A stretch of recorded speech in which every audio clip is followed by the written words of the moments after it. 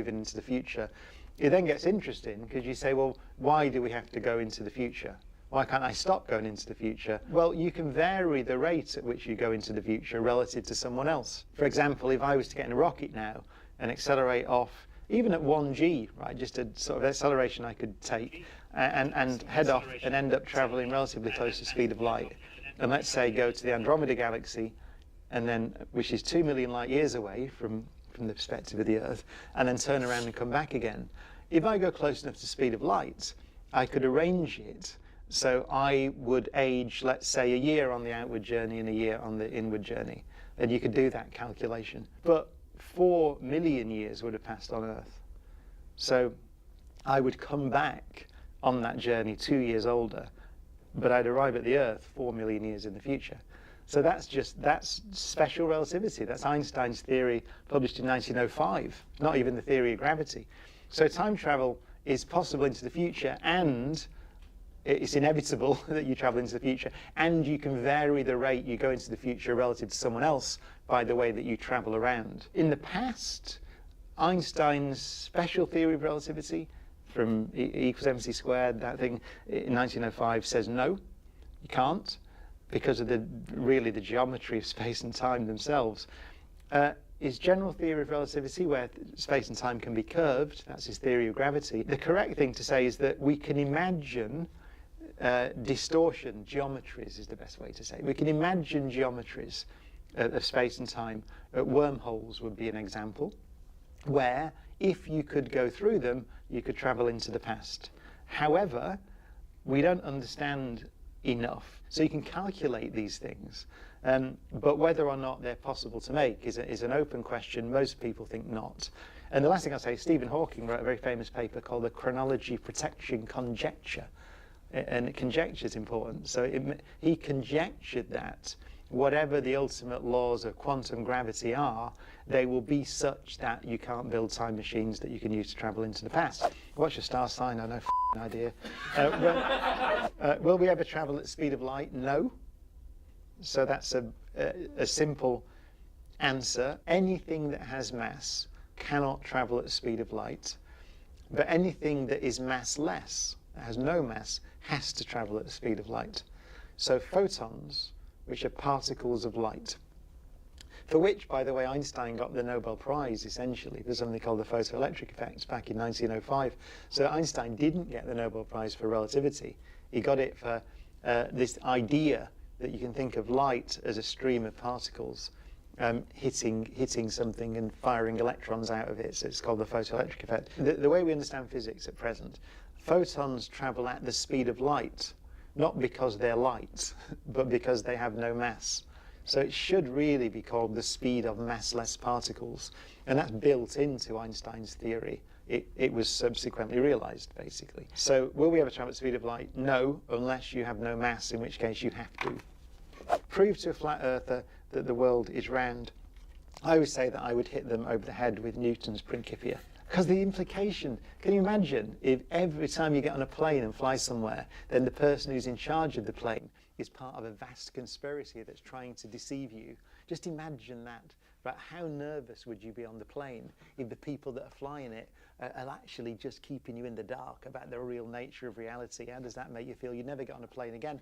That would be great, because then when I go on holiday, I never bump into a flat earther because they don't travel. Favourite fact about the universe? This is an easy one, I think. It's the size of the universe. The bit we can see, which is what's called the observable universe, has about between 1 and 2 trillion galaxies in it, depending on how you know, little tiny galaxies and big galaxies, but it's let's say 1 trillion-ish, something like that. And that is only a small patch of the universe that exists, so we're sure of that. Whether the universe is infinite in all directions, we don't actually know, but as far as we can tell, it could be. So my favourite fact about the universe is that it might be infinitely big. Doesn't this all give you an existential crisis? Yes and no. Because an existential crisis, it suggests, I suppose, that we question our own existence, doesn't it? That's what an existential crisis would be.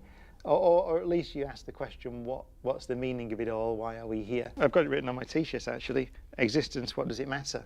And that's an Ian Curtis lyric. So I would say, yeah, listen to Joy Division. Is my answer. What would happen if Earth or a human fell into a black hole? It depends on the mass of the black hole is the technical answer. So if it's a small black hole, by which I mean just, a few times the mass of our sun, then you get ripped apart by the tidal gravitational forces before you actually fell in. So as you approach the event horizon of the black hole, it becomes very nasty. But for the very big black holes, so like the one we have a photograph of, we've got two photographs actually. One of the one in the centre of the Milky Way, and one in the centre of a galaxy called M87, which is a very big one. It's something like 6 billion times the mass of the sun. So a supermassive black hole in M87. It's 55 million light years away, that one. And if you fell towards that one, then as far as we know, you would fall across the horizon into the interior of the black hole, and you'd be unaffected. You wouldn't notice as you fell across the horizon. And then you'd have something like, I can't remember the exact number, but it's something like 30 hours-ish inside the black hole until you approach the singularity, which is in your future when you cross the horizon. So it's not something you can avoid. It's like trying to avoid tomorrow. You can't do that. So you go to this singularity, which is, in Einstein's theory, the end of time. And just before you get there, you get spaghettified, which means you get stretched in one direction and squashed in the other, and even your atoms get ripped apart, and then you go to the end of time. So that's not nice. However, if you put quantum mechanics in, which goes back to Stephen Hawking's work in the 1970s, then we can start debating about what the horizon is, and there are certain ideas that you might get when viewed from the outside. You might look to get, it might appear you get incinerated before you cross the horizon, and all your ashes come back out into space again. But from your perspective, it seems that you wouldn't get incinerated. From your perspective, you'd go inside and then you get spaghettified. And then the question is, do you get vaporized or spaghettified? And the answer might be both, which is called black hole complementarity, which is all very complicated. So it's one of those things. Again, ultimately, the answer to what would happen if Earth or a human fell into a black hole is, for a big black hole, we don't really know. But for a small black hole, you would get ripped to bits before you fell across the horizon. Milky Way, Mars bar or galaxy? It depends.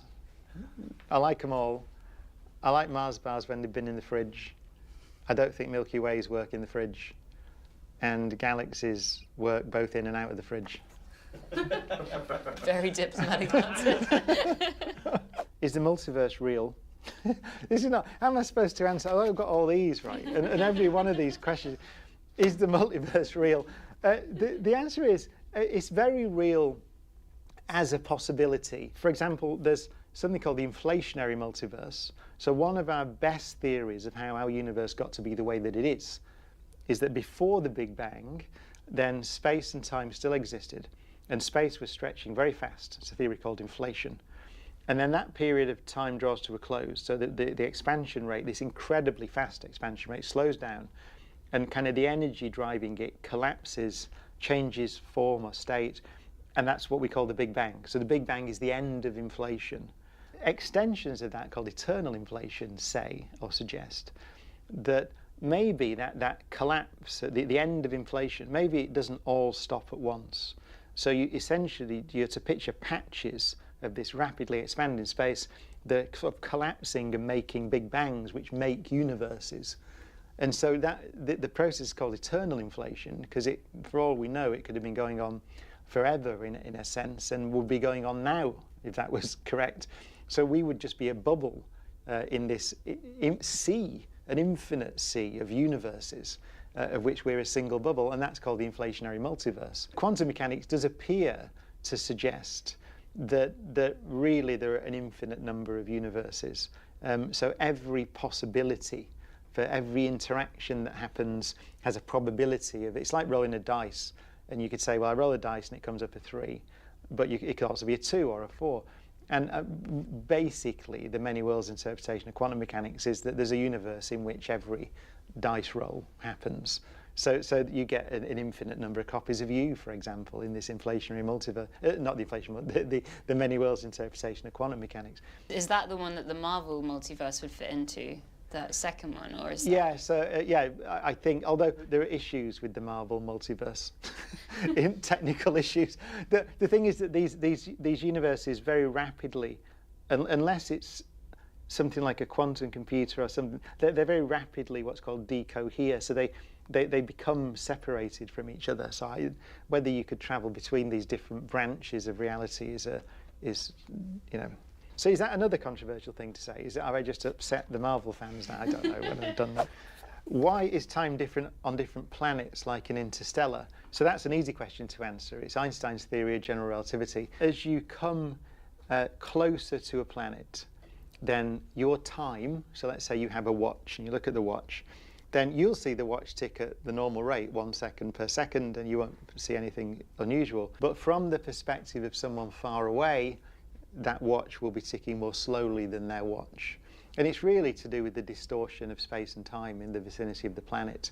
So the general rule is if you go to something that's very massive, so you approach a very massive planet or even a black hole, then as you go there, from the point of view of someone far away, they will see your time tick more slowly. So that's I was going to say basic general relativity. Should we leave it at that? Everybody should know a bit of general relativity. Explain Schrodinger's cat with the honesty box. So the idea of Schrodinger's cat is if you have this... I have a cat here for you, by the way. There's a cat. Right? So I get this cat and I put it in a box, and I have a radioactive nucleus in the box, and if it decays, the nice way to say it is it releases a sleeping potion, but in its original form it releases poison. And so if it decays, it releases some poison which kills the cat or puts it to sleep, and it could wake up again at some point depending on how sensitive you are. So it's either dead or it's not, depending on whether this thing decays or not. There's a probabilistic prediction for whether this thing is decayed or not. In just pure quantum mechanics, the nucleus is what's called in a linear superposition of states. So it's sort of some probability of being decayed plus some probability of being not decayed, and that's how you describe the nucleus. So that would suggest that's how you describe the cat. So the question is the correct description of this cat both alive and dead with some different probabilities that can change over time? But is that the correct description? And then you open it, of course, you see that it's one or the other. And so the question is that nonsense? Or the modern interpretation, especially the many worlds interpretation, would be that there's a universe where this thing is decayed and the cat's in, and I open this up and I see that it's alive or dead. So there's a universe in which I see it alive and a universe in which I see it dead, and the whole thing is just a big ensemble of probabilities called a wave function. So it was initially a kind of thing to say, well, this is a bit weird. It's got weird implications, quantum mechanics, and ultimately it does have weird implications. And so that's it. So let's say it's the sleeping version, shall we, just to be all right. So that's Schrodinger's cat. What's your IQ? Don't know. But I saw somewhere some really ridiculous report that I'm happy to accept. And it was I think it was in a newspaper somewhere. And it said that my IQ was like one of the highest ever measured. It's never been measured. So I've no idea how high my IQ is. Should we try to save the Earth instead of trying to get off it? They're linked. It's a very serious question, this. It's really important to say that nobody I've spoken to, and certainly my opinion, is that you don't try and go into space and up to the moon and Mars and build space stations and so on so you can escape the Earth when you've messed it up. It is the opposite. The idea is that by going into space, building infrastructure, ultimately accessing resources in space, and all the good things you can do in space, drug development, developing semiconductors, all sorts of industries that we can imagine in Earth orbit, you save the Earth because the Earth is the best place in the universe because we evolved on it and it's unique. So the idea of going into space is not to mess the Earth up and then escape it. It is exactly the opposite. I was involved in a discussion yesterday, actually. It was really interesting, and one of the experts in the space economy said to me that really we shouldn't think of the space economy as space. We should think of it as the economy. And so, because it's not far, right? It's just 100 miles up there. So it's about we're in London now, so it's about the distance from London to Birmingham. If you go from London to Birmingham, but you go that way, you end up somewhere where you can do stuff that is useful and it can produce economic growth. It can produce things like interesting drugs, for example, medicines and things which are not easy to build on Earth and so on. So you should think of space now not as a separate thing, but as a place where there's an opportunity to do stuff that benefits us all here on Earth, and that's the challenge. Does the Big Bang disprove the existence of God? No. I mean, I don't know why. It's kind of the opposite, actually, isn't it, in some sense? Because very quickly, historically, Georges Lemaitre, who's often described as the father of the Big Bang, was a priest as well as a mathematician, and he was delighted that Einstein's theory certainly appears to suggest that there could have been a beginning. Einstein didn't like that. He wanted the universe to be eternal. But Einstein's theory strongly suggestive of a beginning or an end. And Lemaitre, as a priest, was happier with that, because if you think about what a beginning is, you could call it, in that language, a moment of creation. So actually, historically, Lemaitre was more predisposed to accept that the universe might have a beginning, because he saw that as more of a suggestion that there could be a God, because then you have a thing as a creator. So, it's kind of historically interesting. Rank the planets from best to worst. I'm going to piss everybody off and say Pluto's the best, and that's going to really annoy everybody because it got demoted. So we'll have Pluto as the best one, because then we can have an argument of whether it's a planet or not. After that, then the Earth, surely, it's kind of an obvious thing to say, but obviously the Earth is the best because it's the place that we evolved on. It's the only place we know, not only in the solar system, but in the entire universe, for sure, that life exists. So it's clearly the best planet. Beyond that, if we're going to live anywhere else in the solar system on a planet, then it has to be Mars, because we can't live on Mercury because it's too hot or too cold. It's actually a strange place because it rotates very slowly around the sun. So anyway, it's not very nice, and it's small and hot and cold at the same time, depending on where you are. Venus is extremely hot enough to melt lead on the surface, sulfuric acid rain, 90 atmospheres pressure on the surface, so we're not living there, and all the others are made of gas, so we're not living on them either. So I'll go Pluto to annoy everybody, then Earth, Mars, and then it's interesting. So we have 2 missions at the moment on the way to Jupiter's moons, well, in particular Europa, which is a potential habitat for life. So I'd probably go Jupiter then because of its moons, but Saturn's moons are also interesting, particularly Titan, which is a planetary-sized moon, and Enceladus, which is a moon with liquid water below the surface as well. So I go for those.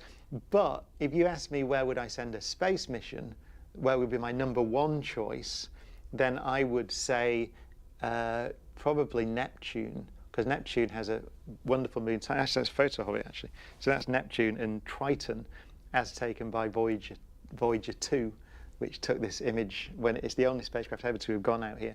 So I would go for Neptune. Uranus, Neptune, I would send missions to, because we've only had 1 mission to them. So there you go. But let's just be really annoying and say Pluto. Love that for Pluto. It's getting its moment. Right. Would an asteroid destroy Earth? It wouldn't destroy the Earth, but it might make it extremely difficult for big things like us to live on the Earth. So an obvious example is for impacts from space, asteroids or comets. They're pretty much as destructive as each other.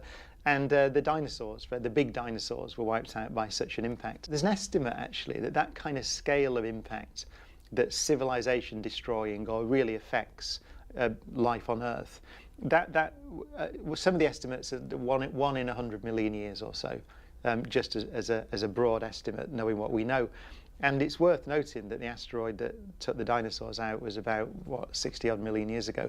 So, if you didn't understand statistics, you'd say it's time for another one. Do we have systems in place to prevent that yet? Or We do. So we have mapping projects. So we think we've mapped all, or nearly all, of the big asteroids that cross the Earth's orbit. And we monitor them, and we have what's called a keyhole system, which means that because their orbits can change through gravitational interactions with each other or with nudges from Jupiter's gravitational field and things like that, so they can change orbits, these things. And so we have a thing called a keyhole system, which if they go through this point in space, then we get more worried about it when it comes around again, and then we start tracking them more accurately.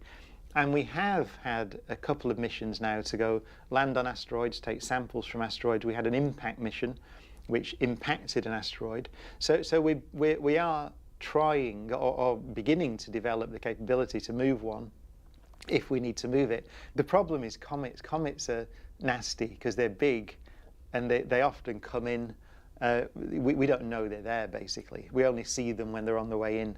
And so if a comet came, and for example, there was a comet called Schumacher-Levy 9, which hit Jupiter a few decades ago. I can't remember the exact date. But that thing hit Jupiter, and the marks it left in the clouds of Jupiter were larger than the Earth. So you get a sense that these things are nasty things. So we don't want one of those coming, because there's nothing we could do, basically. I don't know why I'm laughing. Please explain dark matter like I'm a moron. In brackets, I am. It's really easy to explain, actually. Dark matter, when we look out into the universe, we see lots of things. For example, the speed that galaxies rotate, or the way that galaxies interact together, or actually the oldest light in the universe called the cosmic microwave background and patterns in it, which are suggestive of there being some kind of particle. So that's like this stuff, like electrons and things, but some kind of particle that's quite heavy and does not interact with light. So that's why it's called dark matter. You can't see it because it doesn't interact with photons, but it dominates the universe, 5 times as much of it as there is of this stuff, out of which everything we can see is made. So that's what dark matter, the best theory for it. We see it by its gravitational interaction. However, it's not shown, it's not proven that's the case because we haven't detected the particle. And there are experiments everywhere in underground labs and so on, and at Large Hadron Collider at CERN, where we're looking for these things, but we haven't seen them. And so that leaves open the possibility that there's something else going on that we don't understand. What is deja vu? I've been asked that before. Deja vu, by the way, I think it's a property of the way that it's not a real physical property of the universe. It's the way that we perceive the world. But anyway, how does it feel being mixed up with Brian Cox, the actor? It's great fun, and I know him a bit, and we always laugh about it. One of the things that does happen to both of us, and it's happened to both of us, is we've got in a car, for example, in a taxi or whatever it is, and so it's been booked. And someone goes, oh, brilliant, it's the actor. I don't like astronomy, but I really like Succession. I'm so pleased it's you. Or they'll say to me, oh, I'm so glad it isn't. I wanted to talk about astronomy and whatever, alien life. And I was thinking, oh, it might be that other guy who does the thing, X-Men or whatever. Why isn't Pluto a planet? The reason is that since Pluto was discovered, we discovered a lot of objects that are very similar size, in similar orbits or in that region of the solar system. So it is true that there's no reason to distinguish Pluto from a load of other stuff that's out there. And so you have to say, well, what do we mean by, are we going to accept that there are 100 planets? Or do we find a different definition of a planet? Is it what we really mean, big things like Neptune and Earth and Jupiter? And do we really mean these little things, which are much smaller than our moon in many cases? So you could say that Pluto, it's a historical accident. It was the first one of these things beyond the orbit of Neptune, although Pluto does come in actually sometimes inside the orbit with these really strange orbits in the far reaches of the solar system. Just because it was the first one to be discovered, we call it a planet, and then we discover a load more. So that was why, basically. But I think that the history is important, and the thing is that it was demoted from its status as a planet before the New Horizons spacecraft, which was sent to explore it, arrived. So New Horizons was in transit. When it got there, I think if we'd just seen this lump of rock, I suspect you've gone, okay, it doesn't matter. But we found this world that is fascinating, and it's geologically active. It's got glaciers of nitrogen ice and mountains of frozen water. And it's geologically active, by which I mean there are parts of the surface, the famous heart on the surface that was seen, which is not, it's not got craters on it. And if you see anything that doesn't have craters in the solar system, it's new, because things are hitting things all the time. So it's this remarkable world. There's even suggestions it could have liquid water in regions below the surface, which could be a habitat for life. So it turned out to be a fascinating world. And so my view, although I've got loads of astronomy colleagues who would strongly disagree, my view is that the history sort of matters when combined with the fact that it's so interesting as a world that I would have I would reinstate it as a planet, and you can then argue whether you should do that historically and so on, but yeah. So I'm going to go with Pluto as a planet, and this will be the thing that gets the most comments, probably.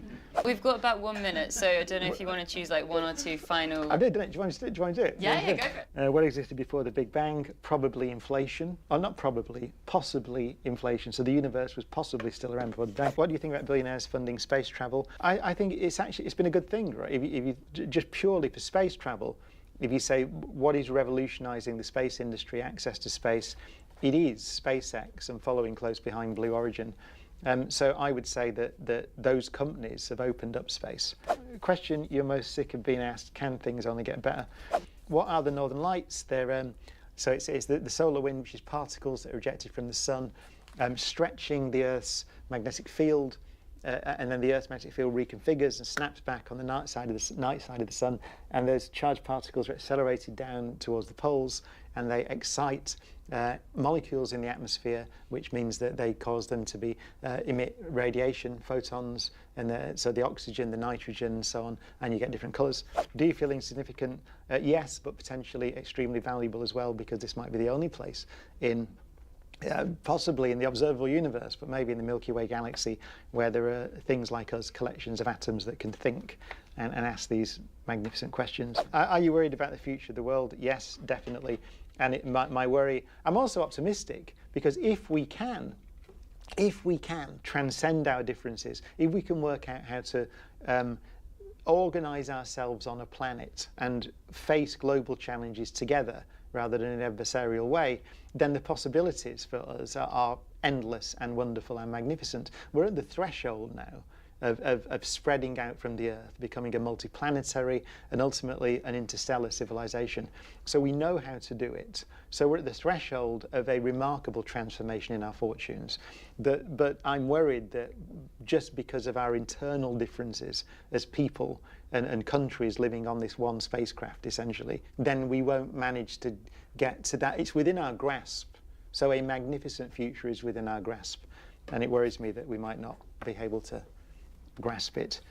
And do we have too many scientists? Do we have too many satellites? There you go. It's a Freudian slip, isn't it? Do we have too many satellites and space trash? Yes. And one of the great challenges we're facing at the moment is to develop a regulatory structure that allows us to, for example, remove it. So if it's useless, then who owns it? Who's responsible for it? Can someone who doesn't own it go and remove it anyway because it's useless? And so that's one of the biggest challenges with industrializing near-Earth space. Completed the box. Round of applause. That was amazing, Brian. Thank you so much. So farts in space, basically in weightlessness, hot air doesn't rise. So the good thing is you probably won't smell your own fart, because by the time you've done it, it's already been taken away by the air conditioning system. Here's Einstein predicting gravitational waves, laying the foundation for a laser, and 100 years later, his gravitational waves are found with lasers. Yes, Einstein was kind of smart. From the time I first started working on gravitational waves until we succeeded was 50 years. Some things take a long time. We do build on each other, and none of them by themselves are smart enough. This Nobel Prize really belongs to 1,000 people. If I can see farther than others, it's because I've stood on the shoulders of giants who have come before me. And that's the nature of science. It's very promising, but it's going to continue on into the next generation before the ultimate success is had, very, very, very probably. This is Star Talk. I'm your host, Neil deGrasse Tyson, your personal astrophysicist. And today, we're featuring one of our one-on-one conversations, this time with Professor of Theoretical Physics, Kip Thorne. Kip Thorne, welcome to Star Talk. A pleasure to be with you, Neil. Oh my gosh, we are coming from your home office in Pasadena, California. A wonderful office. My son designed this part of the house and built it, and my brother designed and built all the furniture. These are really useful people to have in the family. It's a wonderful family to be in. They're the practical ones. I've actually known you for some time. Not that we were beer drinking buddies, but I think we've drunk beers together in the Canary Islands. Yes, we did. Okay. I stand corrected. But my first exposure to you was you were one of the 3 authors of this book called Gravitation. And we used to joke, of course, it was the only book where you learned about it just by carrying it around. and I think we probably wrote it before you were born. Possibly. Although I'm older than you might think. This book is a graduate level treatise on basically Einstein's general theory of relativity. At the time I acquired the paperback of it, which this is, it's tough making a paperback this thick. But this has the exact proportions of what was then the Manhattan Yellow Pages. So we used to call it the phone book. Yes. Just affectionately, may I add. It was brilliantly conceived because I don't know if you can notice on camera, there are tabs are different colors, as white and black, and they represent 2 different paths through the book. One is sort of the elementary path, and one the more advanced path, except it all looked advanced to me at the time.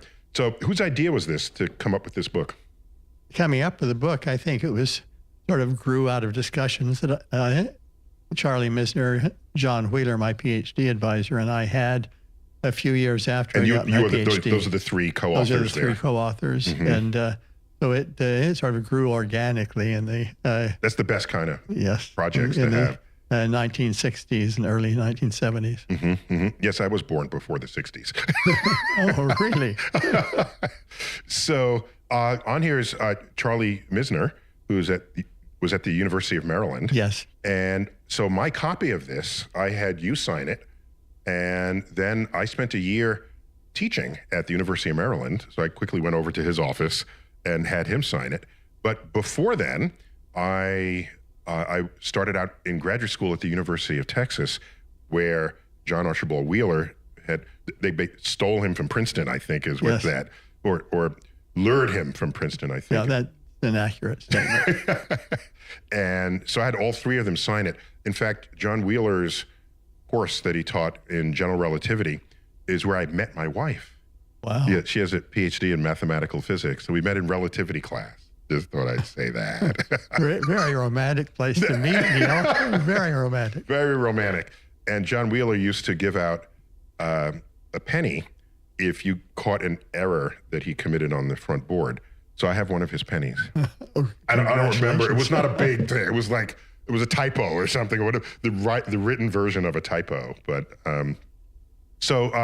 anyhow, it's just a delight to meet again with you. And what prompted this was you have a lot of accolades, of course, including the Nobel Prize. Okay. But more importantly than that, you were science advisor on the film Interstellar. Well, I was more than science advisor. Yes, you were. You were executive producer. I was more than executive producer. It grew out of a treatment that Linda Opes, an ex-girlfriend of mine. Oh, and Linda Opes, a big producer of sci-fi films. Yeah, she a big producer of films of a wide variety. But Linda and I dated in 1979, 80, and she was too high-strung for me, and I was too nerdy for her. But we became close friends. Wow. And well, who knows this? Why didn't I know this? Stop. Why didn't? Where would one learn this? We need a physicist gossip column. Is that right? Yeah. It was some years later, after Carl Sagan, who set us up on a blind date, by the way. That's how we met. Okay. Some years later, Linda called me up and said, "Would you like to brainstorm with me for a movie?" Wow. And we did, and that's how Interstellar was born. So was that at the time? It really was the creation of the Nolan brothers, because they took what we had given them, which was basically a structure and a venue for the movie, The Warped Side of the Universe. And they ran with it and changed our story almost completely. and made it into a great film. I don't, but all the seeds came out of Linda and me. It's, at the time, I mean, you're a professor at Caltech, the Richard Feynman professor at Caltech, now emeritus. Caltech is a pretty high-level place. How was it viewed for you to say, guys, hold on, I'm going to make a movie now? What is that? How does that received by your colleagues? I think they were all enthusiastic. Good. Caltech is a different kind of a place than some other more stuffy universities. Oh, okay. Okay. I never hung out much at Caltech, so I couldn't judge the mood or the tone. Yeah, no, look, we're on the edge of Hollywood. The Hollywood folks come over and, Big Bang Theory was based on Caltech. Right, they didn't call it Caltech. What did they call it? They did call it Caltech in the first few episodes. Okay. And then they stopped using the Caltech name because the shirts, that's Hollywood speak for the attorneys. Oh, yeah, the stiff shirts, yes, up in the office. The shirts got scared that they might do something on screen that the Caltech shirts wouldn't like, and the Caltech shirts might sue the Hollywood shirts. And so they stopped using Caltech name. And in the film, which I adored, what was it called? Real Genius? Yeah. Real Genius. They were at Pacific Tech, all right? That was where all the smart kids were. So, of course, Pasadena is in, like, I can't say foothills of Hollywood, but you have a proximal awareness of this huge industry. Yeah. And you know that science fiction matters as a genre. Well, and some of us love it. I love it. I'm sign up every time. And so Interstellar, I think it introduced many people to authentic gravitational physics for the very first time. Well, Interstellar was unlike almost any other film. I think there were precursors in 2001 and in Contact. Yeah, Carl Sagan's Contact. Carl Sagan's Contact. And the point is that science, lots of science was baked into that film from the very beginning because of the way it was born and because of the close collaboration I had with the Nolan brothers and built in right from the very beginning. And baked in, and a science that in which the guideline that we worked from is that nothing in the movie would violate well-established physical laws, and all the wild things would at least spring from science in some manner. As any good science fiction story should be, but there's not enough. Well, there's nothing wrong with fantasy films, the Harry Potter style, for example. It's just a different genre. By the way, that film, you you must have known. You said, okay, we're going to have to help people out. Give a guy a break, okay? They're trying to see the movie. They're trying to follow what's going on. What the hell's happening? Why did the guy get old? Why is he younger than his mother? What's going on? And you upped and said, let's help a person out. Yeah, well, I would put it a little differently. Okay. I saw it as a superb opportunity to use this film as a motivator to get people interested or intrigued in science, and then there would be a bridge to the science through this book. Admit it, you created a gateway film. It was a gateway film, yes. So The Science of Interstellar, New York Times bestseller, Kip Thorne, with a foreword written by, of course, Christopher Nolan. And it says, spoiler alert, this book explains the fantastic climax and ending of Interstellar. And so let me tell you how this issue came about. Chris said to me early on, I would like to make a film where the ending is as mysterious as the ending of 2001, A Space Odyssey. That's a high bar. That's a high bar, but he greatly admires Stanley Kubrick and that film. And so somewhat later on, as we were talking about the ending, and we had lots of conversations about the ending, he said, well, you can explain the ending in this book that you're planning to write. So he volunteered you to write the book. Well, no, I was already planning to write the book, but he identified that as the place where the ending will get explained. He was not going to explain the ending. He would leave it mysterious. Not in his film. He was pulling a Kubrick on us. That's right. In fact, we interviewed Christopher Nolan. If you're an archive diver, we've got a whole episode with Christopher Nolan, even before Interstellar was produced. And as we know, so many of his movies, he plays with time in some kind of interesting way. If I remember correctly, he talks about how influential 2001: A Space Odyssey was to him back in 1968. That would have been. Yes. So let me ask you just a couple of things about the storyline, and I have an issue with it, if I may. But I don't know if I ever went public on this, but I figure I'm in front of the man himself, so if I have an issue, it would be here and now. You're gonna get turned into a journalist who's challenging me. No. Gonna give me a tough time. Yeah, I can't. This can't be just all okay. Softball. Let's play a little hardball. So I guess my issue, we're looking for a planet. Again, this is in the themes of the movie. We're looking for a planet like Earth, similar enough to Earth that we can send people there to continue our civilization and our species. Is that a fair characterization Yes. of a plot line, of the plot line? Okay. And it turns out there's like a wormhole that can make that happen a little faster, because otherwise you don't live long enough to travel the distances with the rockets available to hit those destinations. Okay. I'm just thinking, this blight on the crops that was starving everyone on Earth, requiring that we jump ship, literally jump ship, to go find another ship, another spaceship planet.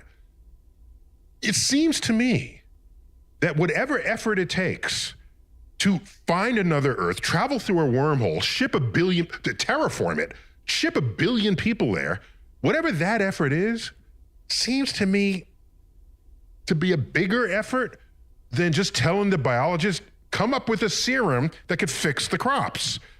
Even today, we have full knowledge of crop genomes. Just fix it. Whatever it is, just go in there, just nip, tuck the DNA, fix it.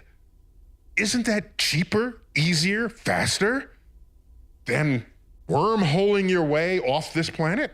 That's where I'm coming from.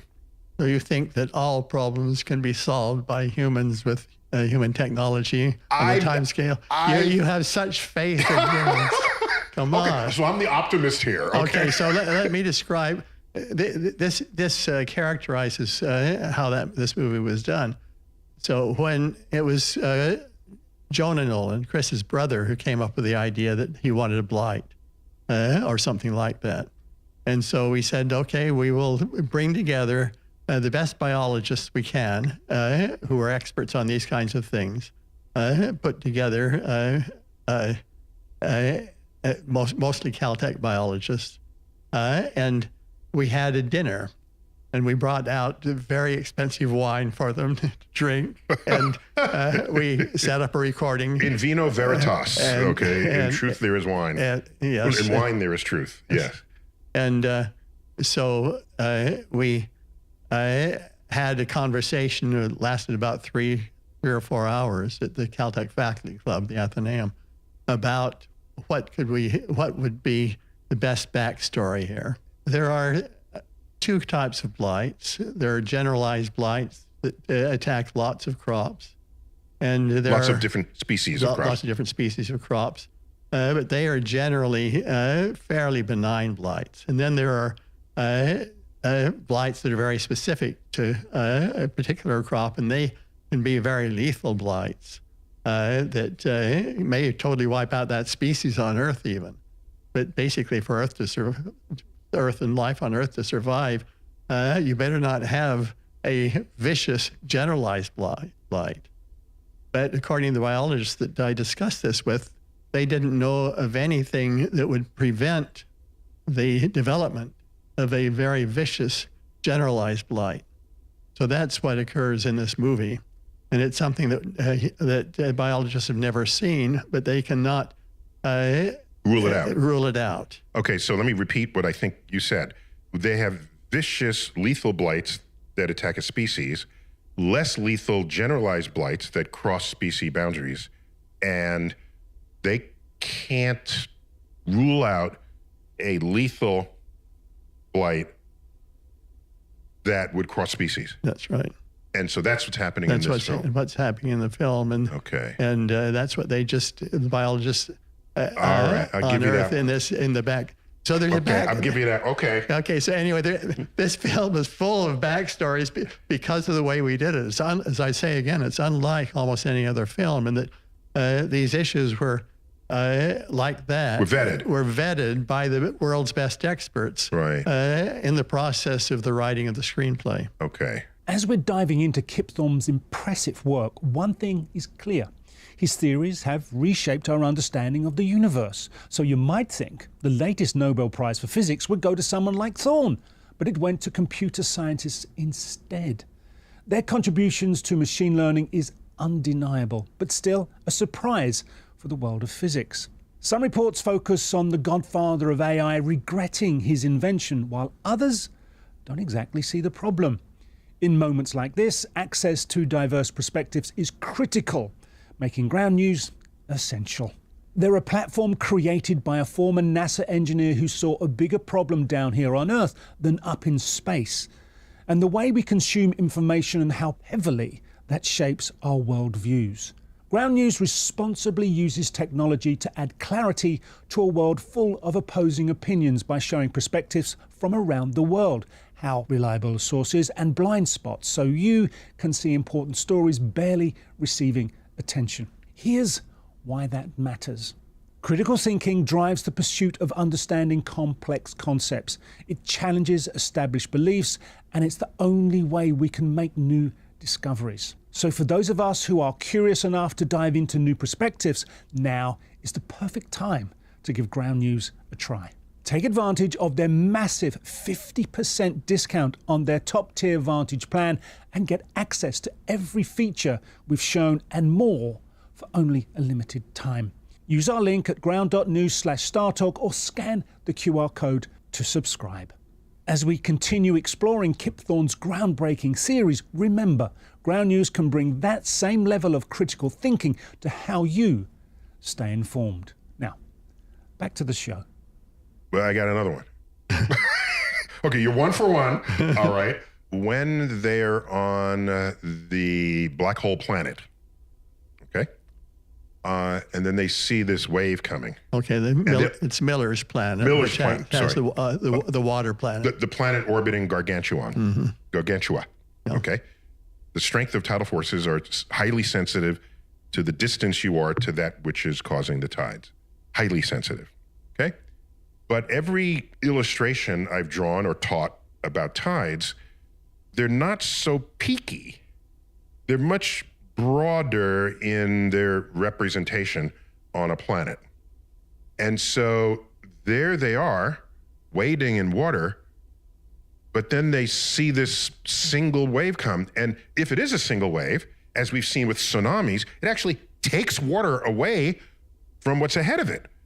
Because it can't just be water out of nowhere. It's drawing water from its vicinity. So my 2 issues was, if it's tidal, would it be that peaky?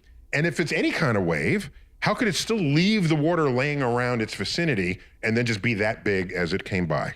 So there is a type of wave called a solitary wave on water that was... Oh, you could tell me you brought wave people together and had that lunch. Is that what you could tell me? No, this particular kind of wave was discovered in the 1700s by, I've forgotten who, a physicist in England who saw a boat that was being pulled by horses, and it was just starting up. And it created this wave that traveled down a channel, a canal, and it was peaked like the wave in Interstellar. Though the wave in Interstellar, I have to admit, it was exaggerated. There was I don't mind exaggeration. There was some exaggeration in the peak, but it traveled down the channel. It never broke. Most waves in the ocean, they break. Okay, just so we can get the picture, because we're talking about centuries ago. When you say a channel, that would be a channel or a canal. A canal. And then there's a towpath on the side. A towpath. And then people, and more likely beasts of burden, would drag things through the canal. Because canals themselves don't typically have currents. Drag a barge down the canal. A barge, exactly. Yep. And so this barge was dragged down the canal, and it was just starting up, and it created this wave that on the startup. On the startup, and it just headed out and just took off and went down the channel. And this guy got on his horse and he followed it down the channel, and it went down the channel. You gotta love curious physicists. Nothing gets by. And it went down the channel for I don't know, a mile or two, without changing its shape, without breaking. And so the theory of these waves is that there are two different effects that cause a wave to steepen or disperse, and the two can balance each other out in a stable sort of a way. And give it longer life. And give it a long life. And so aside from the issue of friction, if there were no friction, it would just live forever and keep propagating in a very stable way. There's a mathematics behind it, something called the Korteweg-de Vries equation that this is a solution of. But anyway, these waves then... So that equation, I presume, has both kinds of waves in equilibrium somehow represented the two as a effects, static wave. The dispersion and the steepening. The steepening is due to nonlinearities. The dispersion is due to the fact that the higher wave... the higher parts of the water travel faster than the lower parts of the water. I didn't know that. If you're at the ocean, you see a little tiny wave, it travels quite slowly. You see a big wave, it travels quite fast. And that's why the crest of the wave will actually break before the rest of the wave gets there. That's right. Is that part of the reason? That's right. Unless that's being balanced out by dispersion, which is... Anyway, I love it. No, it's good. Good. Anyway, no, I'm loving it. I'm getting this slightly confused, but anyway, the two effects balance each other and to produce this very stable solitary wave. And so in the movie, for this stable solitary wave, the height of the wave is, and I've forgotten the number, but it's something like 6 times higher than the depth of the water. Got it. So there's a problem now in the movie because they're walking around in shallow water and this wave is high, and so it's got to be deep water. Okay. But they're on an island. This is the backstory. Again, there's always a backstory. So they're on a subterranean, a subsurface island. Yeah, you got to read it in my book. Okay. They're on an island, and this wave diffracts around the island. They hardly notice the island at all. So again, it's all explainable, except there is a bit of exaggeration. In the CGI wave was made somewhat more peaked, somewhat and we'll higher give you than it that. would We'll be. give you that. It's a movie and it's Hollywood. Yeah. But what you're saying is this wave might have been caused by some effect other than the tidal forces of the black hole. Yeah. Well, this wave is caused, in fact, by the fact that this time is much slowed on this on this planet. So the planet has been put into the orbit around Gargantua not that long ago, as seen on the planet, though it's a long, long time ago, as seen from far away, and it's like Mercury, like the moon keeps one face toward Earth, or Mercury keeps one face toward the sun due to tidal effects. This planet is distorted by tidal effects, and it's swinging back and forth. It has not yet settled down to one face toward the planet, and that swinging back and forth is generating this wave. Okay, that's all in the book. He weaseled out of another one. Okay. There's an enormous amount of science in that book. I must have missed that when I went through the book. And one last point. You didn't study it carefully enough, Neil. One last point. We took our show to Oxford recently, and I interviewed at Oxford, I think it was a postdoc, and his name is Andrew Mummery. Postdoc, and he showed us a recent paper he published. I don't know if you've seen it recently, like within the past 18 months. And he's a theoretical physicist, and he alerted me to something I'd never knew. I love the field, but it's not my active professional field. That in the vicinity of a black hole, there is an innermost orbit, because of course you can orbit any source of gravity, even if it's a black hole. But for black holes in particular, there's an orbit within which the orbit is no longer stable, and it will spiral into the black hole itself. And according to his calculation, to get the time dilation necessary in the scene with the black hole planet, which was huge. Remember, they were on the planet for like 15 minutes or whatever. How long? Well, 1 hour on the planet is 7 years up at high altitude. 7 years up in their spaceship, okay? Spaceship, and the yeah. guy who they left there, he was like gray and unshaven and everything. And we're like, oh my gosh, there's some serious Einsteinian physics going on here. His calculations showed that for that difference, for that extreme difference in time dilation, requires that planet orbit so close to the black hole that would be on an unstable zone. And so I just thought I'd tell you that. My calculation says otherwise. So and where's his Nobel Prize? The other guys. the formula is in the book. In this book. Yeah. So we don't have to go to your graduate textbook for that. No. Well, not for the answer. Okay. If you want to derive the formula, that's a lot of work. Mm-hmm. And so let me tell you the story behind this. Oh, so everything's got a story. Okay. So Christopher Nolan says to me one day, he says, I want the hero and Cooper, the hero in this movie, to go down onto this planet. Cooper, played by Matthew McConaughey. Yeah, that's right. Mm-hmm. Professor Brand's daughter is played by Jessica Chastain. Mm-hmm. Okay. Christopher Nolan says to me, he says, I want in this movie that 1 hour on Miller's planet is 7 years up at very high orbit or back on Earth. You prescribed that. Yes. And I said to him, that's impossible because the planet will fall into the black hole.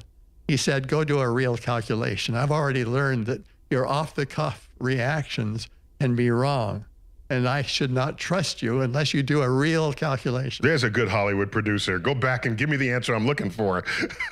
Well, and so I went back home, and I did a real calculation, and I was amazed that the last stable circular orbit, which is what we're talking about, is if the black planet spins fast enough, the last circular stable orbit can have as high a redshift, as high a time difference as you might wish.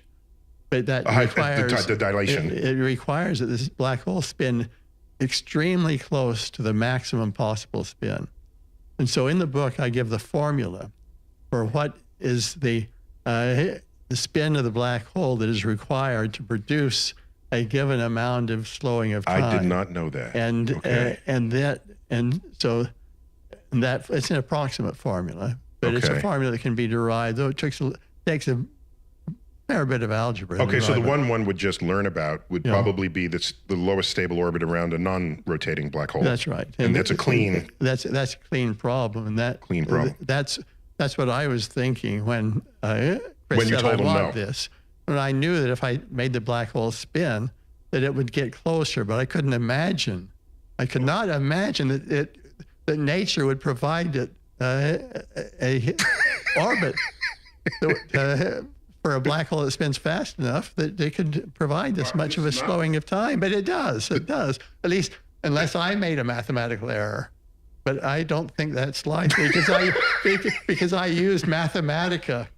Okay, you had tools to help you do this. To check my calculation. Because it's not just an analytic solution. Well, it is an analytic solution. But it's very complicated. But it's very complicated. Yeah. Okay. Well, it's a power series solution.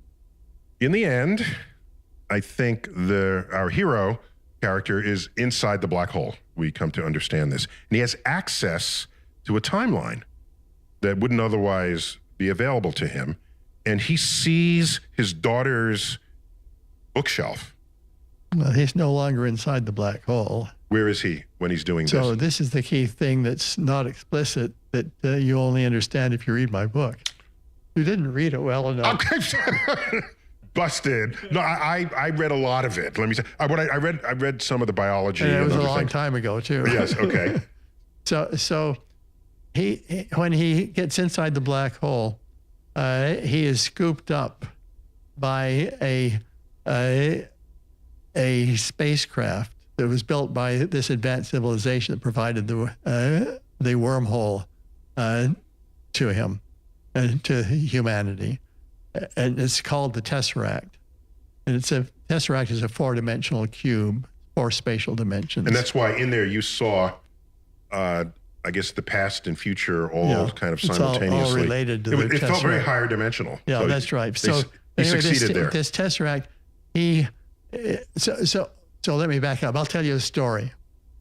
So early on when we were working on the film, Christopher Nolan said to me he wanted to take his hero back to Earth, Cooper back to Earth, by a different route than the wormhole, 10 billion light years away from the Earth. How's he going to do it if it doesn't go through a wormhole?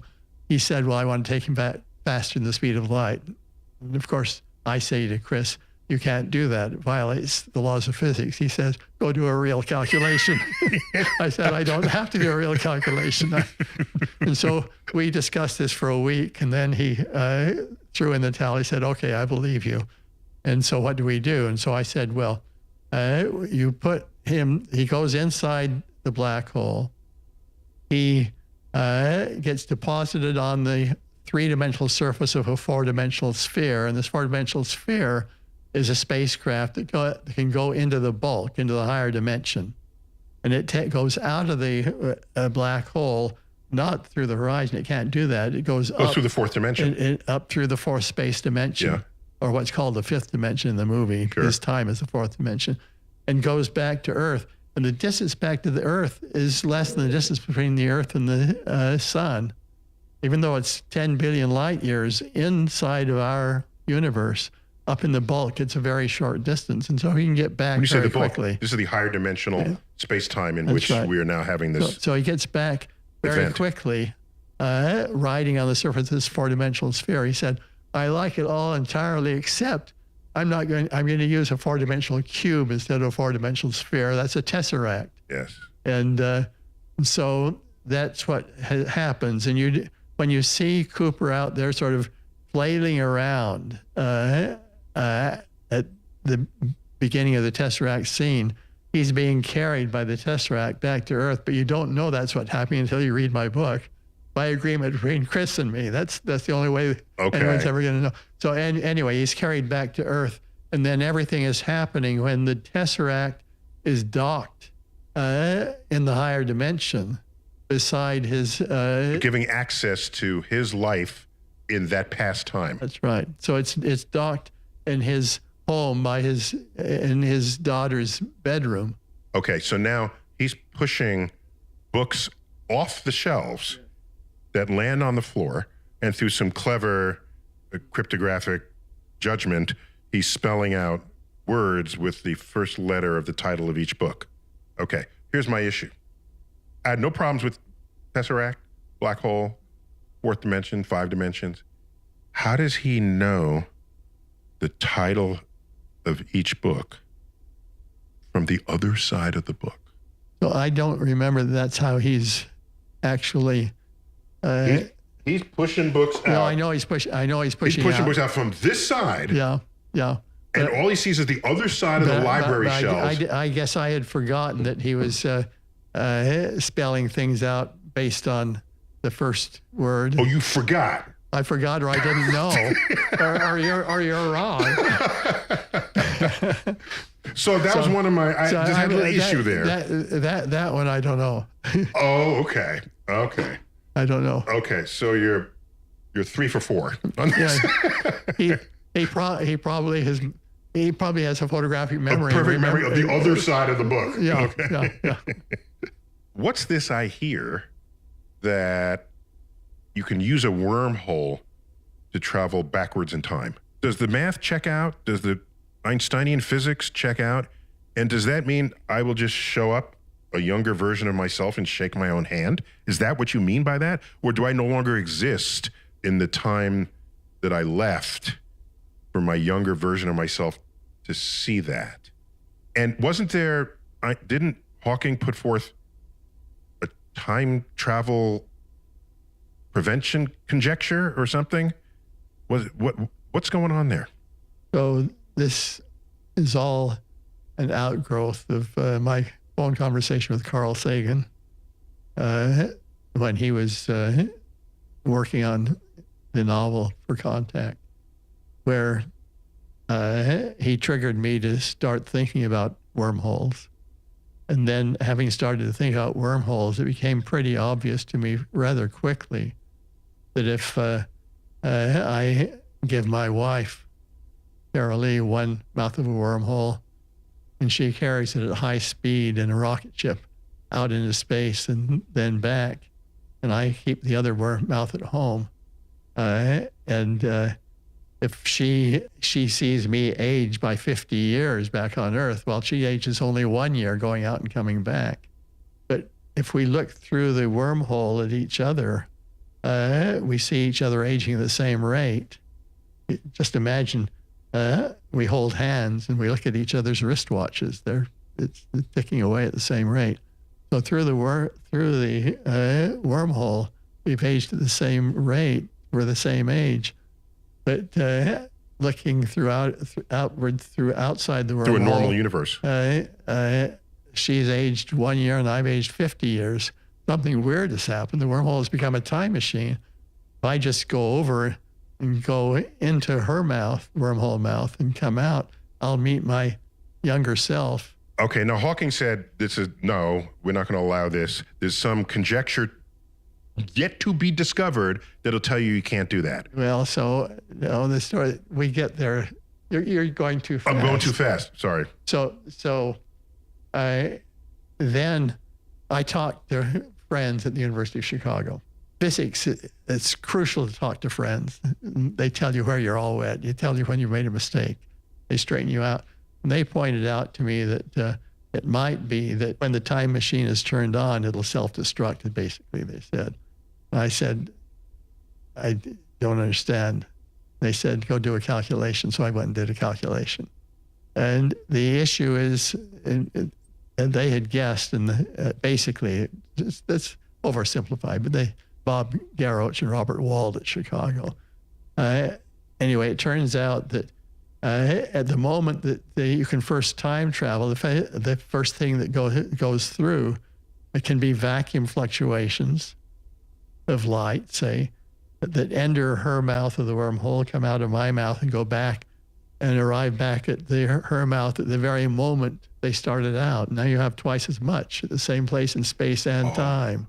So this is a runaway. So it's a runaway. And so you now have twice as much, and then it goes around again. Now you have 4 times as much, goes around again. So this runaway builds up.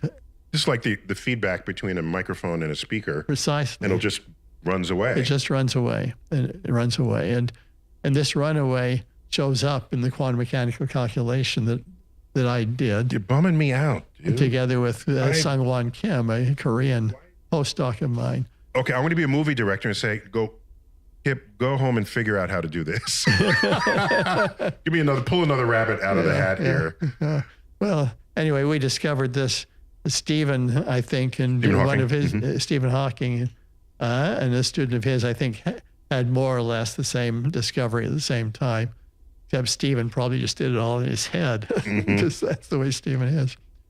Anyway, so then Stephen and I started corresponding about it by email and talking on the phone about it and so forth. It appeared to me, looking at the details of the calculation, that in fact the explosion, if I designed the time machine just right, the details of the explosion would not be strong enough to destroy the wormhole. And Stephen then showed me that I was wrong. And we argued back and forth for a while. Finally, we came to agree that the explosion becomes strong enough that quantum gravity enters in and then holds the answer tightly in its grip. And so we won't know whether the time machine self-destructs until we understand the laws of quantum gravity. So let me be obscure here. But then we come to the Hawking's cosmic censorship conjecture. That's what it's called. Yeah. The conjecture that, in fact, in the end, the laws of quantum gravity won't save the day. The wormhole will be destroyed, And any time machine that any advanced civilization makes will be destroyed when they try to turn it on by these vacuum fluctuations. And thereby, as Hawking says, keeping the universe safe for historians of all species. It reminds me of the ultraviolet catastrophe, where you run the calculation, this is going to blow up. How does this even work? Yeah. And then out comes the discovery of the quantum, which saves the day, right? And this could be a calculation waiting for another branch of physics to open, or another progress in the known branches of physics to resolve. The LIGO team has perfected a technique called quantum precision measurement, which is based on manipulating vacuum fluctuations in order to circumvent the uncertainty principle. And so this business of manipulating vacuum fluctuations is something we do in modern physics.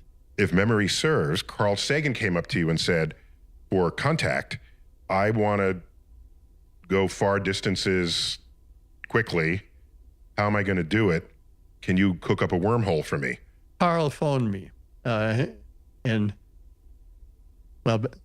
the 80s. When he's writing the novel, because obviously the novel predated the movie. That's right.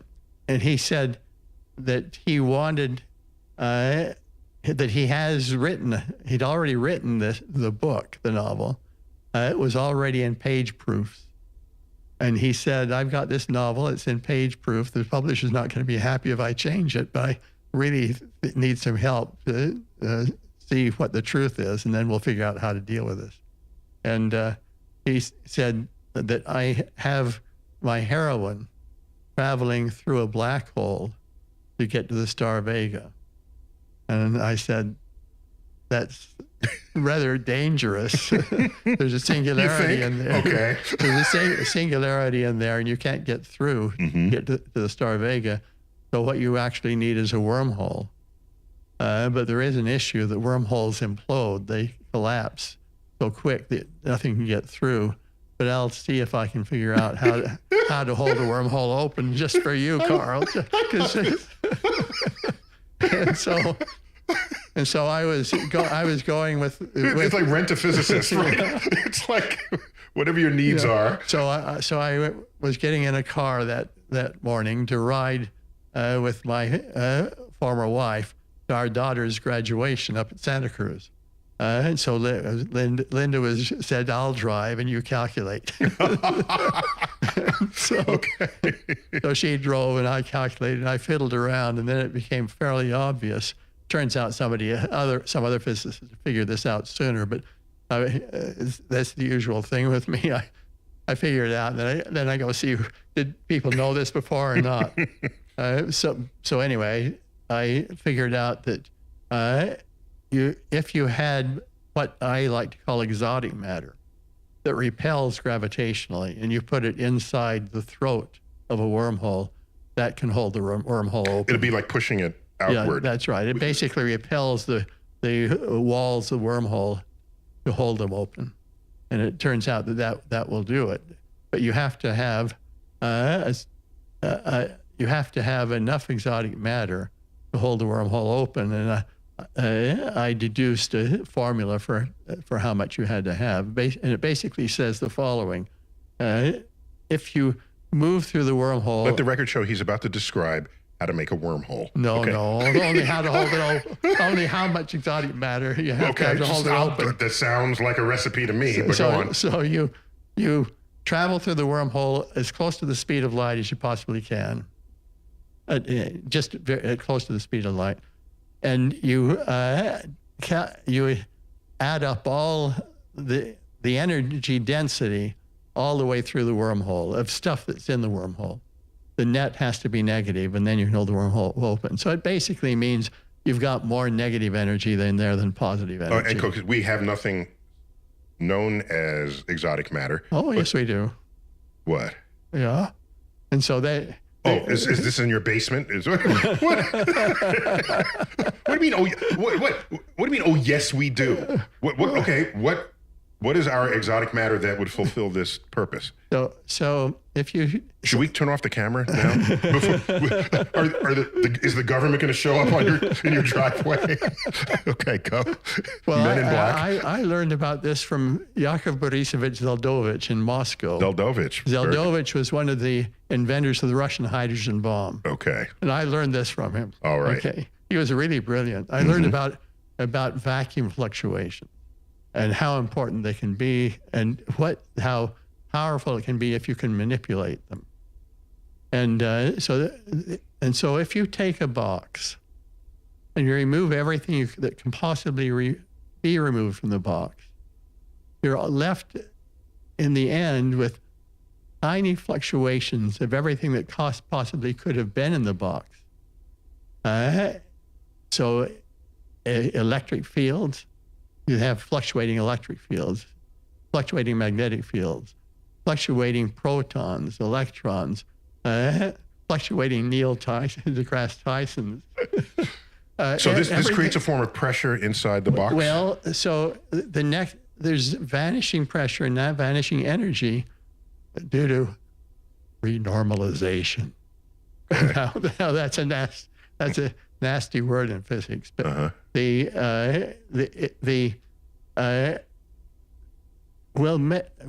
can measure energy by whether it produces gravity or not.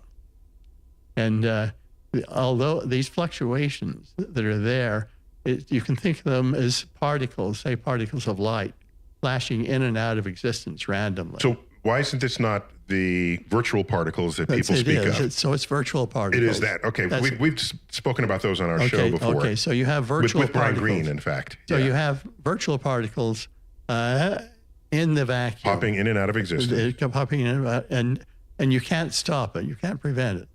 However, you can take fluctuations from one region and borrow them and put them in another adjacent region for a little while.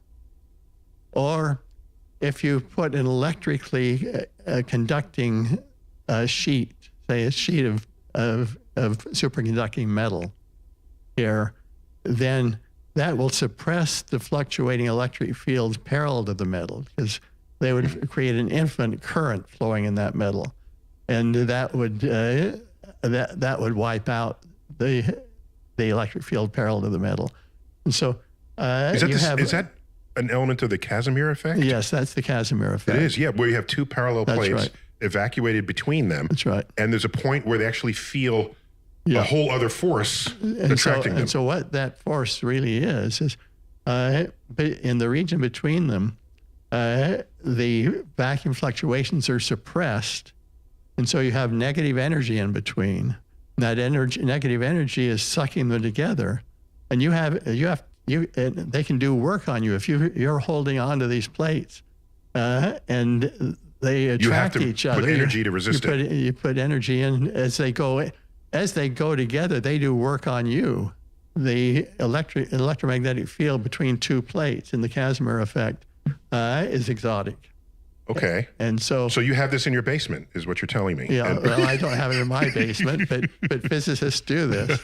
Let me just say as a side remark, having learned a lot about vacuum fluctuations, we in LIGO, in our gravity wave project. Oh, I want to get to that. But I'll just make the remark that the LIGO team has perfected a technique called quantum precision measurement, which is based on manipulating vacuum fluctuations in order to circumvent the uncertainty principle. And so this business of manipulating vacuum fluctuations is something we do in modern physics. And it is something then that you can imagine, you can ask, can a very advanced civilization manipulate vacuum fluctuations adequately in order to make enough exotic matter inside a wormhole to hold the wormhole open? And so I posed this as a question to my physicist colleagues, stimulated by Carl Sagan and him wanting to send his heroin through a black hole. I said, no, use a wormhole. And so we got to hold it open. And so physicist colleagues, please help Carl and figure out, can an advanced civilization do this? And the answer is we still don't know. 40 years later now, we still don't know. Right. Well, we're doing magic compared to what anyone thought was possible That's 50 right. That's right. Yeah. years ago. Certainly the dawn of quantum physics. Yeah. We're on the centennial of the decade of quantum discovery back in the 1920s. Right. Well, I was very close friends with Carl Sagan, and I've developed close friendship with Christopher Nolan. Chris has a very different background than me. He knows a lot of science, but he's learned it all by browsing the web. And he knows it well enough to ask me hard questions. That's just like you do. But he asked them first, so I have the answers now. So he has inspired me to ask questions that then I sort of translate to and give to colleagues, because my colleagues are smarter than I am. My role is to pass on interesting You're the conduit questions for this. Conduit for interesting questions for my colleagues to work on. So, dude, you can't leave well enough alone. Einstein says maybe there are gravitational waves emanating from major gravitational disturbances in the universe, and you got to go up and find them. But you're not the first to have attempted this, right? At the University of Maryland, there was Weber, I think. What's his first name? Joe. Joe Weber, of Joseph course. Weber. Who had a cylinder, if I remember correctly, where he was trying to measure whether if a gravitational wave washed over it, he could detect a distortion in the shape of the cylinder, I think was the goal. Yeah, well, the gravitational wave would drive vibrations of the cylinder, end-to-end vibrations. Okay. And so he instrumented it to search for changes in the amplitude and phase of vibrations of the cylinder. The cylinder is at a finite temperature, so it's always vibrating a little bit because it's a finite temperature. And so he instrumented it with what's called piezoelectric transducers that he glued around the middle of the cylinder, that when they were squeezed, they would generate an electrical voltage that he could measure. And they're amazing things. This piezoelectric transducer is just absolutely amazing. You squeeze them a tiny, tiny bit, and you get a big voltage out. And I mean, Joe Weber was tremendously creative. He was, I think he was working on that while I was at the University of Maryland. I was there in the 80s. Yeah. I think he was still working on it. Yeah, that's right. So he began working on it in the late 60s, early 70s, and announced that he was seeing possible evidence for gravitational waves. There was a lot of skepticism at the time, if I remember. Right. I'm sorry. He started working on it in the late 50s, early 60s, announced in 69 that he was seeing some possible evidence of gravitational waves. And a number of other physicists around the world built similar detectors. And the bottom line in the end, after a period of shaking out, was that others were not seeing gravitational waves. And that's the only way science works. Yeah. One person's result is not a result until somebody else, a competitor, somebody else who uses different wall current, somebody from another country. You need multiple verifications. But on the other hand, Weber, Joe, he started the field. He triggered this work. The approach that he invented for searching for gravitational waves was the dominant approach from then until the 2000s. And a number of other research groups built similar detectors and improved them better and better and better over that period of time. On that model. On that model. Yeah. The model. So I mean, I have enormous respect for what he did. Sure. Now you decided to, you and others decided to look differently for them. Yeah. Well, so Rainer Weiss, Ray, his friends call him, at MIT, was the primary inventor of an alternative technique that was the technique that ultimately succeeded. He invented it. He wrote a technical paper about the technique that identified all of the kinds of noise that you would have to deal with, and it explained how you might deal with them, and did an analysis of how good this detector could be, and he put it all in this there's the recipe. paper. So oh my gosh, it was a recipe for how to go forward, and he wrote this in 1972, and Ray, being Ray, didn't publish this because I think he figured you don't publish until you have built one and seen a gravitational wave. Mm-hmm. So, but however, Ray sent copies of this around to all his colleagues, and he put it into quarterly reports of the MIT laboratory in which he worked. And so it is probably the most influential non-published paper, certainly that I know of in physics. I mean, it was a tour de force, and it triggered the huge effort the next generation that actually succeeded. I was fortunate enough to visit because there were 2 LIGO experiments, one in Louisiana and the other one is in Hanford, Washington. Hanford, Washington.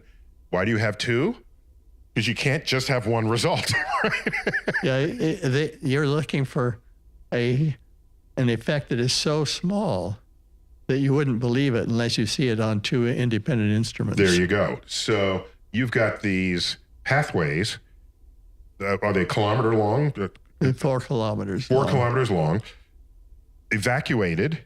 You send a beam of light that is split from a single beam, a laser that's split. It goes these are at 90-degree angles, and they go to the end. They get reflected back, and you rejoin them, and you want to see if their waves line up.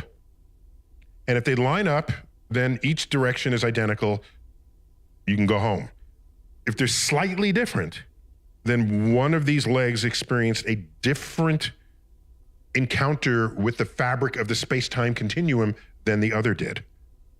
So that's audacious. So actually, what you want to do is you make them slightly different in the first place, but then so that means you send your laser light in from this direction. There's a beam splitter where the light gets split in 2 to go down the 2 arms. So the laser light goes in like that. There's this beam splitter, so the light gets split in 2 into one arm in that direction, the other arm in this direction.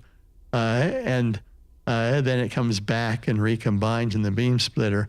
The laser light was coming in from this direction, but when it recombines, a little bit of light goes out in a perpendicular direction. So you have a laser here and you have an output over there. And the output direction is the direction that has a signal. And if the length of one arm is shortened and the length of the other arm is lengthened. And that would only happen because a gravitational wave washed over that arm. That's right. Mm-hmm. Then you get a change in how much light is coming out to the output. All right, so you're trying to find a length difference, and if I remember the materials from the press releases, that is equivalent to 1/10 the diameter of a proton? No, it's equivalent to, it's 10 million times smaller than an atom and 100 times smaller than a proton. 1/100th the diameter of a proton. Meanwhile, all the world is vibrating because everything is at a temperature, and cool it as much as you want, there's still vibrations. And somebody is walking down the street. I remember being on campus there. Can I call it a campus? That's what it was. And you can detect cars on the road a mile away. You have to insulate this. That's half the science done for the experiment. You should get a Nobel Prize for that. Well, that's what the Nobel Prize was given for.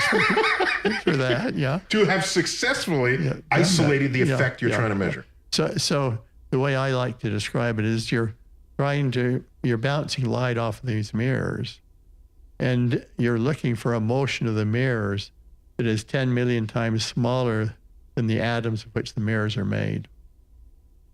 And the mirrors, the atoms in the mirrors themselves are vibrating because they're at finite temperature, by an amount that is about the same as their size. So 10 million times smaller than the atoms, and 10 million times smaller than the vibrations the atoms are undergoing.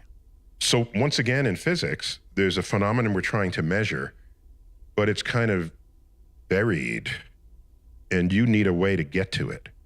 And it seems like half, if not more than half, of the effort is how brilliant is your engineer that you've brought onto the task to accomplish this. How good are your tools? It's not just the idea.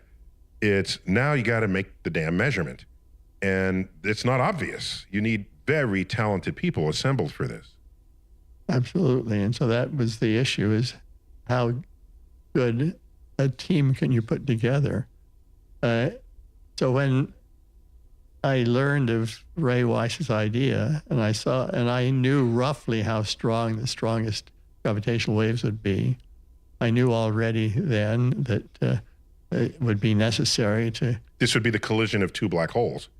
Collision of two black holes. And you can't just summon that up. There has to be real things in the universe that might produce that. That's right. You can't just wish for it. But based on what we knew about the universe at the time, I was estimating a wave strength that was roughly correct.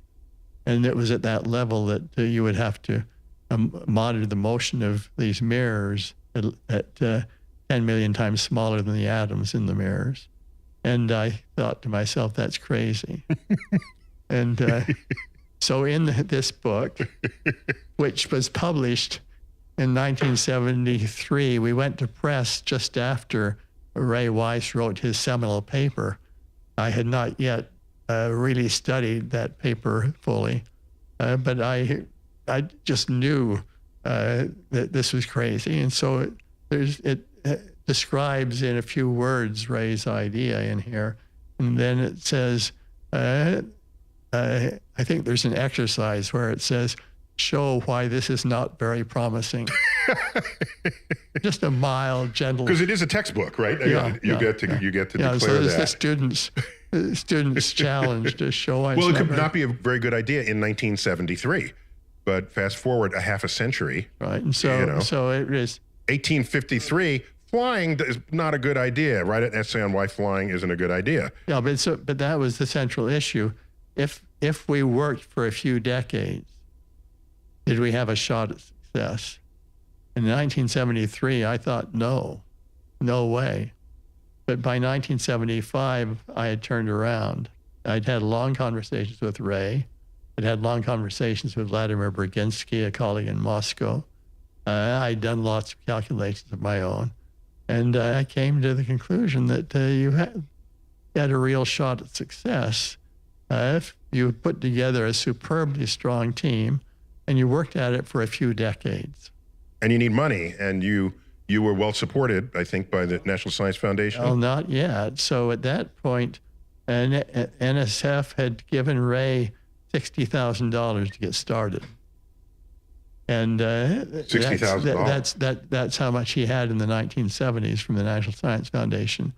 He also had some money from the Air Force Office of Scientific Research. I'm not sure how much he had, or he had that until in the Vietnam era they stopped supporting science due to something called the Mansfield Amendment, American politics, and that's when NSF picked him up and gave him $60,000. That was a drop in the bucket compared to what was needed. And NSF wasn't about ready to put big money in. This required some members of your team to appear in front of Congress to defend this. That's correct. And okay. But that was much later. The issue was getting started. And so how did we get started? Caltech is a very different kind of an institution than any other I've ever dealt with. At Caltech, I was able to propose to my colleagues that we get into this field, that we build a experimental program in parallel with Ray Weiss's program at MIT. So the chair of the Division of Physics, Mathematics, and Astronomy at Caltech set up a committee to look at it. Committee looked at it for about 6 months, detailed study, came back and enthusiastic, said, let's go ahead. And so Caltech put private money, about $2 million, of its own private money to get started. And that inflates to about $12 million today of private money when nobody else is putting anything in. No, you're right. That's a very different culture at Caltech, and as you once described. That had happened, and we had brought Ron Drever from Scotland to start the experimental effort, then NSF stood up and took notice. They did their own study of this and came up with the same conclusion. And they started funding us and Ray Weiss, and it became a Caltech MIT collaboration. Let's fast forward to 2016, where you make the first detection. We announced it in 16. You announced it in 16. By the way, I would later learn that when I visited the facility in Louisiana, you already had made the detection.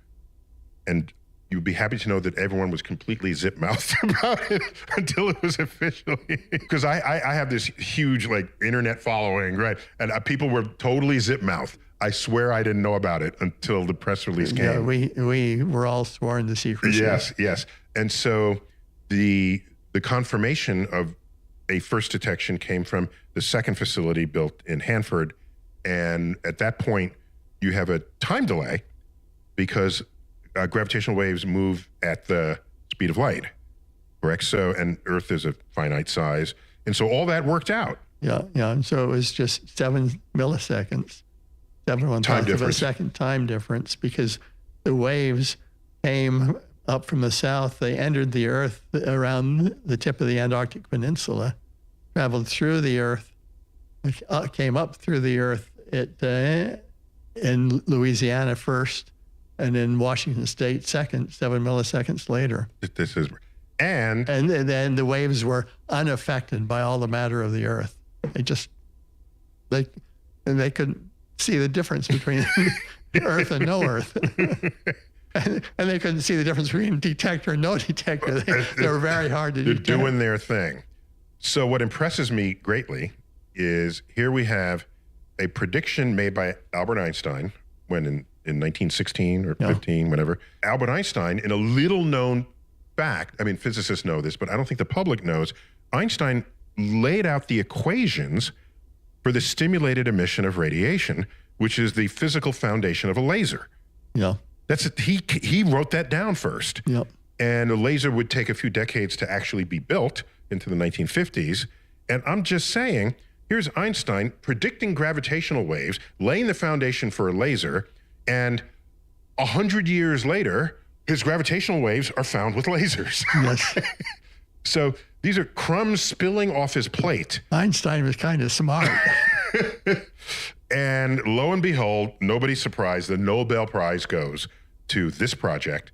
And you, along with Ray Weiss and Barry Barish, share the Nobel Prize. What year was that? 2017. Yeah. So they apologized to us that they didn't give us in 16 because we didn't announce it until past their deadline for well, plus they delay anyway. They're never. Yeah, well, never... they said it obviously. It was obvious the prize was going for this. It was just obvious. Yeah. Hey, Star Talk fans, I don't know if you know this, but the audio version of the podcast actually posts a week in advance of the video version. And you can get that in Spotify and Apple Podcast and most other podcast outlets that are out there. Multiple ways to ingest all that is cosmic on Star Talk. You can't be a general relativity Einstein guy without being a black hole guy. So forgive me for asking you to retell a story you've probably told 1,000 times, but there's some famous bet you made. Was it with Preskell, with some other physicist? Preskell and Hawking. And Stephen Hawking. By the way, I was at the University of Texas when Preskell was there. I think he was like a postdoc or something. He was just starting out. That's how old I am. I'm an old guy. I'm an old guy. You're a young kid. I'm an old man. You're a young kid. So you made a bet, and let me see if I can set the table here. A black hole, once we all agree that they exist, we can ask other questions. When you have something outside the black hole and it falls in, what happens to that information that was contained in that object? Is it gone forever, and is that okay? Because information theory was a whole branch of science, shall I call it science, that was rising up at around the same time, and entropy became a buzzword among many. So what was the bet, and how was it ultimately resolved? So the bet was between Stephen Hawking and me on one side, and John Preskill on the other side. And it was over whether or not information does get lost in black holes. The background of And why is that so bad? Okay, so it's bad because the fundamental laws of quantum mechanics, as they are normally formulated, physicists are widely agreed that quantum physics is fundamental and that quantum physics underlies all of physics. It's the most successful theory ever put forth of the universe. And classical physics, where there are not these quantum fluctuations, there are not these probabilities, that arises from quantum physics as an approximation under ordinary everyday circumstances. There are many people who caricature science, physics in particular, by saying, well, we used to think classical physics was it, but now we discard it in favor of quantum physics. But that's not true. No, quantum physics absorbed, as well as relativity, general relativity, absorbing Newtonian gravity. It's not discarded. It's a bigger understanding, a deeper understanding. Right. Okay. Just want to emphasize that. That's right. Many people get that confused. And so quantum physics is normally formulated is almost universally viewed, has built right into it from the very beginning the fact that information cannot be lost. Now, these words, information cannot be lost, are a translation into everyday language of something else, which is not everyday language, which says that the evolution of everything in the universe is unitary. And so those are buzzwords that are not part of the normal lexicon. But I want to say that to indicate that there's some very extremely precise version of this, of which information is being lost, is a colloquial way of saying it. Okay. But it would represent a violation of some fundamental tenets of quantum theory. That's right. Stephen Hawking, back when he was visiting Caltech, who, by the way, we've interviewed for Star Talk in our archives. Check it out. In 1974, 75, he spent a year in my research group at Caltech. We were very close friends. And during that period, he having discovered something called Hawking radiation, which is a very slow evaporation of a black hole. It emits radiation and slowly evaporates. He then, while he was here, began to look much more deeply at quantum theory and black holes. And he came up with a prediction that information really is lost. And when black holes evaporate, you could form a black hole. If you waited long enough, much longer than the age of the universe for normal black holes, the black hole would evaporate and all the information that went into the black hole would be gone. The black hole would be gone. We just simply lost the information. It no longer is there. And that was complete violation of the normal tenets of quantum mechanics. And yet he was claiming that that was true. He wrote a paper on this with all the technical details. He couldn't get it published because it was so obvious. It had to be wrong, but nobody could see anything wrong in his calculation. And so he had to fight for more than a year to get it published. If you look at this paper, you see the submission date. As all research papers give you. Yes. Yeah, they give you a submission date, and then you usually have a revised date, and then it's published. There's no revised date. There's a submission date, and the publication date is something like nearly a year and a half later. He fought for a whole year, more than a year, to get this thing published. And physicists struggled with this ever since. So those of us whose roots are in relativity tended to believe Hawking. And those of us whose roots who grew up with quantum mechanics instead of relativity first, those of us who were enamored of relativity tended to believe Hawking.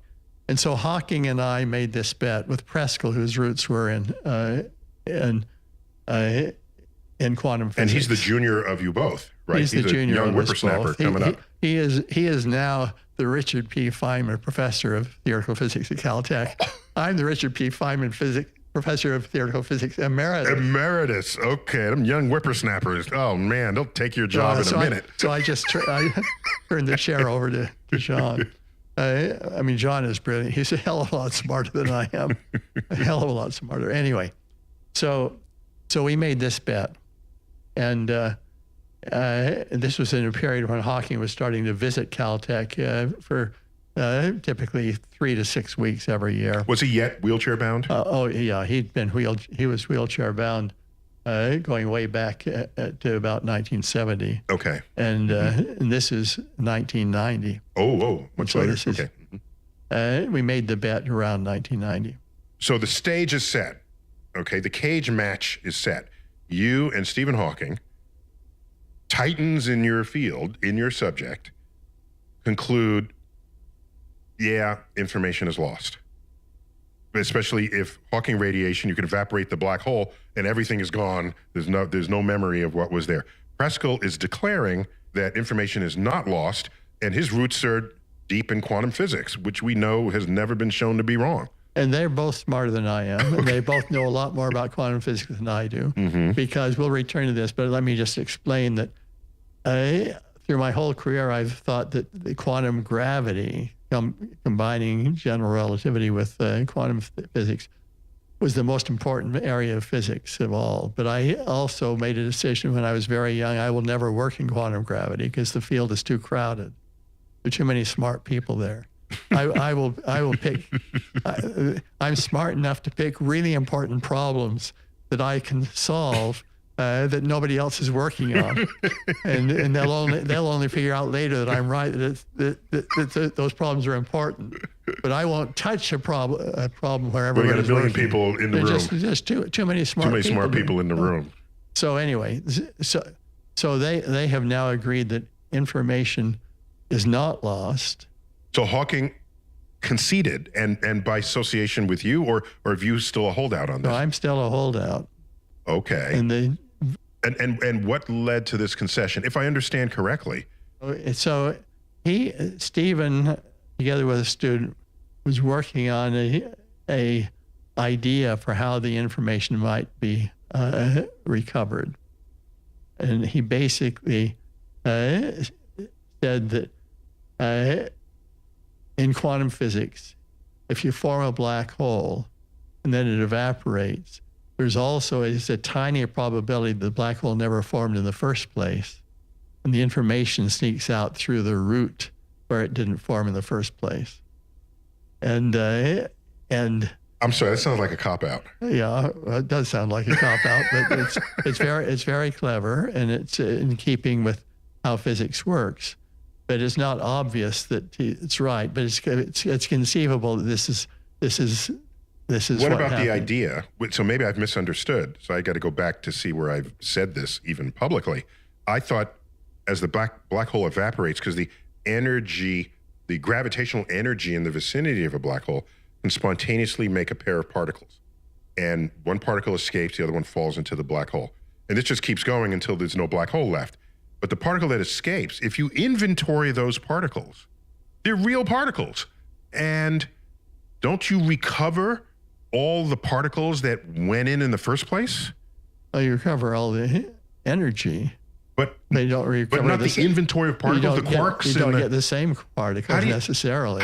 Okay, then I misunderstood that. I've been wrong. I think I've been wrong. I thought you get particle for particle, they come out, which blew my mind. I don't think there's no proof that that's the case. Well, of course, we Certainly no proof that gonna that's go the and case. test it? I don't think it is the case. Okay. But Okay, so you guys lost the bet. Well, no. Okay, Hawking concedes the bet. Hawking concedes the bet. And what was at stake for this? The loser will give the winner an encyclopedia filled with information that somehow escaped the black hole. And so. So information is the penalty gift. That's right.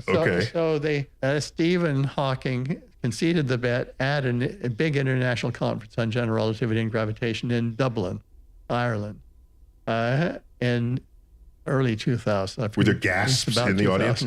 There were rumors that he was going to concede. And so there was a big ceremony that I played some role in the ceremony, but I didn't concede myself. So Stephen gave Preskel, who's a big baseball fan, an encyclopedia of American baseball. Oh, any kind of encyclopedia. Yeah. Okay. Well, that was his idea of. That's clever. So anyway, and less expensive. Yeah, I didn't concede for a peculiar reason that there is an alternative formulation of quantum mechanics in which information could be lost. It's due to Feynman, called a sum over histories formulation. And as I say, I don't work in quantum theory in any deep sort of way. I do in terms of quantum technology, which we needed for LIGO, but that's a separate story. But two of the very deepest physicists in working in quantum theory of my lifetime were Murray Gell-Mann and Jim Hartle. Jim Hartle at Santa Barbara, Gell-Mann at Caltech, and then he moved to the Santa Fe Institute in retirement. Gell-Mann is credited with proposing quarks as the fundamental particle of... The giants of theoretical physics when I was a young physicist at Caltech were Gell-Mann and Feynman. And two colleagues of mine that I enormously respect. So Gell-Mann and Hartle took Feynman's path integral or sum over histories approach to quantum mechanics, and they developed it further in a form that they could apply it to cosmology, to the universe. And then Hartle has used that to study quantum cosmology, the quantum mechanical description of how the birth of the universe and how it has evolved. That particular approach to quantum mechanics, Hartle took it and he showed how that approach can deal perfectly well with information loss. And it deals with it. It arises because of what we call closed time-like curves. There's a certain probability for backward time travel in quantum physics. In this Feynman, Gell-Mann, Hartle approach, there's a certain probability for backward time travel. And if you can have backward time travel at the quantum level, then you lose information. And there's an elegant mathematical formulation here. Quantum physics is so weaselly this way. Well, that's not the standard version of quantum mechanics, but that was the version that Feynman and that Hartle and Gell-Mann needed in order to do the quantum mechanics of the entire universe and the birth of the universe. So that we're getting into this issue of the birth of the universe and quantum gravity here, and I am rather enamored of this approach. Although I don't do it, I just look on the sidelines and admire these people who are smarter than I am and who have the courage to work in a crowded field.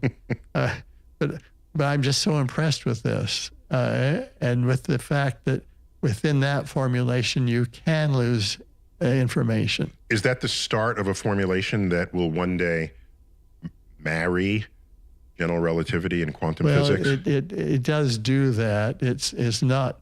It's knocking on the door. It's knocking on the door. It's. And so remind me now. You're Professor Thorne in this question. What is the problem with general relativity not melding together with quantum physics? What is the real holdup there? Well, the real holdup is that they are logically incompatible with each other, and so something has to give. And that's because of the general relativity requires space to be a continuous. You have a continuum space, and it's a very definite space. It's not a space where you have a certain probability that space is warped in this way and another probability is warped in that way. In fact, there are no probabilities at all. Yeah, there are classical probabilities, but not quantum probabilities. And so at the smallest scale, they're incompatible. The smallest scale, they're incompatible in any place where gravity becomes extremely strong. They're incompatible. So the smallest scale, they're incompatible even here in this room. But also they're incompatible. They're incompatible in the birth of the universe when gravity was extremely strong. They're incompatible in the core of a black hole where gravity is extremely strong. They're incompatible if you try to make a time machine. Hockey and I, independently with our students, sort of identified a process whereby if a very advanced civilization tries to make a time machine, it will quite possibly explode at the moment you try to turn it on. And that's also controlled by these laws of quantum gravity. So that's why we haven't seen any time travelers yet. Well, that may be the reason. It would reason. explain it. They're all dead trying to turn on the machine. That's right. What you're saying is Einstein puts forth the general theory of relativity, which is so successful in so many realms, and it picked up where Newtonian gravity failed. Yet we must confess or concede that there's a limit to how far general relativity goes, although we've yet to find a limit to quantum physics. So the betting pool will say general relativity is going to succumb to quantum physics in some way. Yeah, that's one way to say it. Certainly there is this incompatibility between the two. And string theorists are trying to be they're like performing the shotgun wedding between the two branches of physics somehow. Yeah, and I do think, again, looking in from the outside, since I've chosen not to work in this field, that string theory is likely to be a successful route into the correct laws of quantum gravity. Yeah, but they've been at it for 50 years. Oh, yeah. 40 that's years. Not very long. Come on, I'm 84 years old. Come on. That's just a drop in the bucket. Come on. Wait, but Einstein went from special relativity to general relativity in 10 years. Kepler went from weird nested solids to the Kepler's 3 laws of motion in 10 years. And that's lone scientists. We've been working to try to do controlled fusion for 50 years. More than 50 years. Yeah. LIGO took 50 years from the time I first started working on gravitational waves until we succeeded. It was 50 years. Okay. Some things take a long time. Yeah, but LIGO is a machine. The merging of quantum physics and general relativity are ideas. Could it be? And I've said this. I don't want to say this to you because you're Kip Thorne, but I've said this to Brian Greene, okay? Because Brian Greene's like my generation. I said to Brian Greene, I said, Brian, you've been working on string theory for decades. Maybe all of you are just too stupid to figure it out, and we're waiting for someone else to be born into this field to then solve it in the ways none of the rest of you can. None of them are saying, I'm too stupid to figure this out. Let me choose another profession. No, they're saying the problem is too hard. And if you go 40 years of really smart people not figuring something out, that tells me either they're barking up the wrong tree or none of them are smart enough. Mm-hmm. Am I overreacting here? I think you have to remember that we do build on each other. Yeah. And none of them by themselves are smart enough. Mm. Okay. But the community, again, it's like this Nobel Prize really belongs to 1,000 people. It doesn't belong to me. Mm-hmm. With a genesis in Joe Weber. With a genesis in Joe Weber, we build. Newton spoke of standing on the shoulders of giants, and that really is true. If I can see farther than others, it's because I've stood on the shoulders of giants who have come before me. And that's the nature of science. And the struggles that our colleagues have been having with string theory and M theory and quantum gravity, we've learned an enormous amount. It shows it's very promising. but it's going to continue on into the next generation before the ultimate success is had, very, very, very probably. Those are like final words right there. Those are like... Kip, I've heard rumor that whichever faculty of Caltech gets a Nobel Prize, they get a parking spot with their name on it. Is that true? When at Caltech, a Nobel Prize does not get you a parking spot with your name on it. You have to pay for the parking spot just as much as you do without a Nobel Prize. Okay, but that was such a fun rumor, though. I heard that. That's true at USC, but it's not true at Caltech. Okay, because there's just too many of you all running around with Nobel Prizes. Then the parking spots are too valuable. So true at USC. Okay. Yeah, it's just true at USC. All right. Yeah. So you're 84. You have 84 years of wisdom coursing in your veins and arteries. Are there any projects?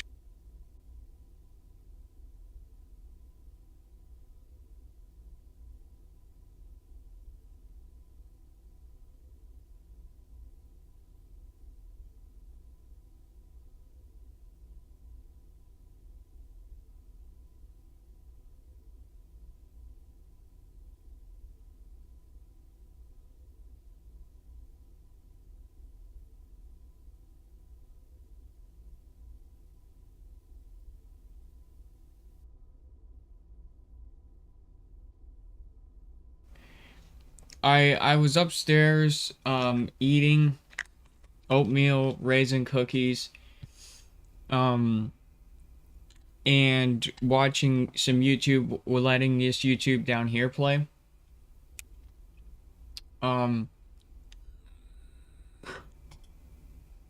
And I started a contest, John, for cash money. Also, I got my ice.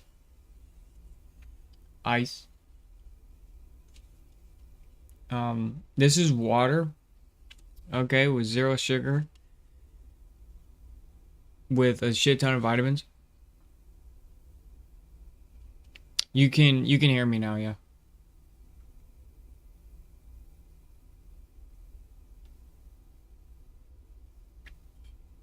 I'm coming through. All right, so this is 0 carbohydrates, 0 sugar, and it has vitamin E, biotin, pantenoic acid, vitamin B12, B6. This thing is completely healthy for you.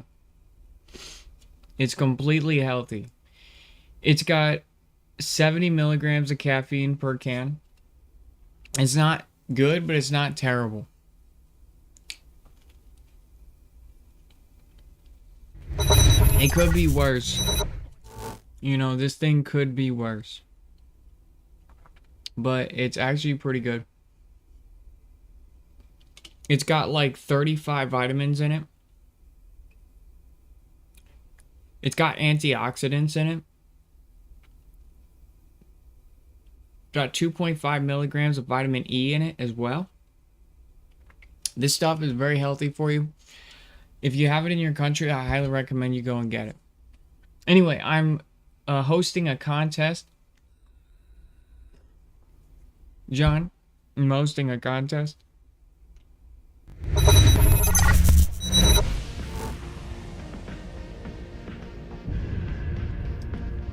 This is the contest. It's mission specifications is the human lander on Mars, fuel efficiency realistic, and parachute entry.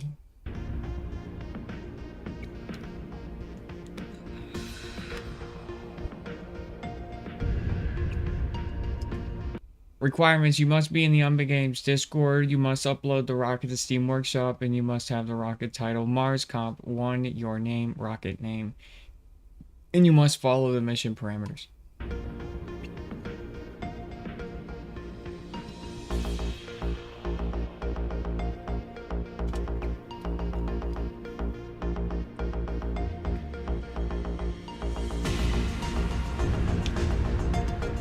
Judges will be looking for backup systems easy to fly. Details in your description on the workshop of how to fly. Engineering and creativity.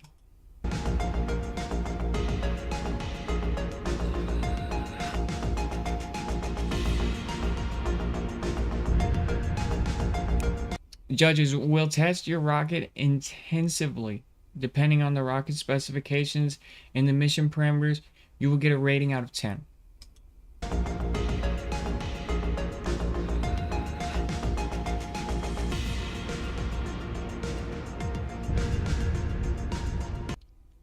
Judges then will verse each rocket versus similar rated rank rockets based off the pros and cons. That rocket will progress. Being specific to mission parameters is the best way to get a high rank.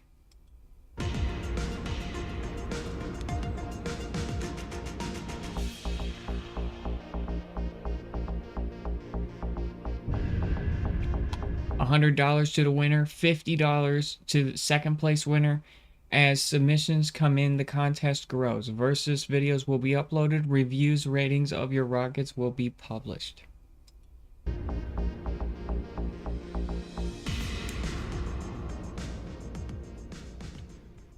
And that's my rocket science contest. It's completely live right now.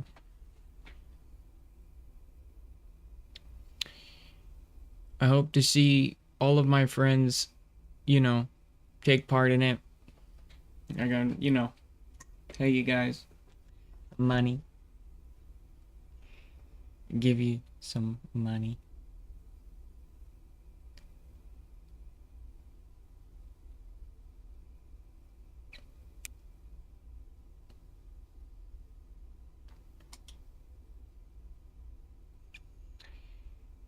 And it's, so I said, I hope to see everybody take part in this competition. It'll be a really fun experience.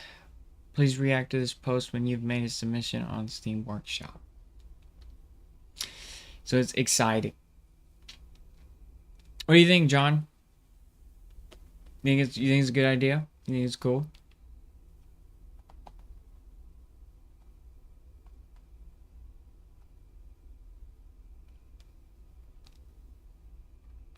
I do too.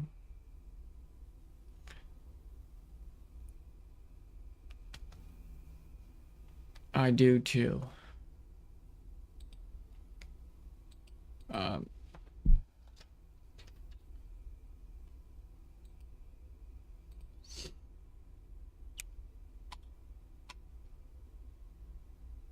Anyway, I was working on a rocket, and I was thinking about rockets.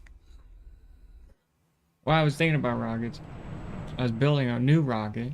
By the way, John, I finished that other rocket. That rocket's completely finished. But I have an idea for a new rocket.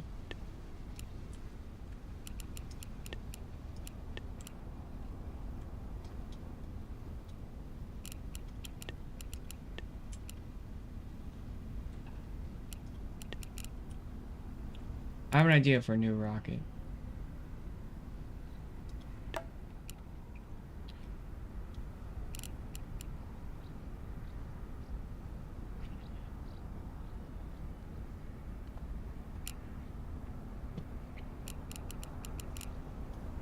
Alright, so I want to go to Mars.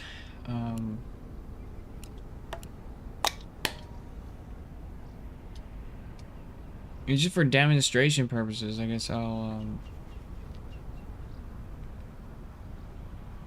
John, you having this issue where it's just a spinning infinite thingy, bro?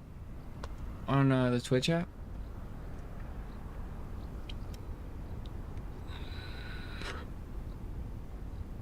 This thing right here. That thing. It's just spinning constantly. I can't even read my chat on my phone. I have to look at my monitor. I have like fucking 8 monitors and I use my phone to read chat. I need to get it together. I just feel like it's easier.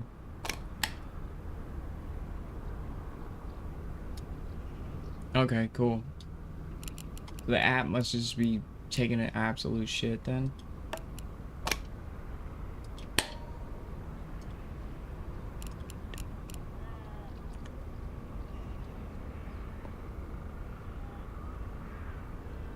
Yeah. The app just, I guess, is trash right now.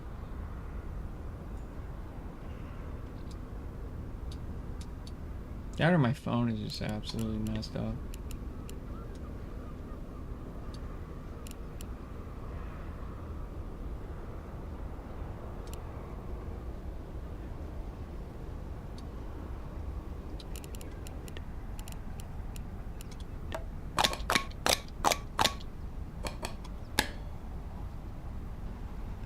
That's got 6,000. You know, what if I made that mono propellant?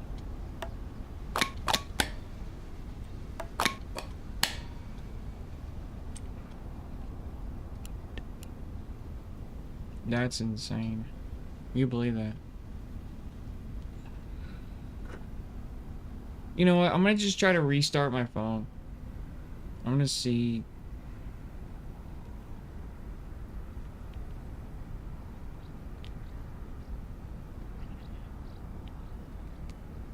I'm gonna see if just restarting the phone will fix it.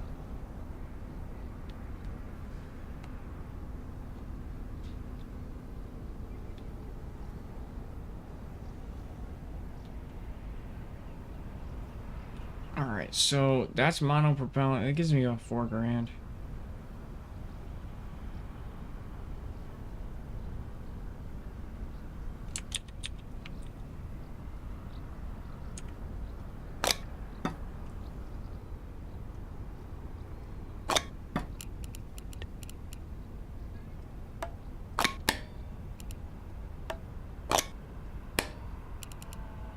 Let's make this monopropellant and let's put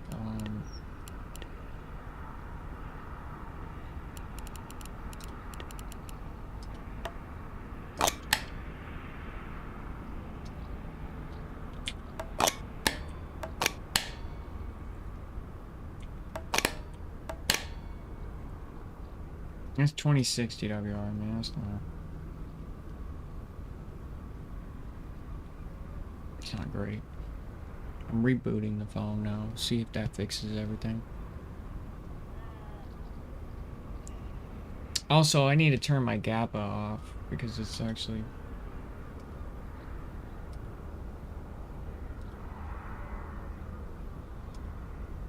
My color's all fucked up. It should be better. Alright, so that's 2,820. That's not good. The human pod is still too heavy.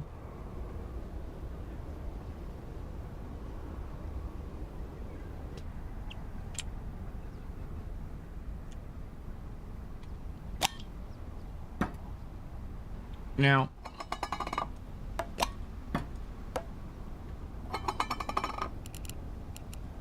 say I want to just go to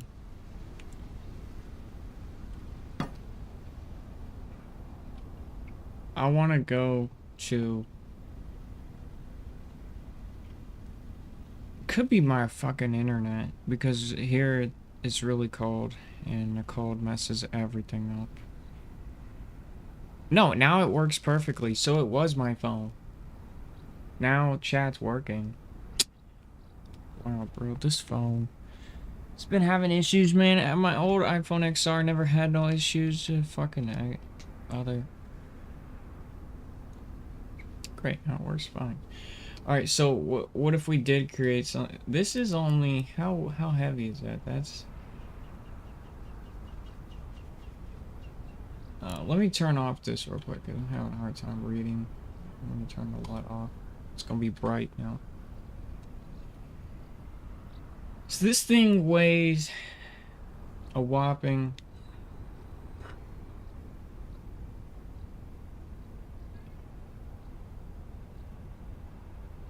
1,000 kilo K, whatever K is. John, what's K? Yeah, hell if I know. Oh, it's temperature.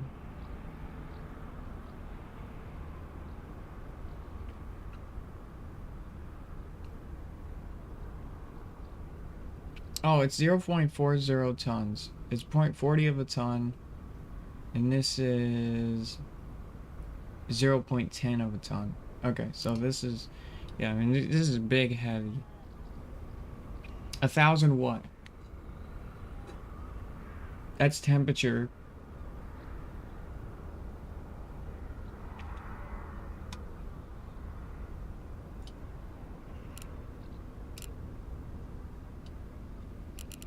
Alright, now I got a fuel tanks here, and let's try to bring...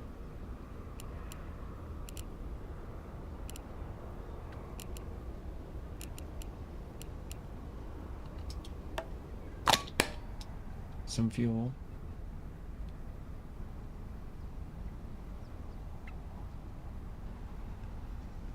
No, temperature.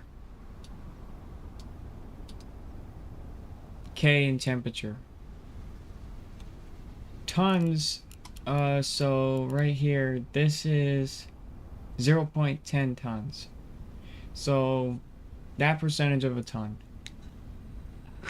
That's fine. The temperature is 1,000/800 K. In Kelvin. Okay, thank you. Kelvin. Kelvin!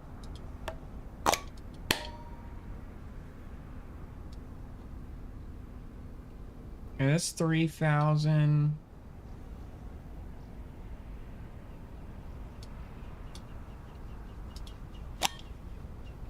I need to go even smaller.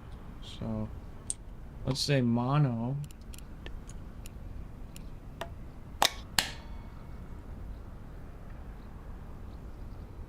That's 2,000. Nah.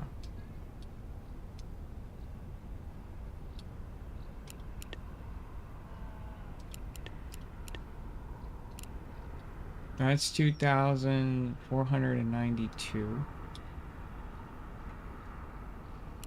And we're gonna need a solar panel.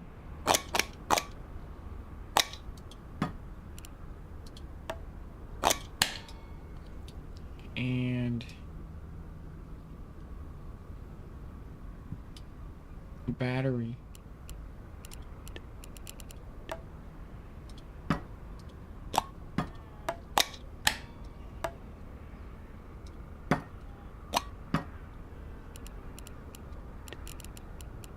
So we're gonna say 1 to 2.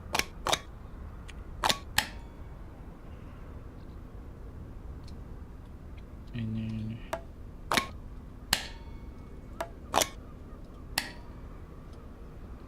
that gives us 49 TWR then. That's pretty good. Okay.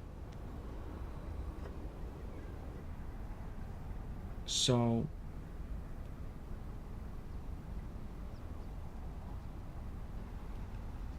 how do I get a decoupler to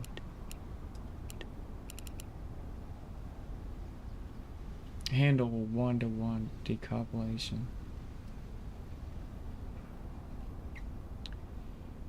I'm gonna have to redesign this.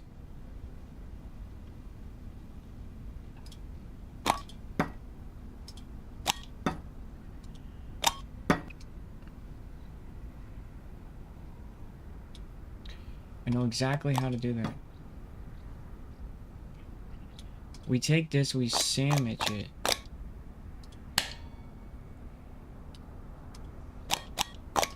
Yeah, okay. Alright, so we're gonna take this, so it's just a proper... We take our electrical system here.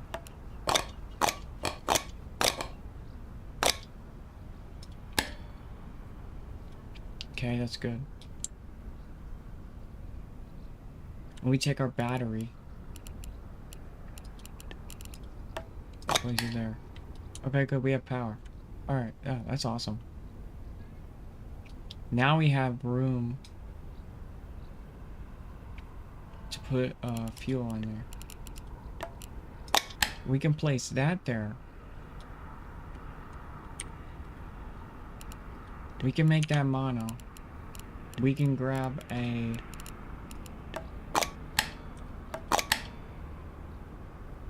Okay, that's 2,560. Or 559. That's not bad.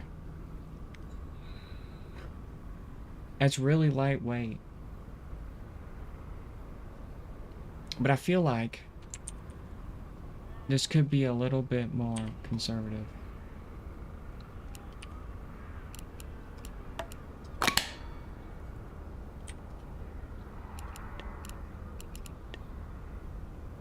Yeah. That gives me 3,000, almost 4,000 right there. 0.44. Travel is good. Okay, so.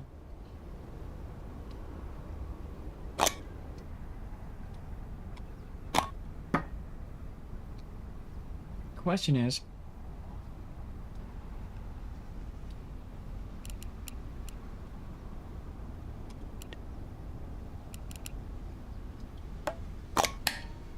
alright, yeah, I mean, that's good.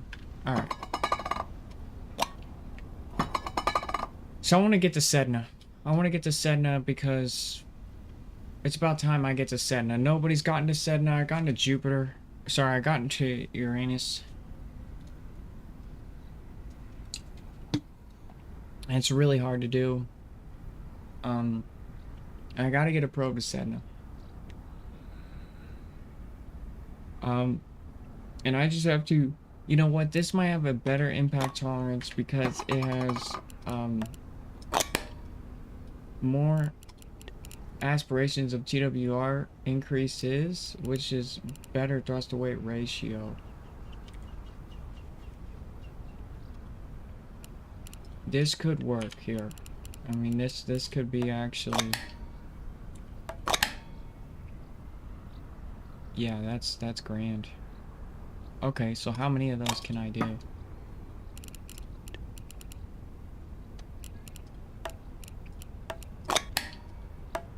So just 2 of those, I'm under. I'm under. This solar panel is too heavy. It's just too heavy.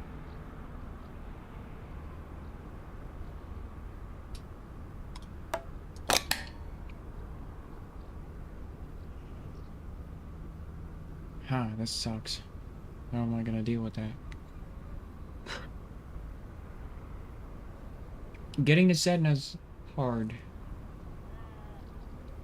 I really want a lot more in the tank. Now I know for a fact that this thing is gonna have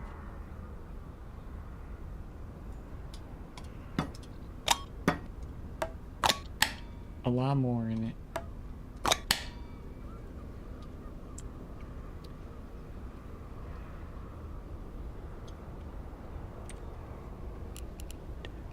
Yeah, now we're talking. Now we're talking.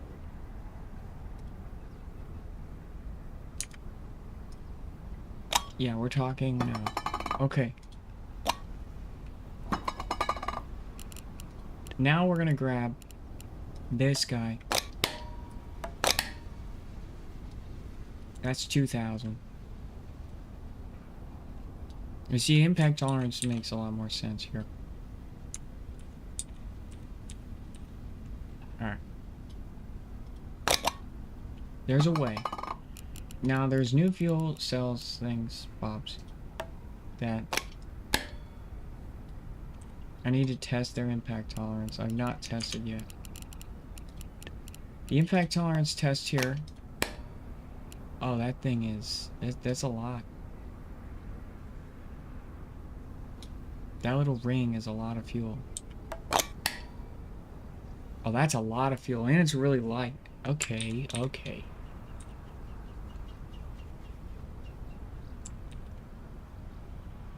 I'm on to something. Hee-hoo. Ow. All the COVID is just coming out of my face from when I had COVID. All the gunk is coming out. Which is good. Decongesting, COVID. Alright, so that's good. I know what I want to do for second stage. That thing is really lightweight. I need more. Oh, but I haven't even tested that. That might be the play.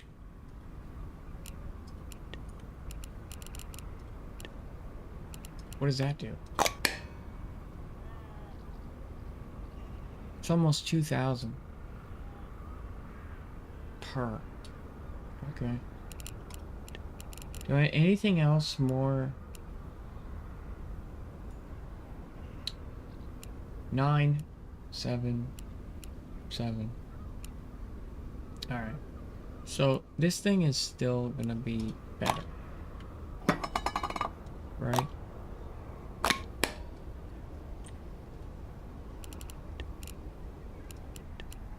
Yeah, it is.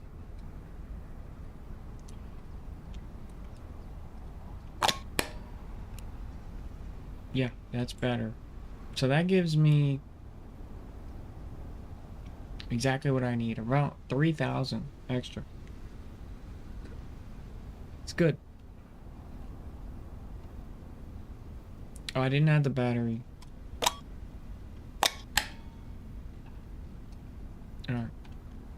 So what if I just did...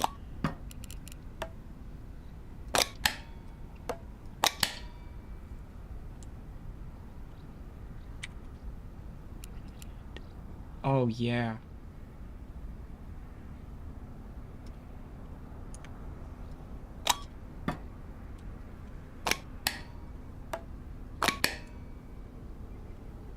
$4,000. Oh, that's wicked.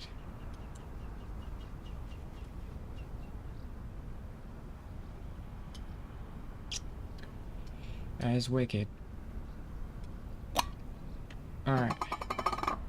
I like it.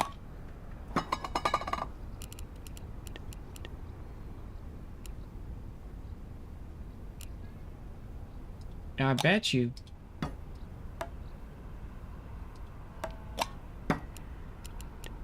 what if I did this?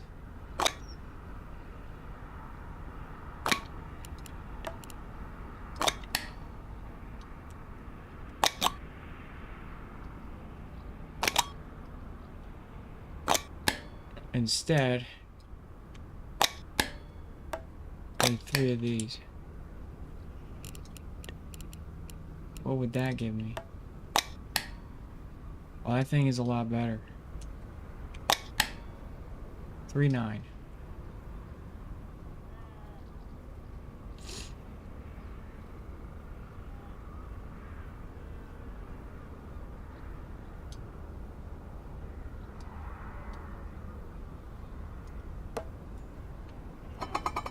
That's ideal. That is ideal. Almost 4,000. Alright.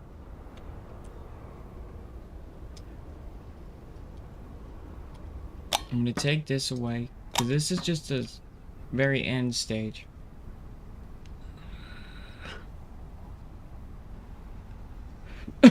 Mars from Earth is 3 grand. So understand that this does the distance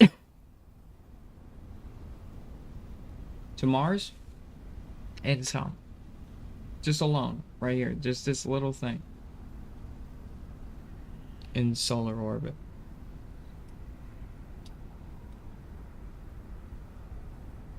That's a big deal. Alright, now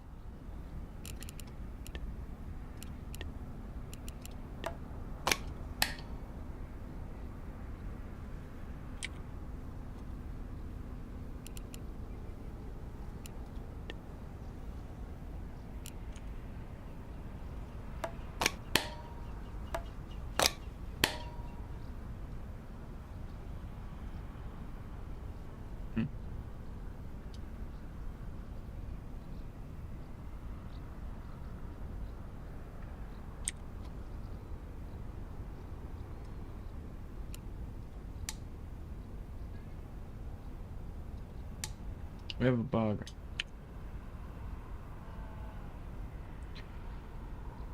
We have a bug.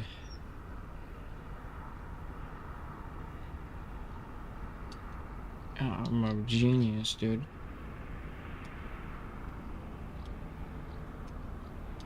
I need to report that.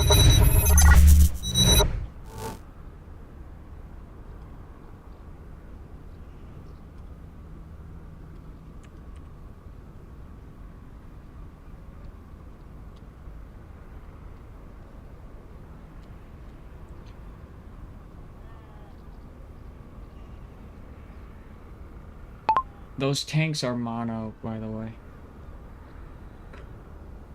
That decoupler causes the problem. Holy crap! We've been attacked!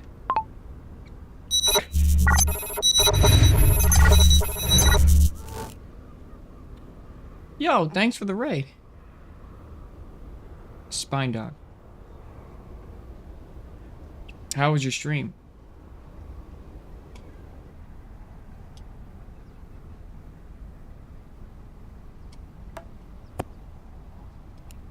I want to see if it'll actually carry over. This bug will carry over or not.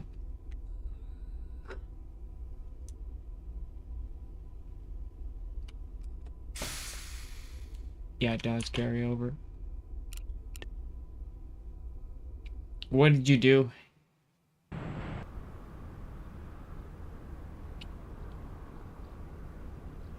What'd you catch? Feed it. Wait, Spine Doc, dude, you raided me from Fishing Planet, man. Oh, did you play, did you do some, like, EA golfing?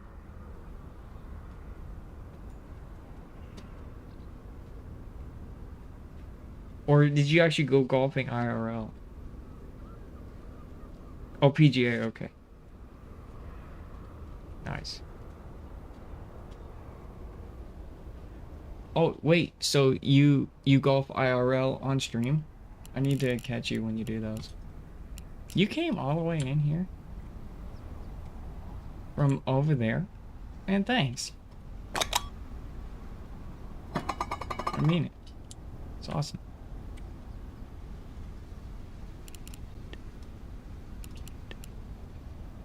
There's only one cowboy on Twitch. It's you, man.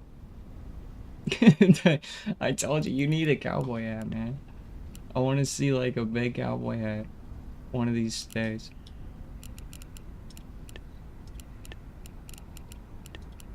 You know, the big one.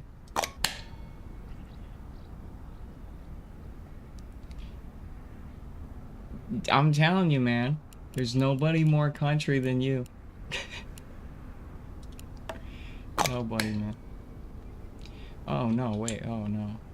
Is that what is that? What? Whoa. Well, that's a problem.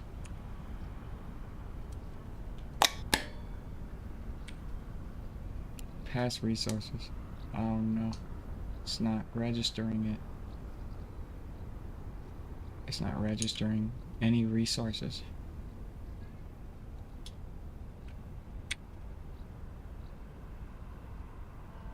Not good. Now I wonder if it's only one. I wonder if it's only because it's. No, that's a.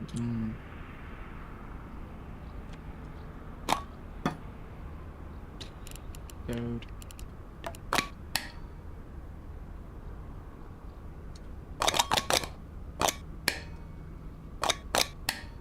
And it registers it on a big fuel tank, but not a little fuel tank.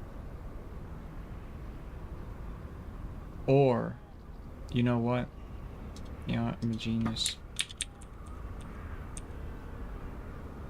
I'm a genius. Alright. This is why it's doing that.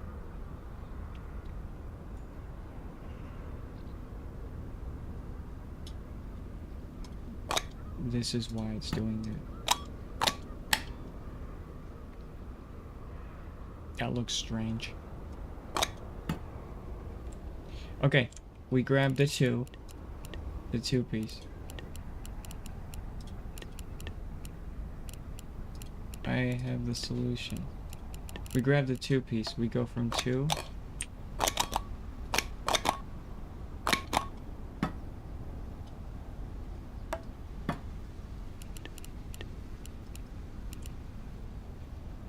We grab the 2 piece. 1 to 2. 2 to 1. Yep. Back to 2.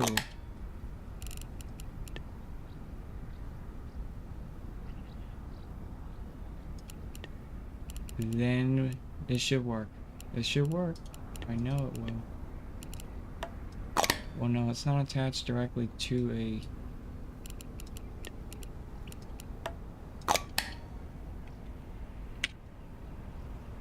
Change that to that. Change that to that. Not good, not good, not good. How do I get through this bug? Good thing I found that. Nobody would have found that. Okay, we take this piece. We changed it to mono, oil, and oil thing. Oh, that's bad.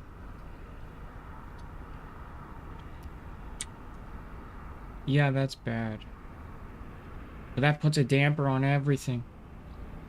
That puts a damper on everything. I'm gonna have to redesign it. Okay. It's okay.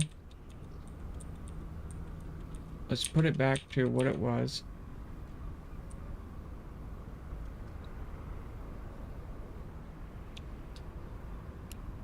We're gonna take... What? I can't configure that. Can't configure that. Any singular ones I can configure.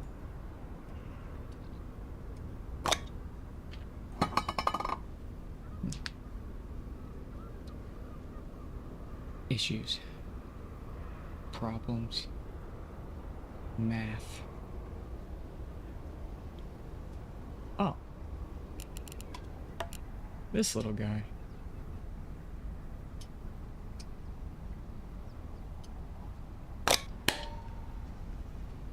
Solved.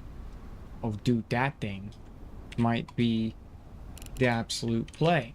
Hold on a second now. We have 4,000. Okay.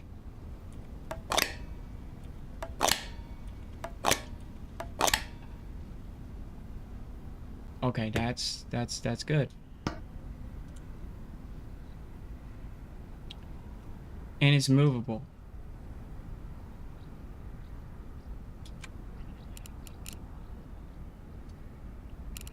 And we put an electrical battery on there, and it's compact. Nice. 3.9.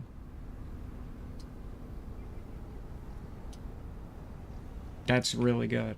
I did it. I solved the issue. TWR doesn't matter at this point. We'll be going to Jupiter. So, who cares? You know, it'll just be in sun orbit, pretty much. Probe through outer space. Time itself. Etc. Okay, so we have a mono chamber, but at the same time,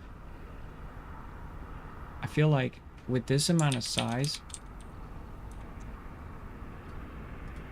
this shouldn't be there yet.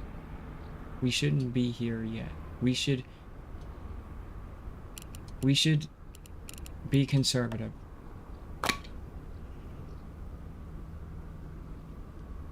We're going to be conservative.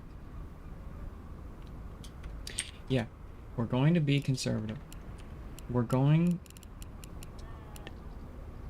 But that's a lot of weight, man. That hurts my heart. I Why can't I have something with... You know what? You know what? You know what? I can do this. I just have to believe. Okay, there. I believed it. And then it worked. Okay. Good. Add the 2 decoupler. Not yet. Okay. Now, we add this piece.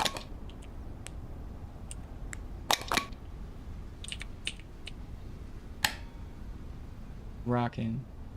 That's good. How do I bend it? I want to bend it without adding a lot of weight.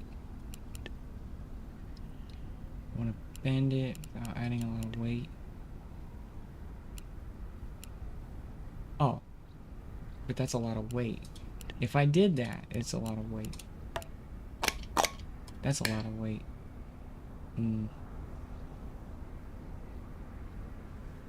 That is a lot of weight. I don't like that. Wow, that's a lot of weight. Man, that just wrecked my... No, that's 0.92. Hey, you know what?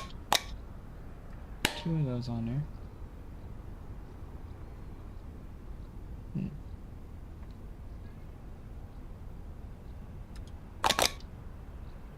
That's $2,000.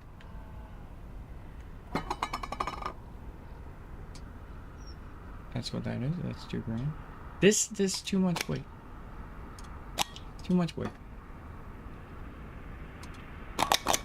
It's just too much weight. Okay. Alright. Think. Use your thinking, thinker. Use your thinking, thinker. Here. That like looks like a lot of weight, but maybe it's just a lie.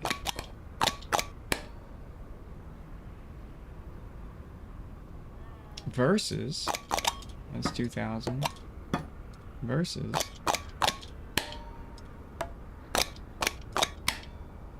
2008. Are those identical in weight? 2008 versus 2009. Okay, these are actually lighter. But why? Okay. I'll take it. That I'll take. Okay. Cool. That stage is done. We have a decoupler. And then that will shoot there. That will do that.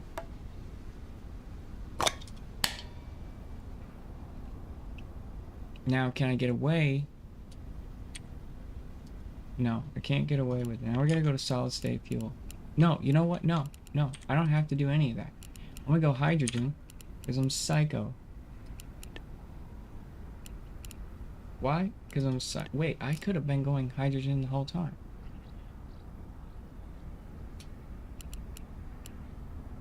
Well, no, we don't have hydrogen.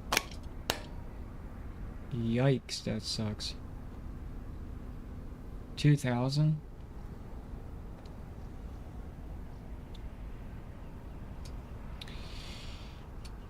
That sucks. Alright. What about you? For you, 2006.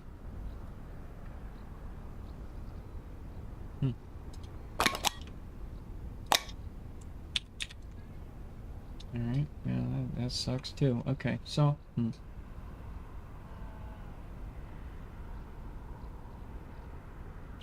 we got a lot of weight.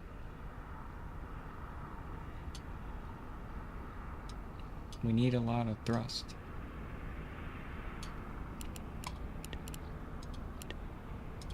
Need a lot of thrust.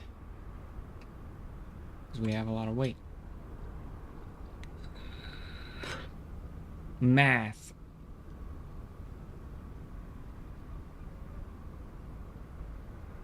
think. Okay, so this might be too big. As in it is.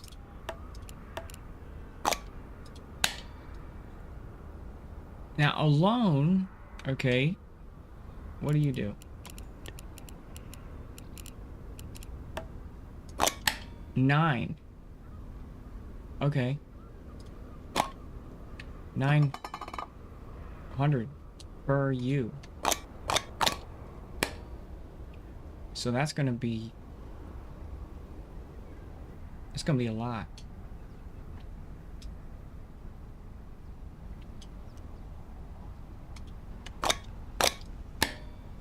That's gonna be a lot. And then if I put that on there, 4,000.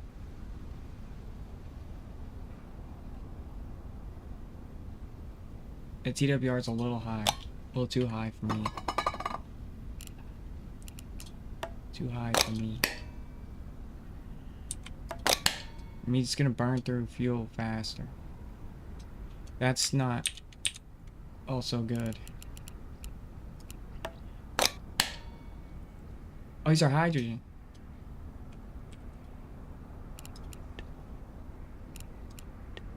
$85 on them.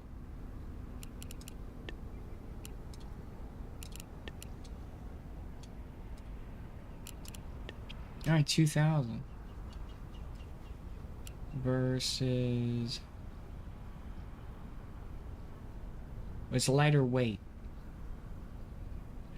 Oh, damn. Actually, I don't need any... Okay. No, we're good. We're good.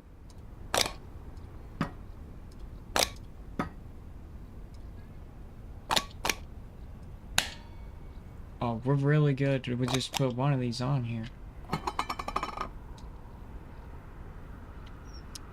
I'll need one. But we also need a center thrust line. That's difficult to do.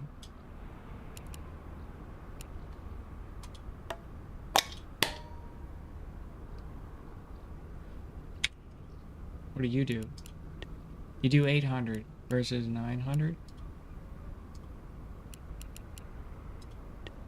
So 1,000.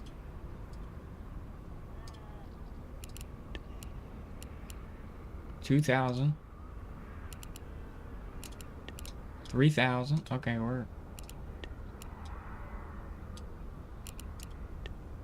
Is that not bad? This isn't bad. 3,400. Something like that.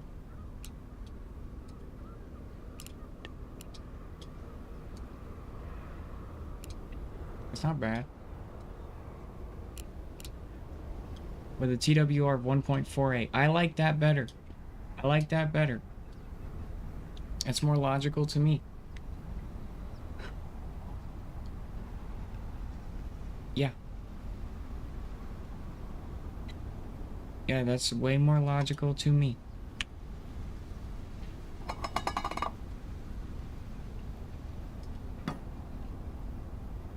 Alright, so...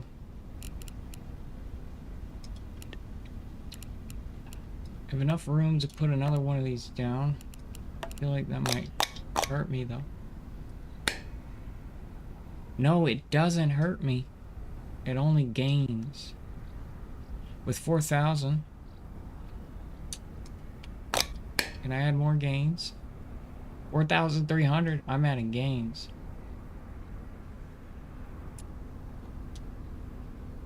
I don't want to push that stage any further. Let's add a little bit more impulse here.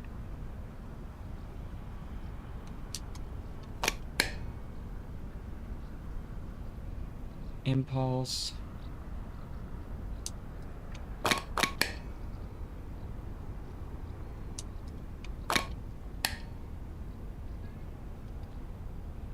Okay, it looks really good. A lot of people get tricked and they think, oh, just keep adding to that stage. Well, then the bottom of your stage behind that has to push that. So, you know, you can't go crazy. or you're just gonna screw yourself. Alright. We have a 2 decoupler here. Alright, so we're at 4, 5, 6,000 already. And the probe's not even done yet. Alright, this is where we can kind of get the probe to be a little bigger. Now can I go hydrogen? That's the question. Or am I too heavy? Wrong fuel nozzle. This guy. 500. Yikes. That's no good. So we have to go to solid state fuel. Show me good numbers, please. Alright, yeah. As our numbers are doable. It was a 1,300. Numbers are decent. So, question is, I need to make more. I need to make more money. More money for this stage. That's a little. We need more impact tolerance. That's how you do that. So this could be a strategy.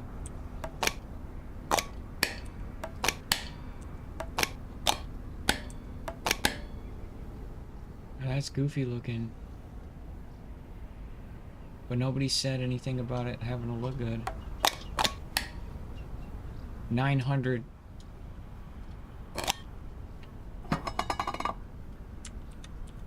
Actually, you know what? I'm going too big.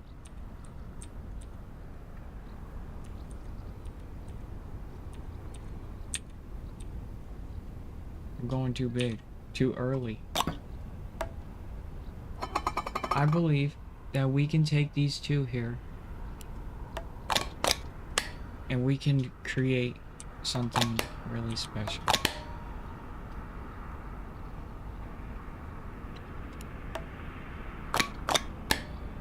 Oh yeah. Now what do we have here? 302. All of that's 302. That's a base map that I need. Alright, so what is this?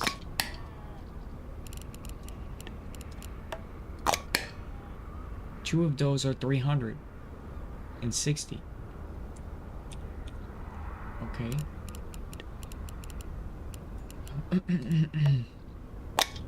Two of these are 360. Alright, so they're identical. Do we have to upsize? Is the question. We don't want to have to upsize if we don't have to.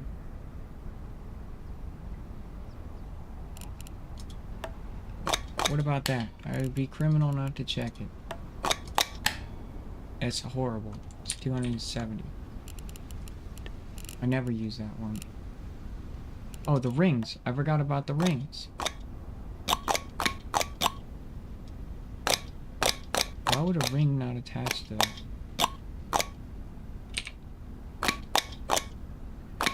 It's a ring itself. That's wrong. Attach.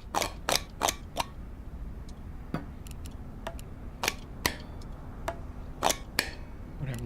Just for one of these does 200. Okay. This is the play. It's this ring thing. Yeah, that's the play. Rings. Alright. So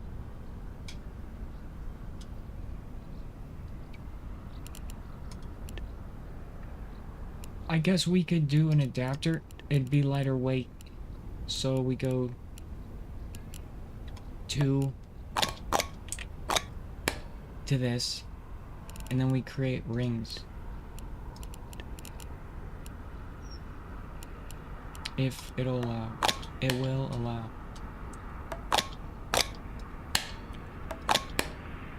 That looks cool too. Oh, sick. I can put booster right in the center there. That's awesome. Oh, that's really awesome. Okay. So next, that's 300. That thing adds a lot of weight. That adapter. That hurts. That hurts me. All right, so I now know we have to upsize. There's no way around it.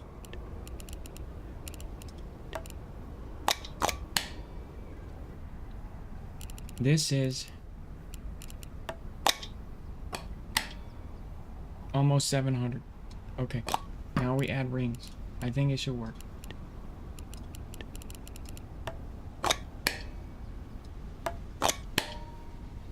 It's 7, 8. 8, 9, 1,000. All right, so that's 1,000.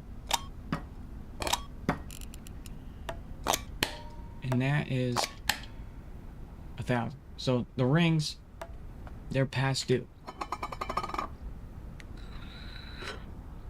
That ain't gonna cut it. We want to go up, right? We want this to be smaller than this, right? And this needs to be smaller than that. That's the way you want to build a rocket. You must do this. Now, we significantly have an issue to where we need to upsize significantly. We have a lot of weight. A lot more than I thought we would have. So we're gonna take it to the next level.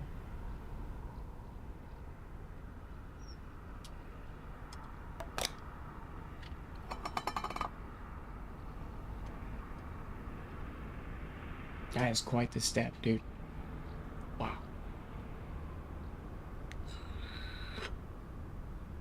I don't like that. That makes me uncomfortable. Because I gotta start doing fairings and stuff. Like, on this stage. I guess so. But let's see where we sit. We're gonna need a significantly larger thruster, or a larger amount of them. There we go, 4,000. That's exactly where I want to be, right? Take this up a notch. Yikes. And the TWR is trash.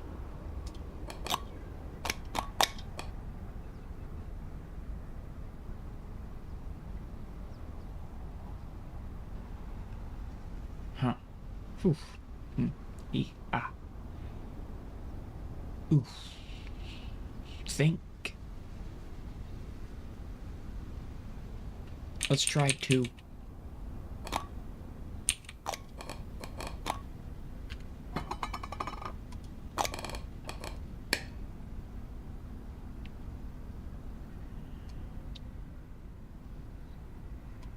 Yikes. Alright, I really hate being here already.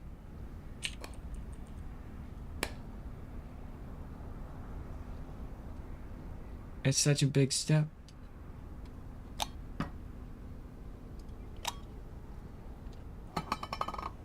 Let's take the weight off. 3.6. It's gonna be 3.5. I got it. I've solved it. Alright. Adapter. Preferring.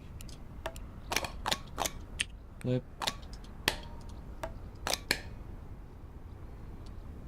3-6. Good.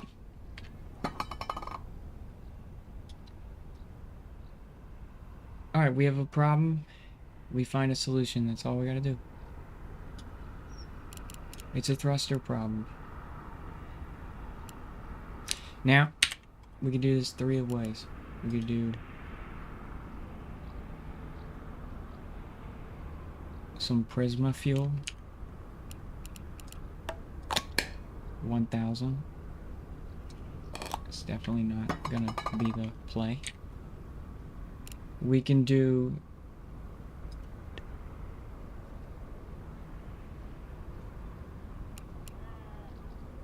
a different type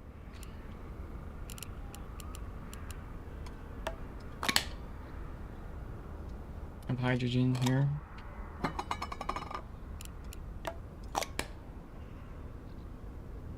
$4,000.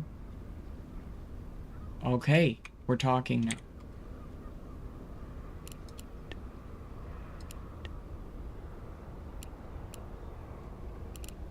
All right. All right.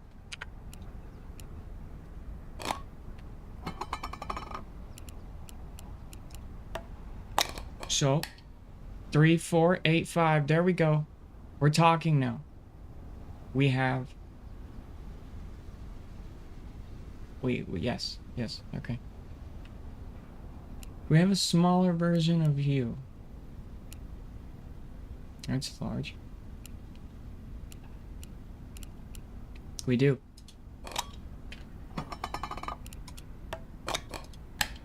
Three, 5.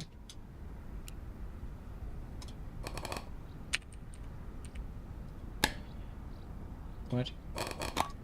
Stop doing it. 3, 3.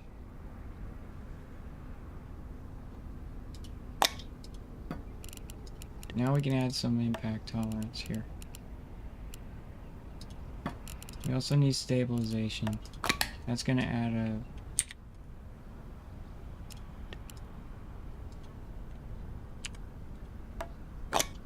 add weight. Alright, 3, 1. Let's add some more impact tolerance. No. Maybe change the fuel type. Dummy. 3, 3. Versus.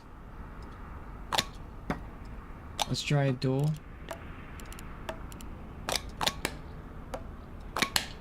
3, 9.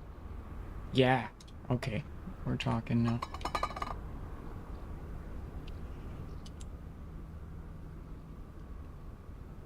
Alright, this rocket's looking good.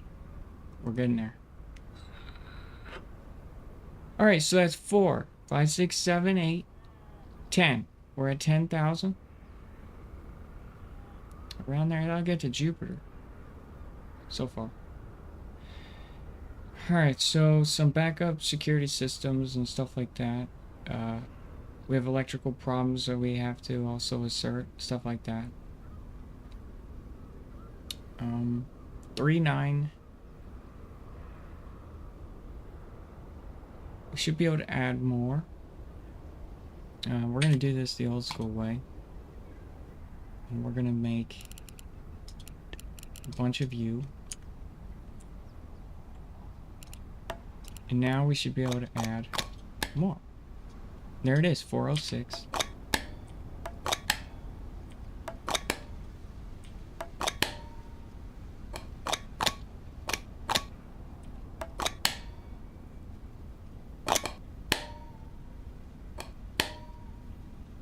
Or 1.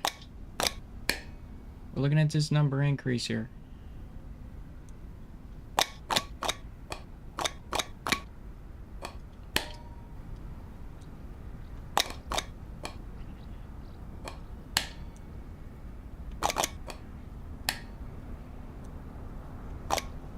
Or 3.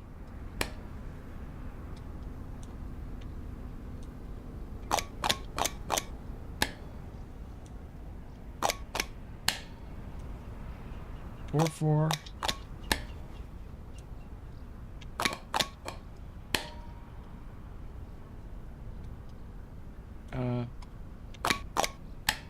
4-5. All right, so we're by 100, a little higher than that, and then we have a TWR problem. So it's okay.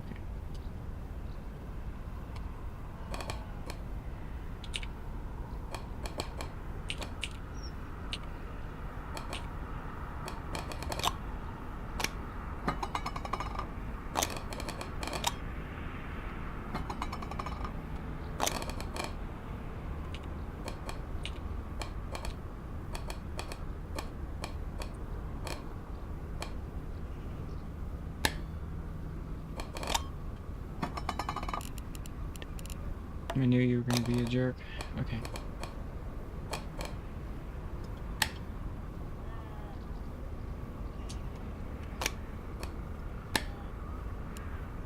There it is. 4-2. Alright, with a TWR level of 141, which is where I want to be, so meaning that I gotta have more fuel.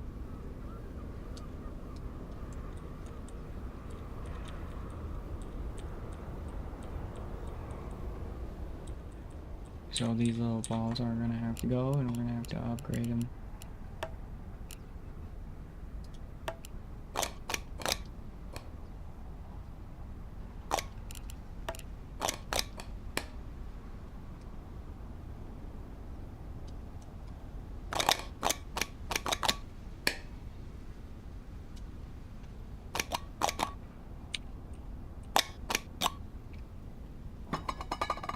My stages just hit the fan.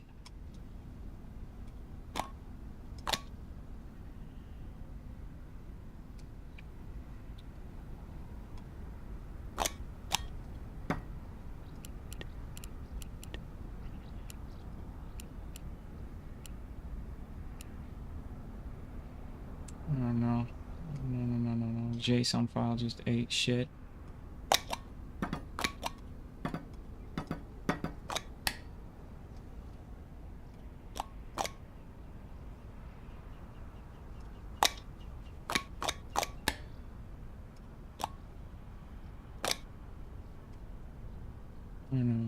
The JSON file just ate shit.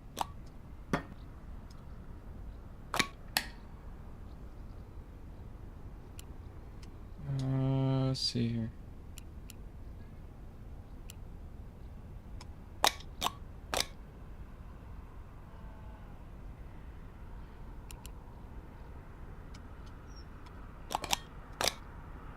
Okay, we're back. Okay, we're good. Alright.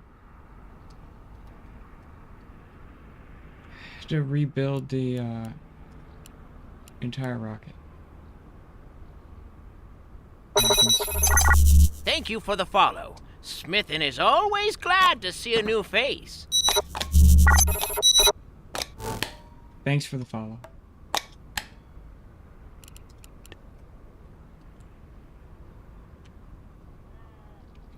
Bearded TKO. Okay, sweet. So I have to restage the whole rocket real quick here.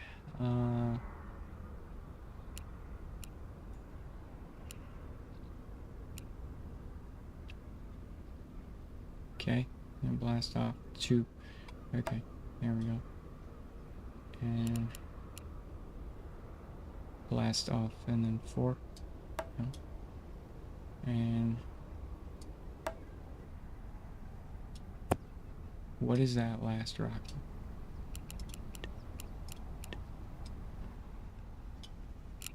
I'm duplicated. It's a problem.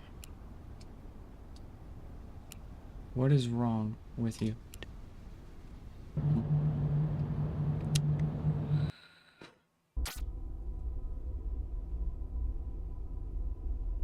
Oh, okay. You changed up some stuff.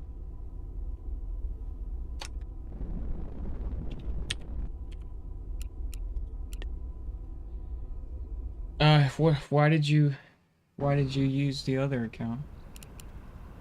Okay, cool. Now the game is resumed back to its original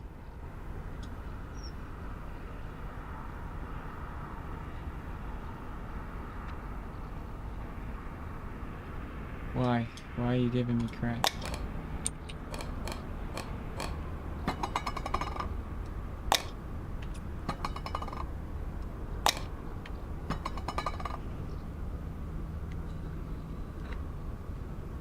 I already am paying it off, man.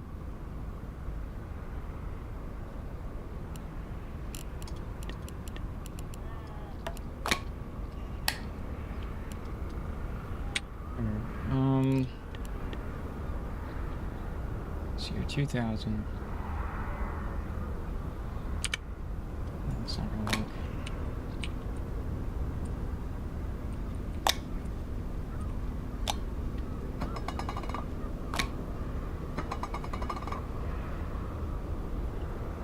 Yeah.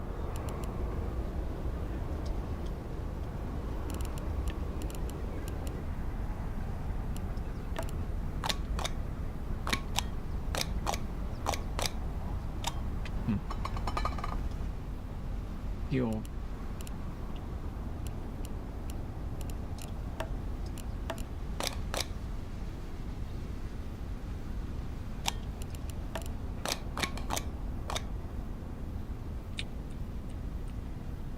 Okay. Let's just put this here for baseline to see what is happening. There we go. Okay.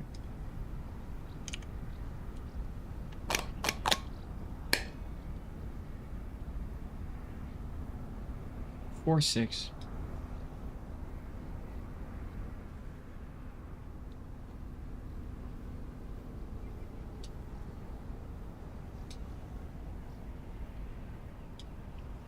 Yeah.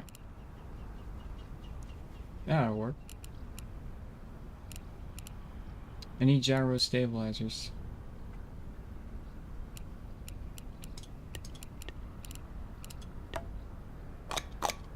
Is that one? Oh.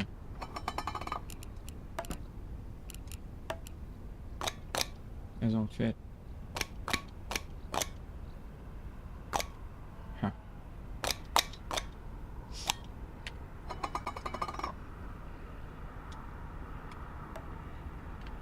I guess I could do...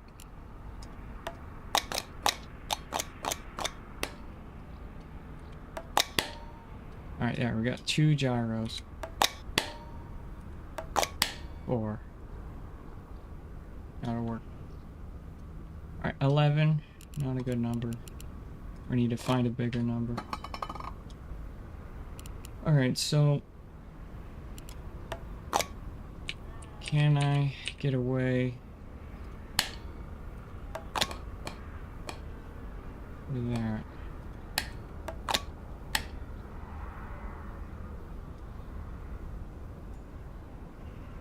Wrong.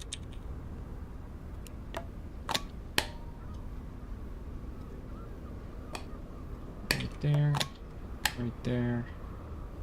Okay, 4-1. 4-1. Can't believe I need more fuel. It's so annoying. 4-3. Okay, those are adding 3.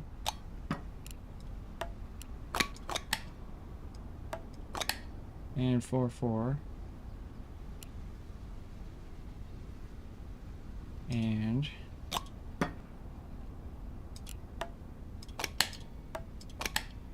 4-6. There we go.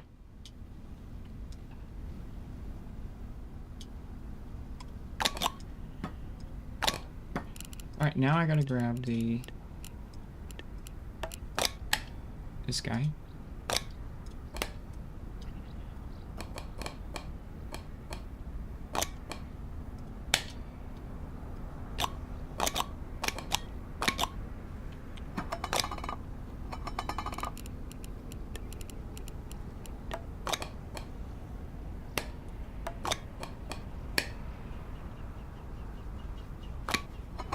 Okay.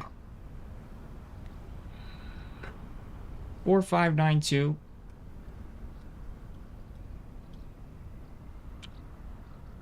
Sick. 4592 110. Good. That's wrong.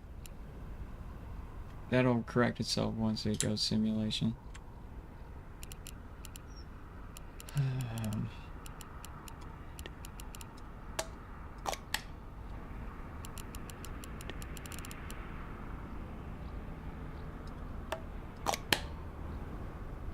Alright, now we can get into solid state fuel now. Alright, now what I'm going to do is I'll grab the aerodynamics. Place that there such like this.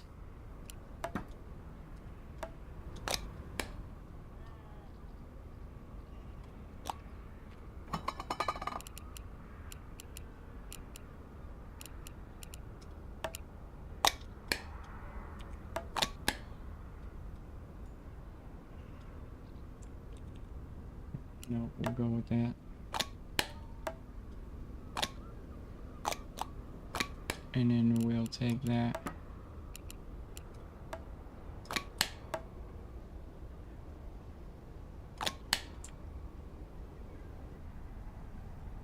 There we go. Our rocket is coming together. We're building it from the outside in. Alright, this stage goes here. Inside out. What am I saying?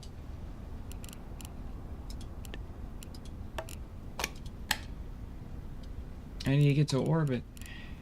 This is the hard part. Alright, we're solid state fuel now, so hopefully the impact tolerance is high enough. I can. It is! Let's go. Awesome. That's awesome. Awesome. That's awesome. Alright, so that's at $2,000 already. That's really good. It's really good. Alright, so I can place that there. And that's 4. Alright, so alright, so this is at $2,000 at 2.76. I can do 2 of those.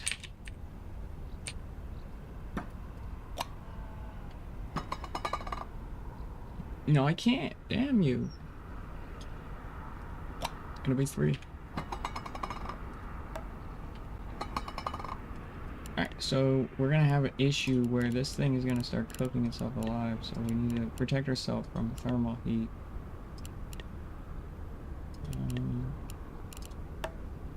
So we're gonna do 3 of these. And those should protect the engines.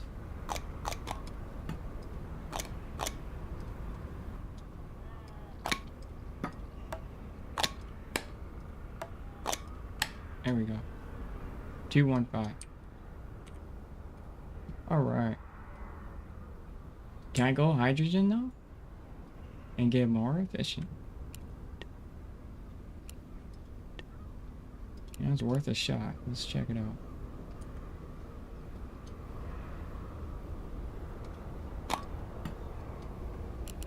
Let's check it out. Alright, so let's just try one of those. A J2 engine. No.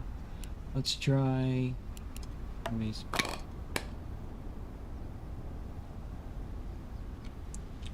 No. Okay, let's try one of those. 2,240. 53. So just 2 of those.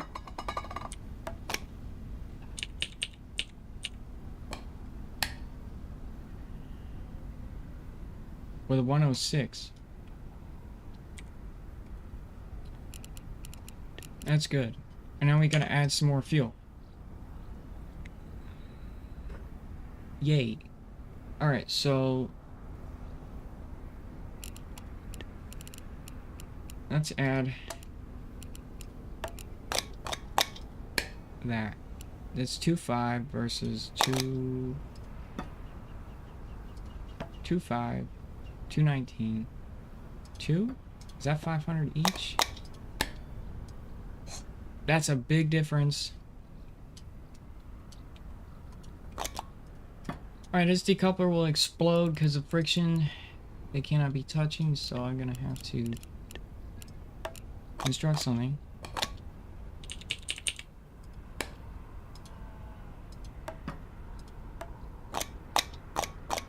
There we go. There it is, 3,000. I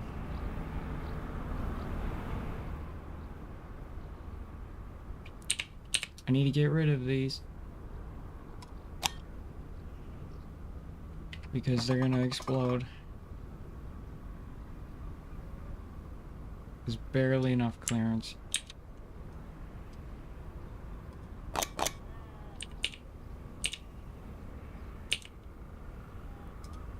Need to add more clearance.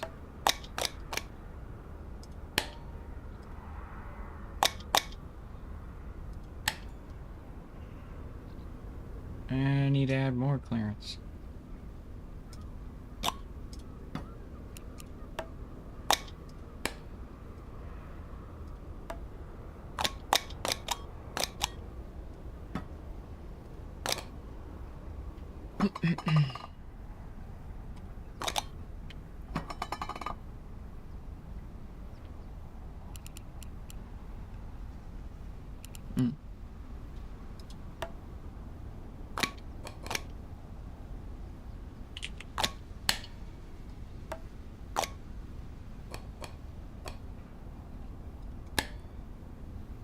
There it is, perfect clearance. Alright, that's 3-2.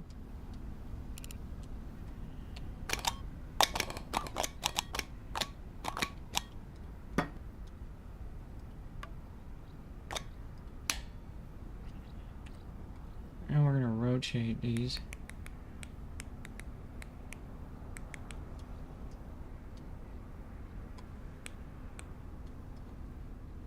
Like such. Alright, that's 3-9. Sweet. It's 3-9.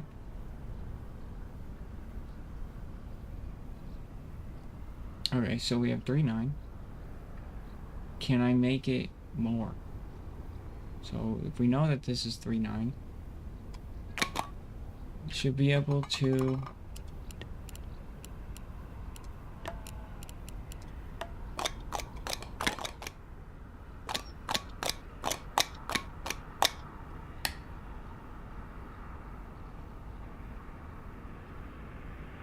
well, that makes no sense. Oh yeah, that makes no sense because I didn't change the field type. 3-6. So that's less. It's just too heavy.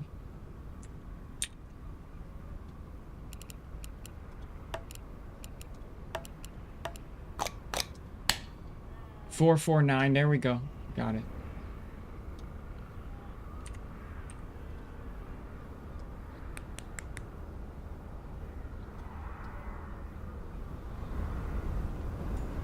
Go 4, 4, 9. About 5,000 there. That's great.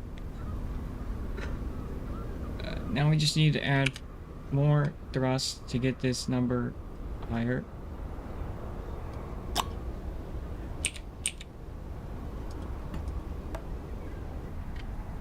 To do that, we just add more of those rockets.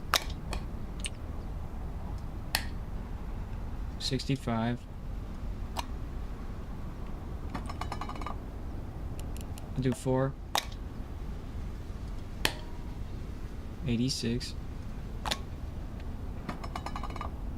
We do 5. 1.28. And 4.88. Let's go. And we're gonna need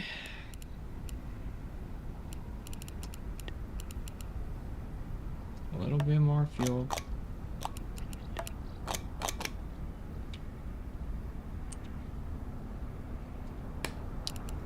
And that's gonna offset because we're gonna add more weight.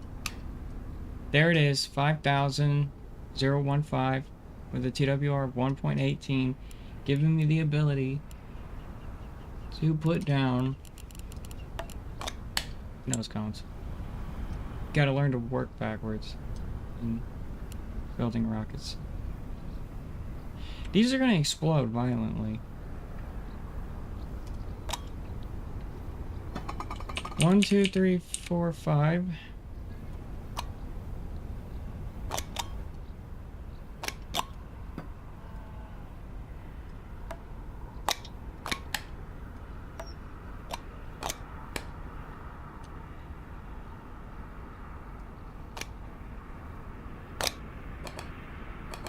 Won't let me put 5 on there.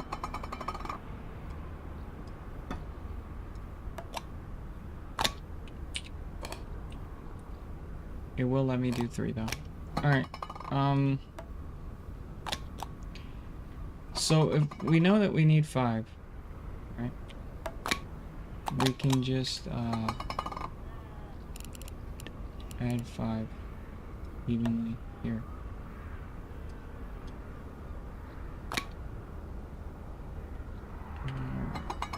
Beam adapter.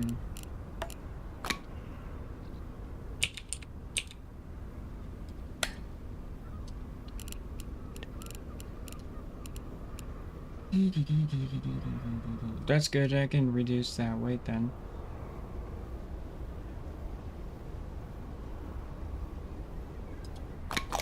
Yeah. Alright. 1, 2, 3, 4. So, 1. Sorry. We'll do it in 2s. Okay, 2, 4, 5.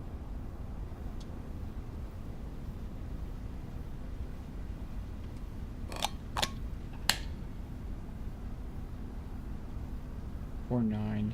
Air 118. Yeah. That'll work. Yeah, this is the perfect amount. 2. Reduce weight we don't need there. Okay. There it is. Solid 5,000. That's one awesome stage. Cool. Now we're gonna grab a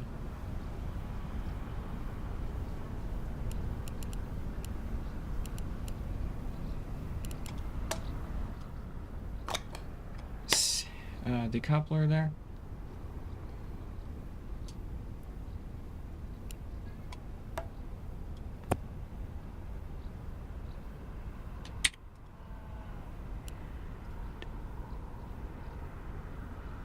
Yeah. And now big boy staging. Alright, so that should decouple this. And we're all good to go.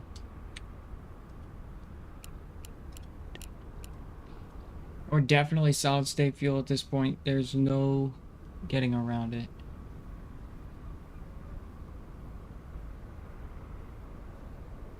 Did I go too big?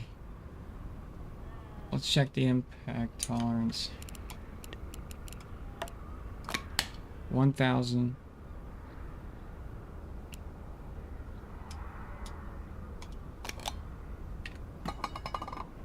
Let's check the impact tolerance for this guy.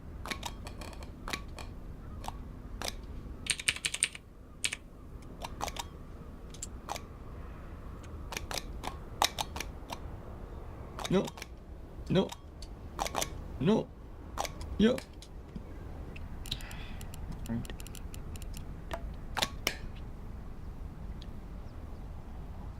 $500.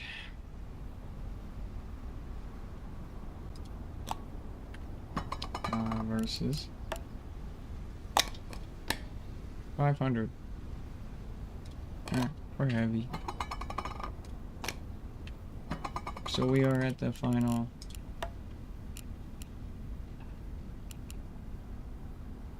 Go 4.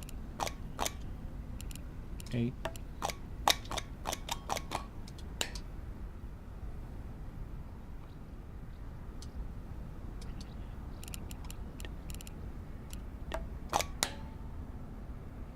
1,000.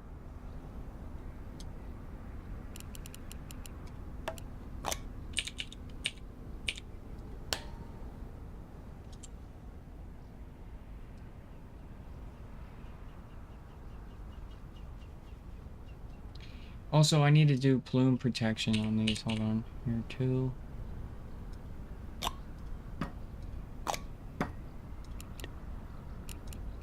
Or they'll explode.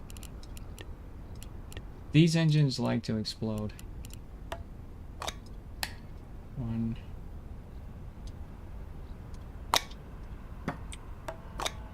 2. 3.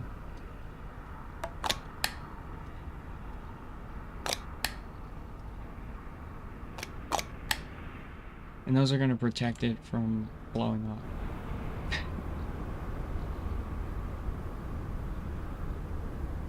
Alright.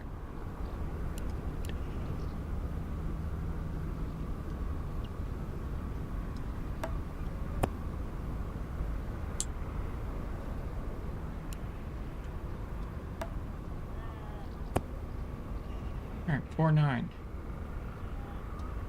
This is 1,000.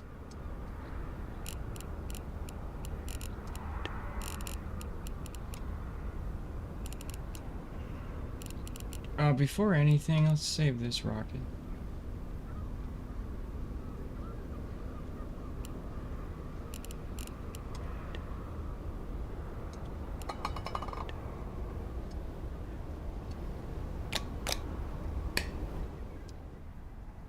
Alright, and now...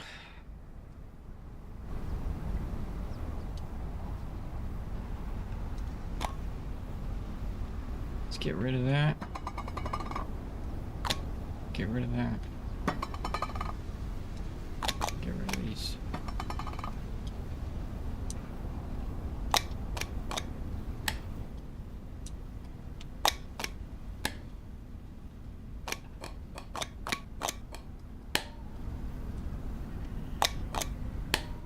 All right. Let's center this.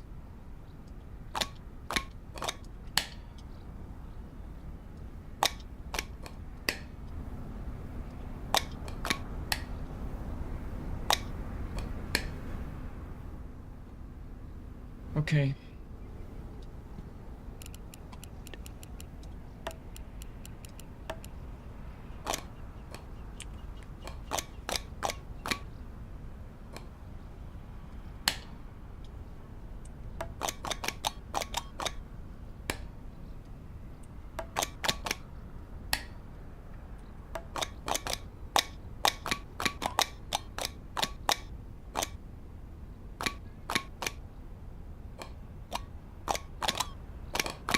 Come on.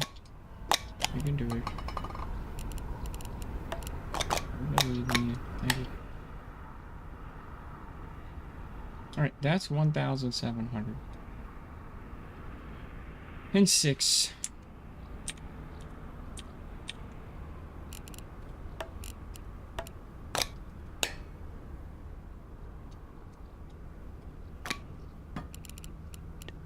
Alright. Where, oh where could you be? There you are.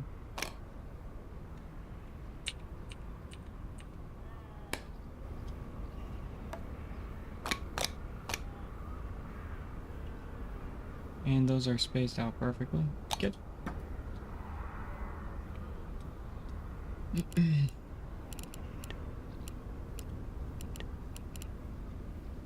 And we gotta grab a one of these.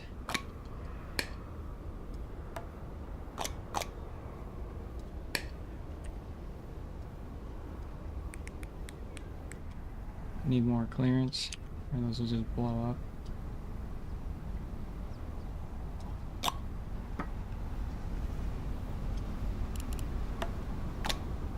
Those will just explode.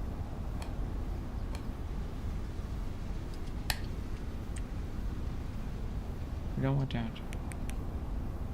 Okay. And now we barely have enough clearance. Almost there.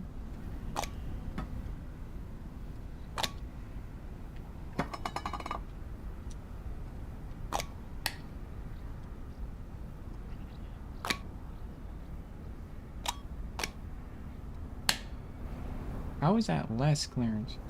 I'm confused.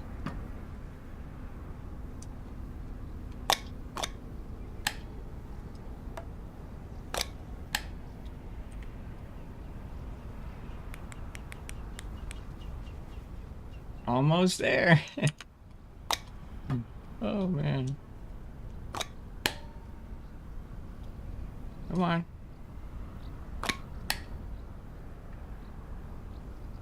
That's just explosion waiting to happen. Still.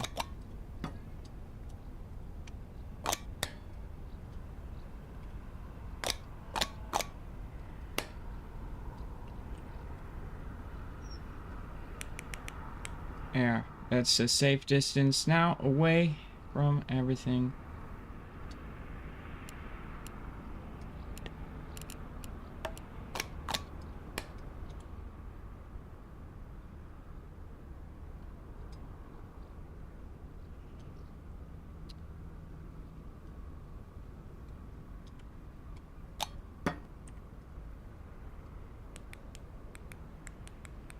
There we go.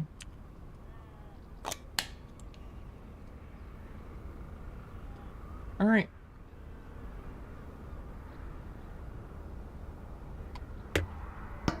Now we take a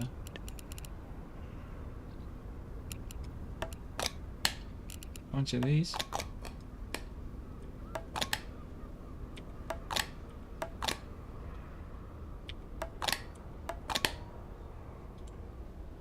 That thing is cool.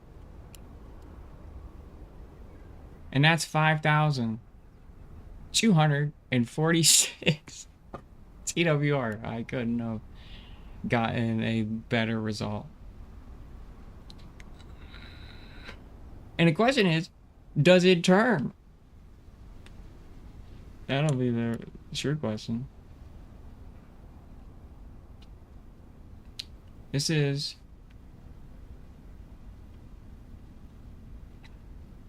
quite the big rocket. It's pretty small, actually, for what it is. You'd expect it to be a lot bigger than this. But it's not. It has no electrical power. I didn't do that yet.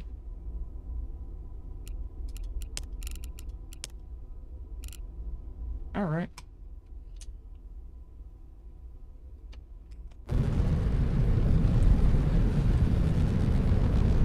It turns the right direction. Good.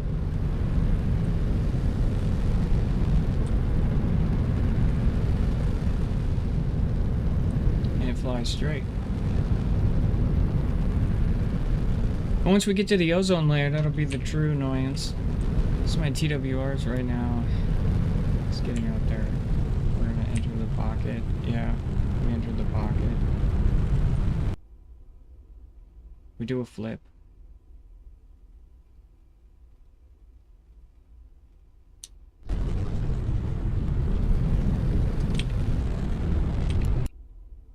We'll do another flip. We hit the ozone layer too hard.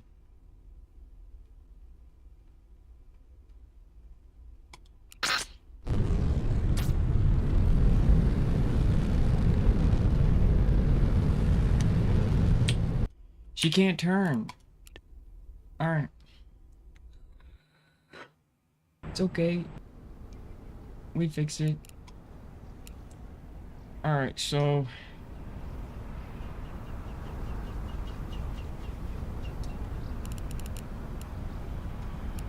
we need to add some turn.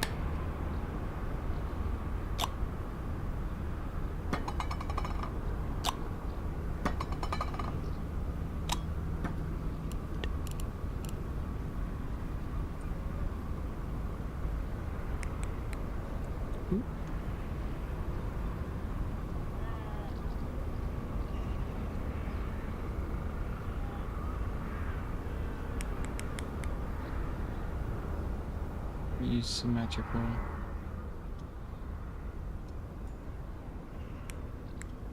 Yes. Okay.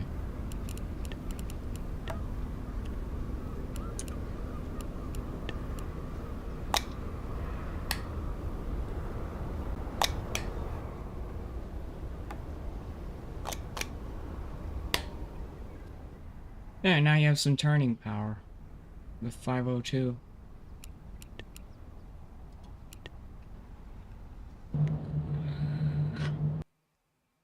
The 2.9 on that. It's not bad.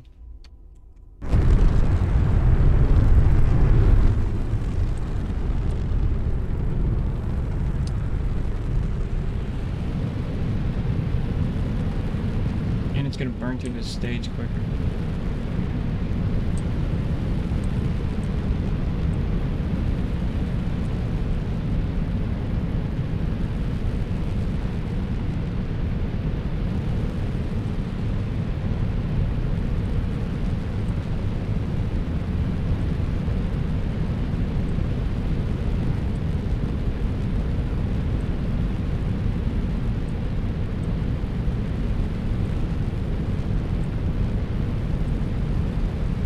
Broke through the ozone layer.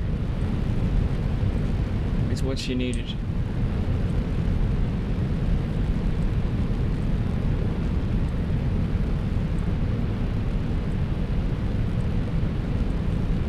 Well, things are getting hot.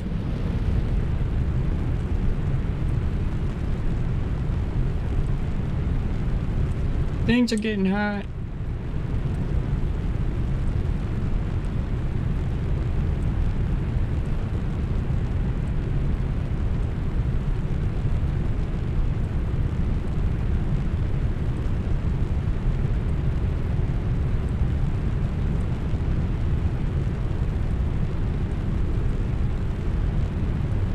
Turns on a dime.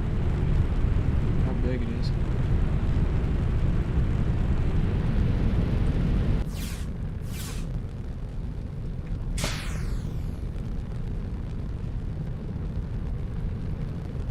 That worked out absolutely perfect. Yo, that's...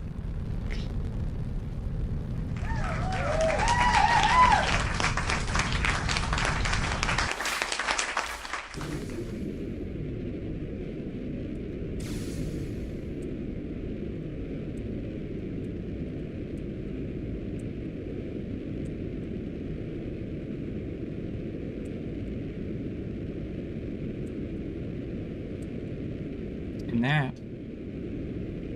that's gonna be good.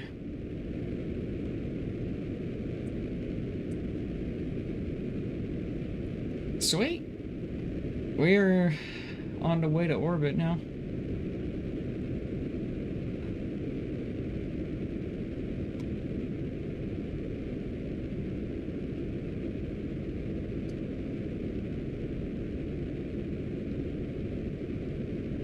The TWR check here is pretty low.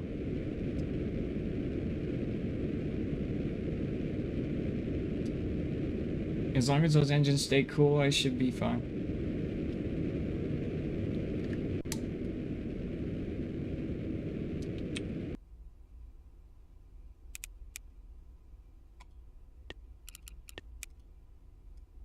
To get to orbit, it's going to require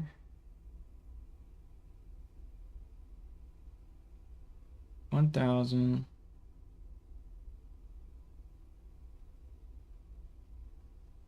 2,000.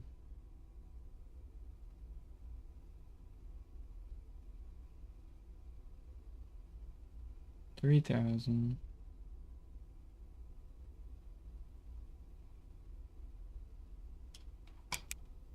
Whoa.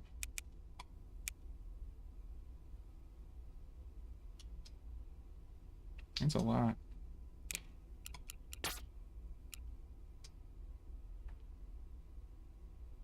$4,600. Whatever.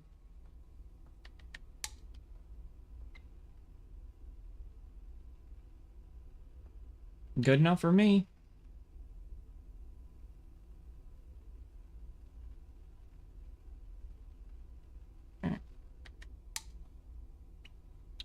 Alright, so we're gonna time warp here. All my junk will fall into the ocean.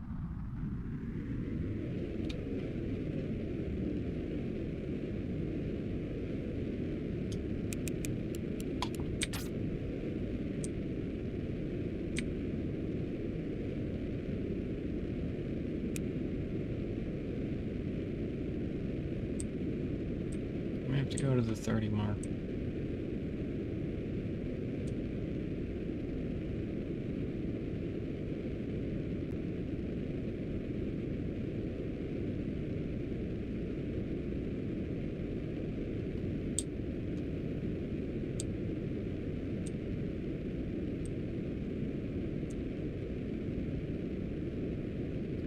We're a little late on that.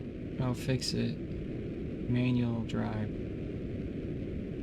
I want that arrow to get out in front of me. And now we can.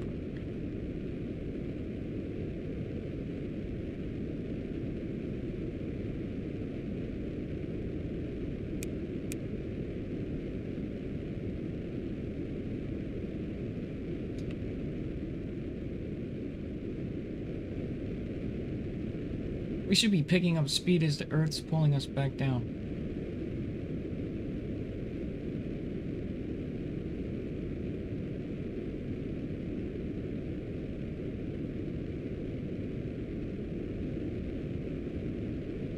Question is, will we make it? Also, didn't push that rocket as hard as I wanted to.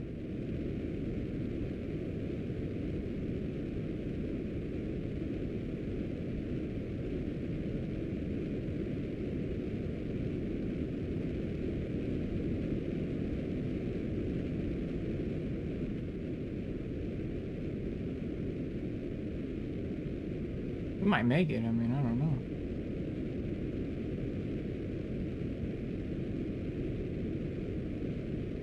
It looks promising.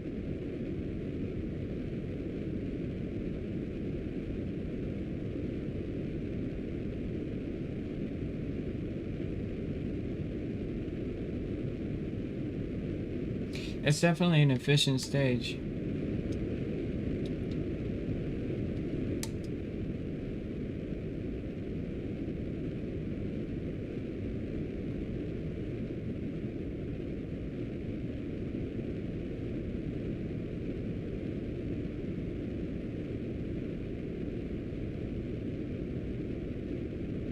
Trying to bleed into our other stage here.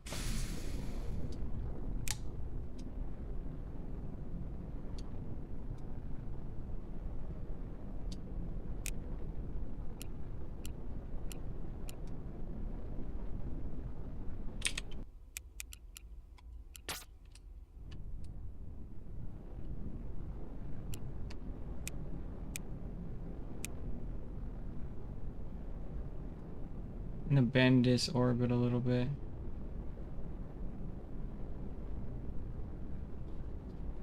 We're gonna go up.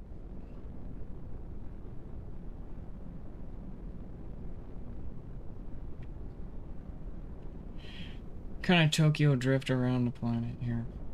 Save this orbit.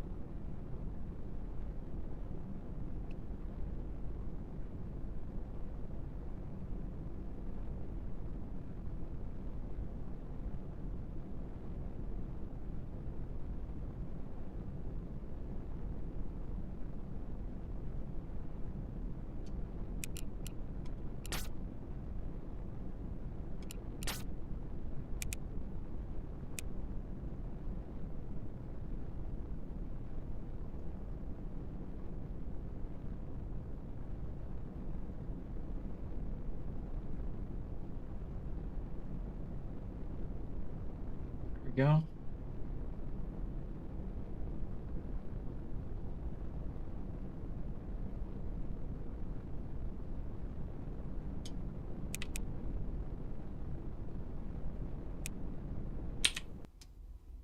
That's a good orbit there. Okay. We also recharged all of our batteries. Alright, now we're gonna slingshot off the moon and see if we can't get into solar here. That was botched, but I don't care.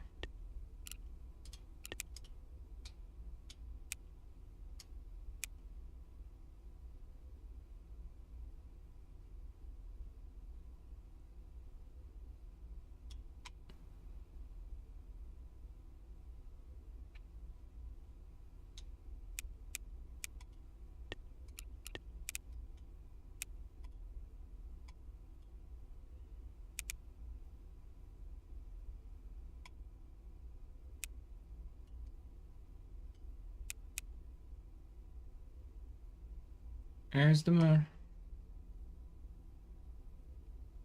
Give me moon. Oh, you're a jerk, you know that? You don't want... Help me out. Could be this way? Yeah, no, he doesn't.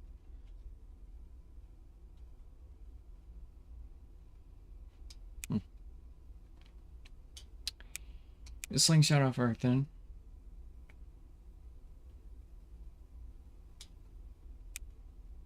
Alright, let's do that.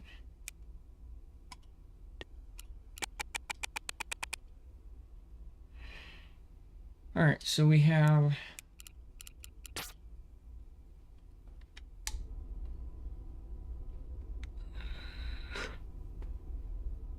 6,000 ready to go. Which is, this could go to Jupiter. We go to Jupiter with this thing. 6, 7, 8, 9. No, that's 9,000. Wait, that's 9,000. No, that's 9,000. No, Jupiter is 12. Yeah, it's 12.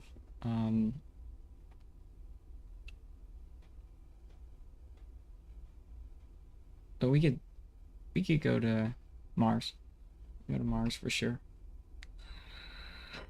We could go to Mars, and we might be able to gravity assist off Mars and go to an inner planet. Depends. It just depends on what day it is.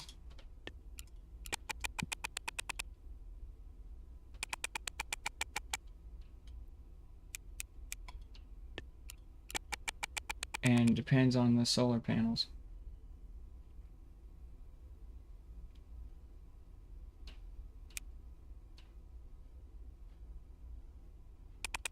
Will the probe live?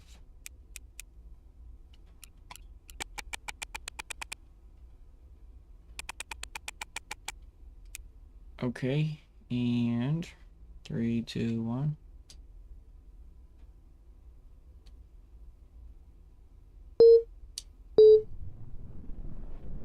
There we go. Now we need to be going 10 kilometers a second.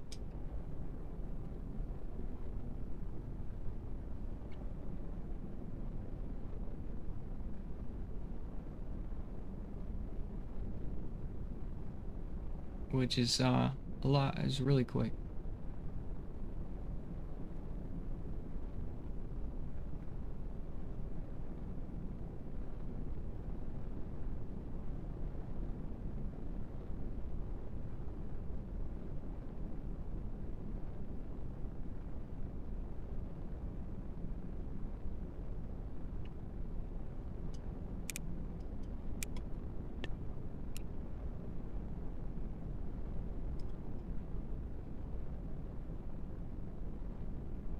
Alright, we're at 9.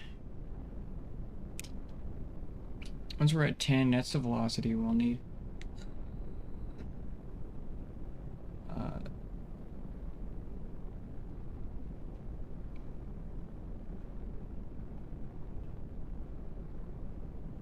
We're in a kind of a polar orbit right now, which is not ideal.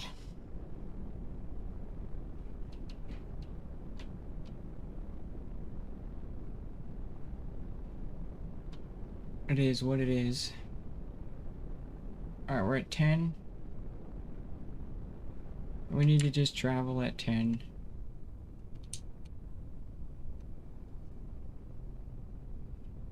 We don't need to go any faster than this. We just need to hold this burn for as long as possible. That's 10 is the velocity in which you need to be traveling for a specific set amount of time to escape Earth, not anything else.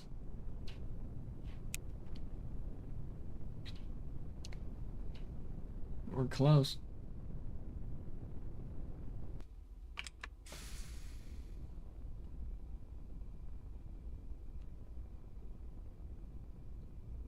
And I'm just barely burning fuel right now. I don't want to extinguish any of that 4,000 in that tank. I want to save that for out there. We got a moon encounter. That's funny. And there we go. We got escape. Alright. We're going into the sun's orbit now.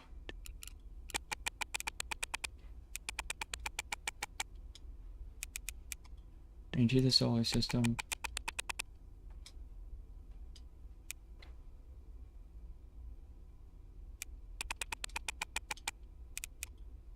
We have one little battery. It just keeps recharging. But the sun's orbit should, I guess, kinda... We should just keep spinning. As long as we keep spinning, we should be fine. Probe is released into the solar system. That is what we wanted. As long as we keep spinning, we should just keep charging, as you can see here. My electricity is going up and down.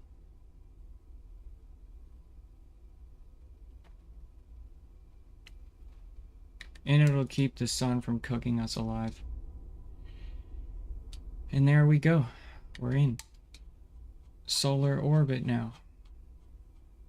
The question is, where can we go? So we have about 4,000, 5, 6. We have 6,000 or so. It's a lot. It's a lot in solar orbit here. We could go... Let's see if we have a Venus window. See if we have a Venus window. So I don't think we do. Oh, we do. No way we have a Venus window? There's no way, dude. The odds of that, guys, are like 1 in a lot. Because of like, you have to take off on the Venus window day and all that. Like, you can't just...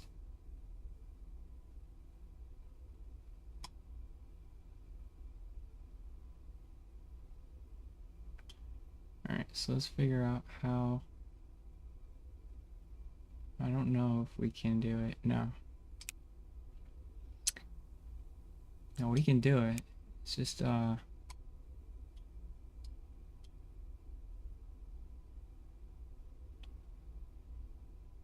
Stop it.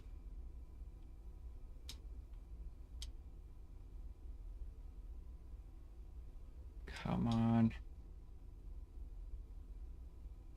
I don't know if it's possible.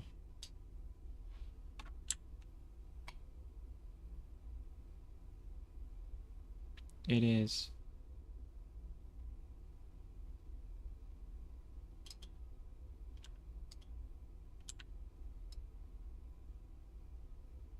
Okay, I've lined that up.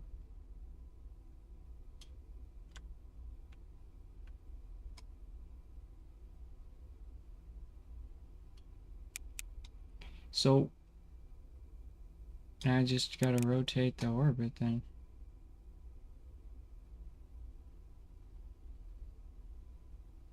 To about...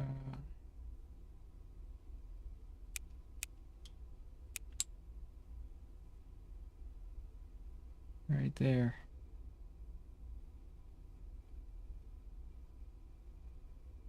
No way, Jose. No way, Jose. That's gonna work.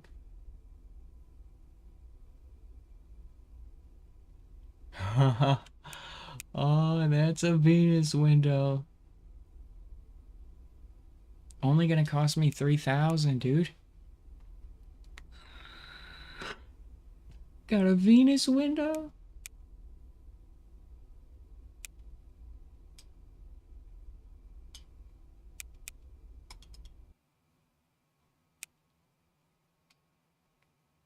And I mean, it's...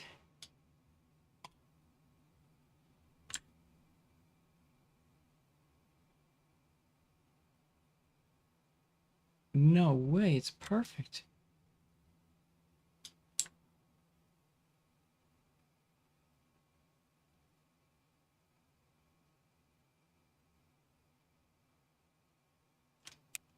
Are you kidding me right now?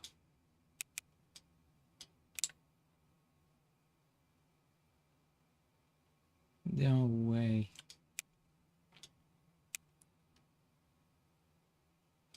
Wow. That's only gonna cost 3,600.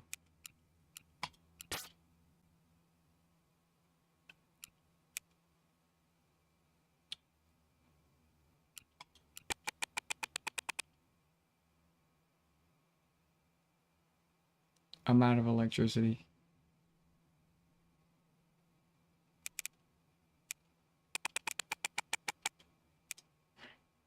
No. I'm dead. I died. No! I'll never get that Venus window again, dude.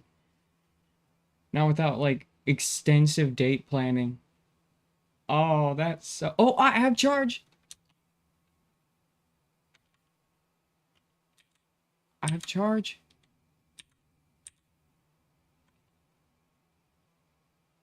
I have charge.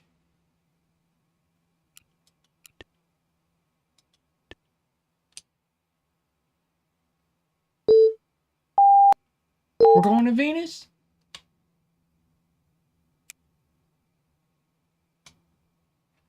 Let's go!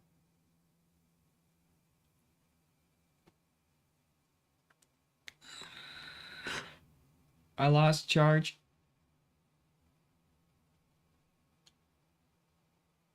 Things are frozen. What is my main control I have? I have reaction wheel. Electrical power, none.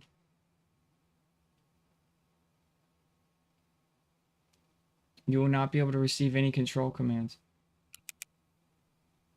Well, that's a problem. I've lost communication.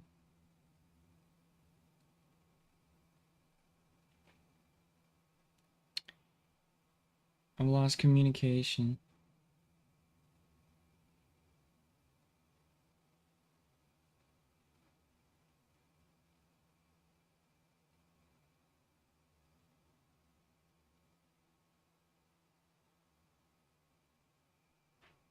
It's not recharging.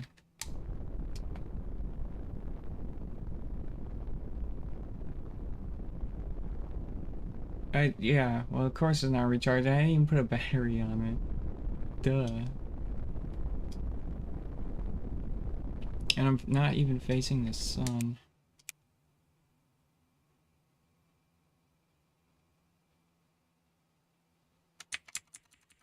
The throttle is completely stuck down.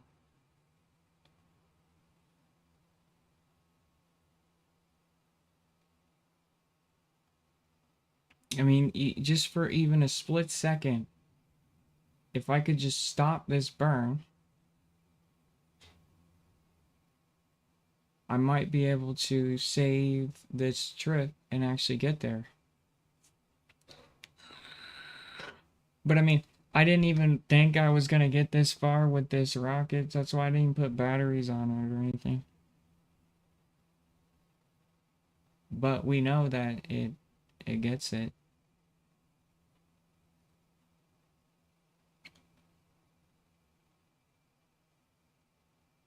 And we're approaching the end of our burn, and I can't stop the burn.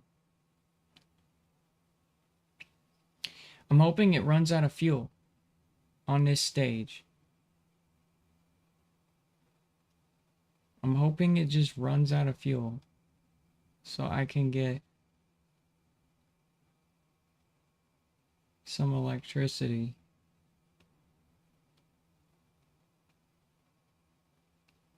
But that's a good burn. I mean, it's good. It's gonna make it. Unfortunately, that's not good right now. That it's gonna make it. It means that I could potentially get orbit around there. 2, yep, there it goes. Flying right past Venus, and I know nothing I could do about it. I have electricity. I don't have electricity anymore. Hold on.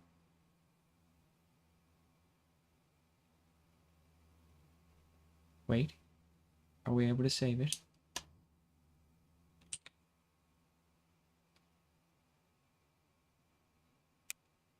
Sun. Set as target. Target. There, face the sun and recharge. Okay. Now, I might, just might, be able to save this. I have like the tiniest of tiny fuel left in the tank.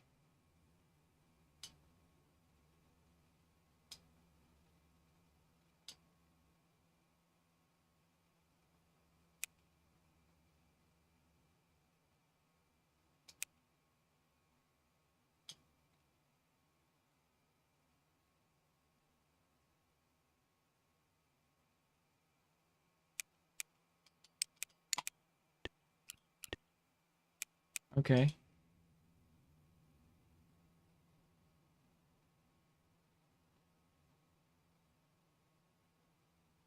Okay. I might be able to save it. Just... oh no. My windows.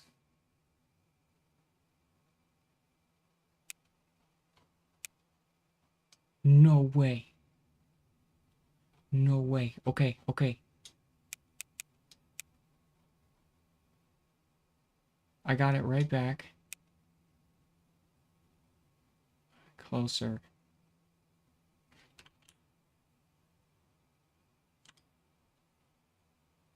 Yes! Okay, right there. Okay.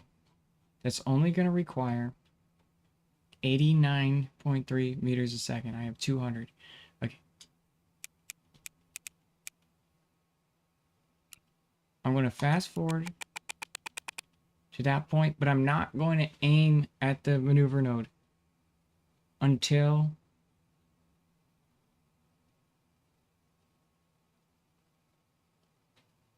I'm there. I need, like, just skirk. Like, that's it. And then I'm there. That's it. I just need skirk. Come on. I have, like, the tiniest amount of electricity. Wait.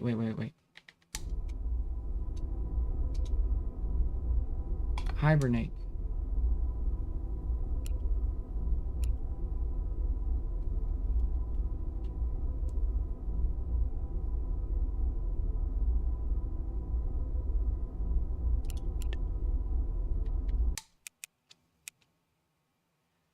Or hibernate and recharge. Just a little bit here. All right.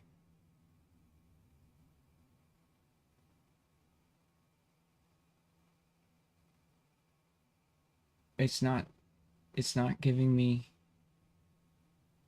oh. I'm recharging. Okay, good. Okay. Smart.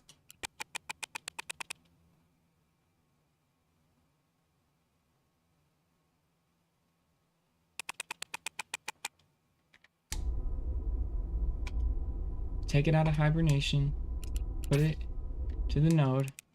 T minus 3, 2, 1.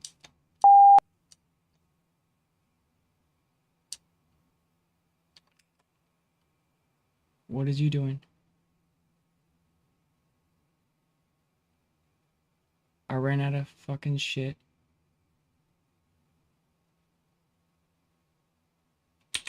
Okay, I gotta...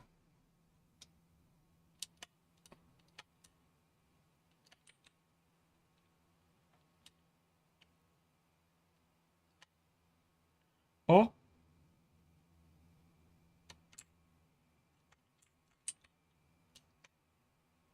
Come on.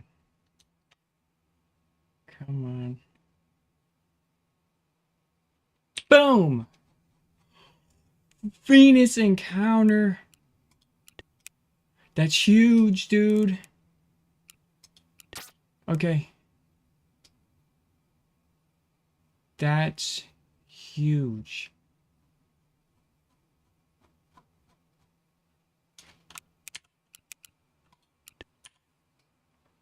Okay.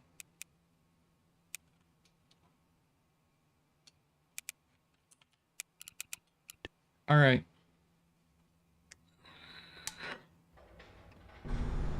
Now that thing is always going to stay charged because it's just one solar panel. All right, so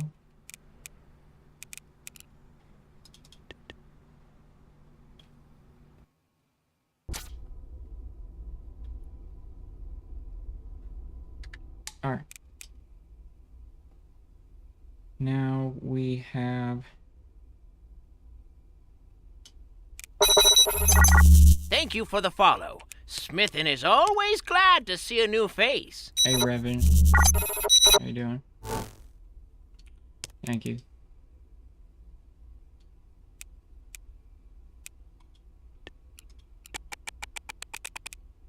I just hope it don't get cooked. I don't want to get cooked on the way in. No, I knew it. I knew I was gonna get cooked on the way in. I knew it. We're still alive. No, we're still alive. No, we're still alive. All right.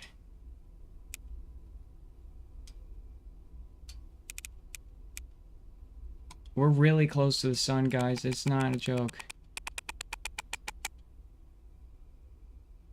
This rocket is not really designed for all this.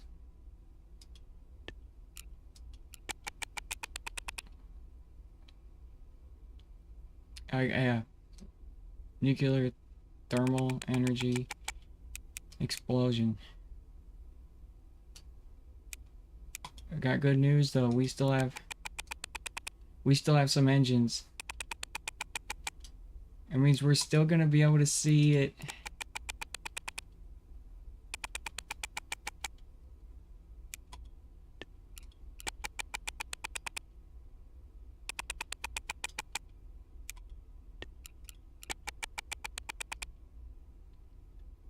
Come on. Alright, quick save here. Now, I probably don't have enough to get orbit around it.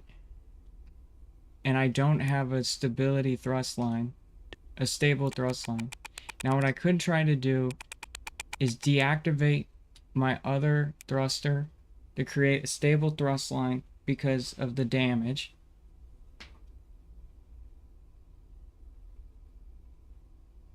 There it is. It's Venus, dude.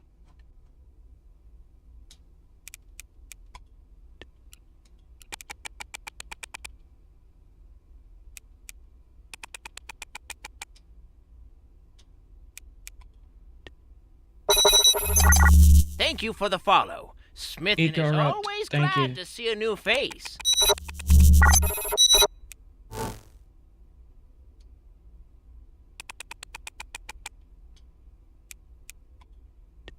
Welcome. Hello, Ecorupt. Are you guys ready to see Venus?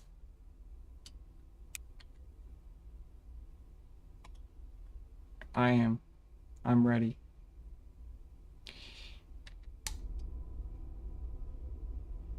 There it is.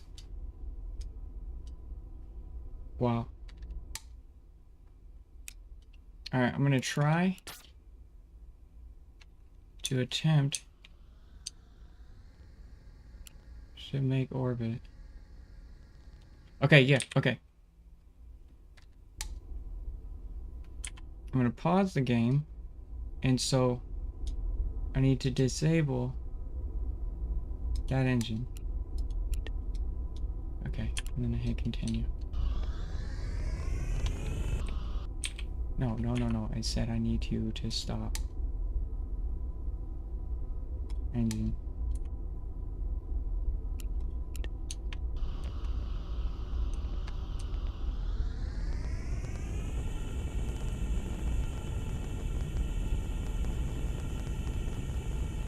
It worked.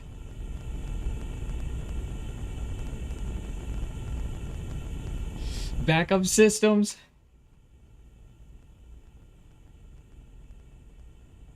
Come on. Come on. Get on target. You little shit.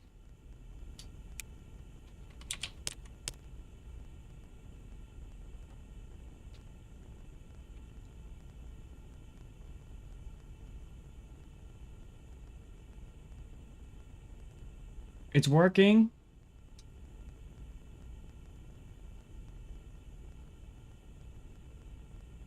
I'm not gonna make it.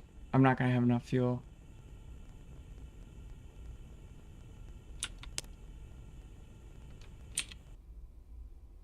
I need to give him a rest. Need to give him a rest.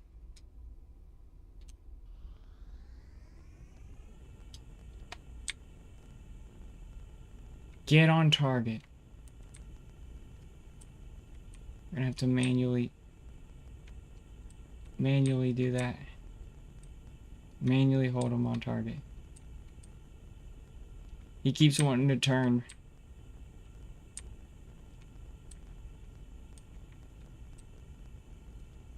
I'm having to manually turn it. I just don't think it's possible.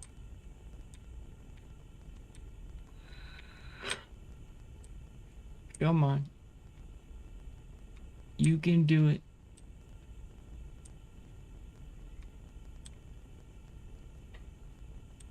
You can do it.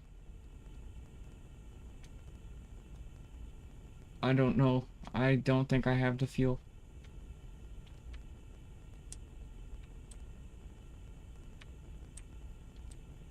Holding it on this circle by hitting the key button.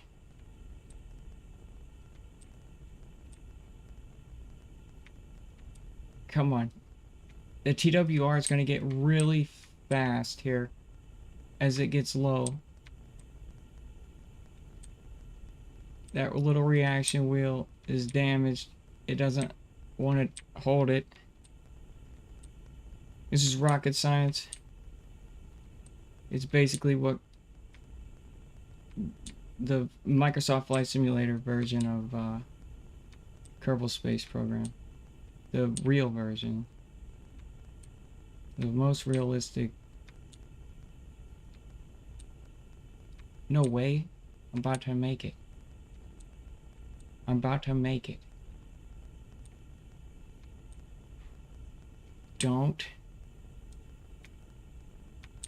fuck me up. Come on. Don't play with my feelings right now. Don't play with my feelings right now. Just a little bit more. I'm manually turning this thing. Dude, if a circle comes out of nowhere at the last second,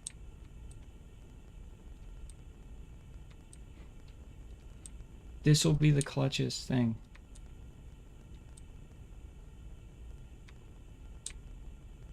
No way. No way. No, no, no, go back. A circle.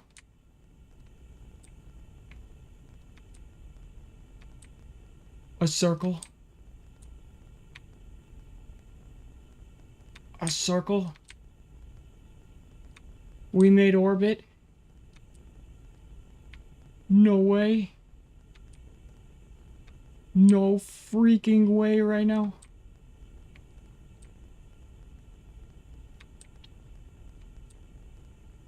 Broken. This is why I tell you guys, make backup systems on your aircraft. Your spacecraft.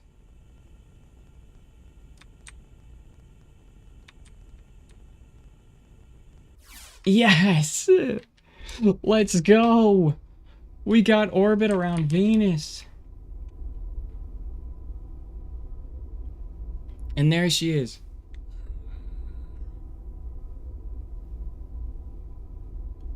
Time warping. Wow.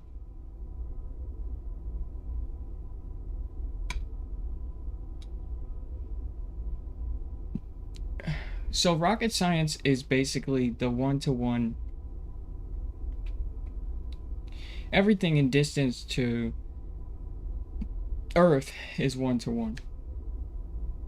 Everything in scale is one-to-one. Look at that planet. Every crater on our moon in real life is on the moon in rocket science. Every moon around every planet is around every planet in rocket science. Let me demonstrate. If we were to go to Mars, every single one of Mars's moons are around their planet. And then Jupiter has over 90 moons around it, and you can land on all of them. Saturn also has a large amount of moons. And the rings are to come. We're gonna get rings right. We want to get rings correct. And then Neptune has its own polar moon. And there's Triton. You can land on these planets. You can land on Mars.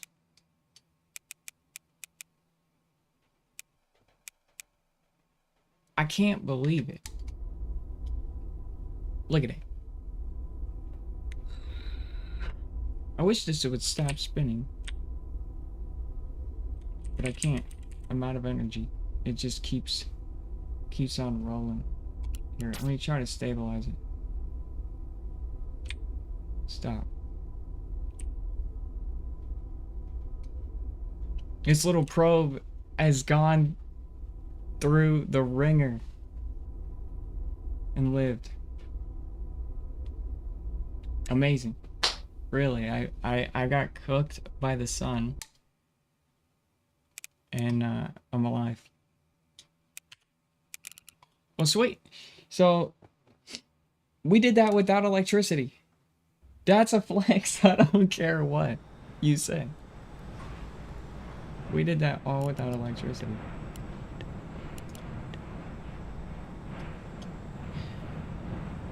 So this rocket's cool. Also, if you guys check out on the Steam Workshop, I released 2 rockets. You guys can go download them.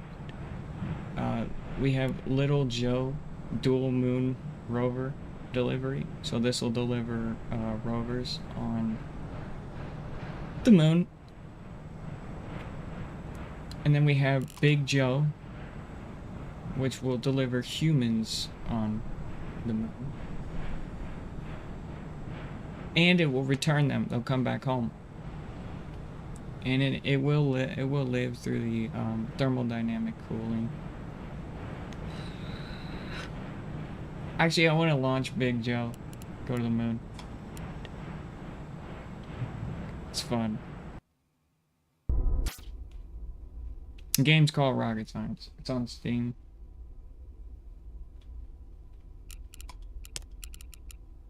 Alright, we're going to wait a couple days.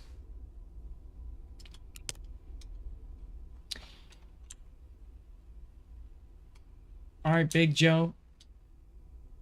Let's go to the moon. Let's go to the moon. Oh, actually, you know what? I'm gonna go to the Space Center. Big Joe can wait. Let me open up my tasks.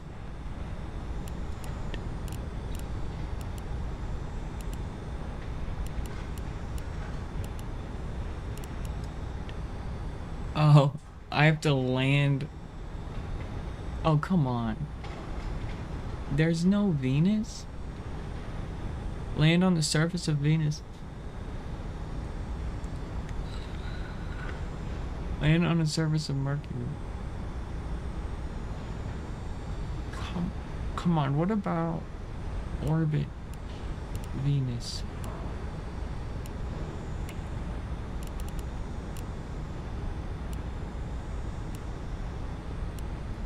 Mars? Oh, no potatoes for that. It's okay.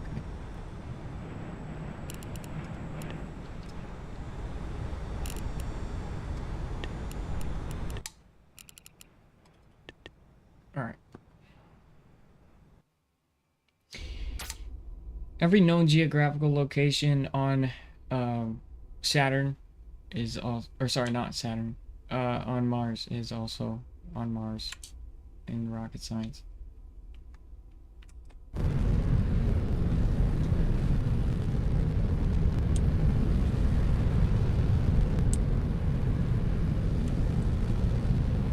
I'm having good luck today in rocket science. It took me about 2 weeks to build this rocket.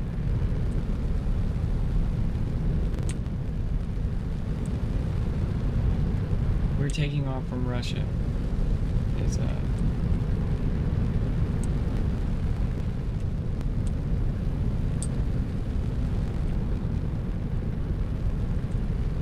you'll spend months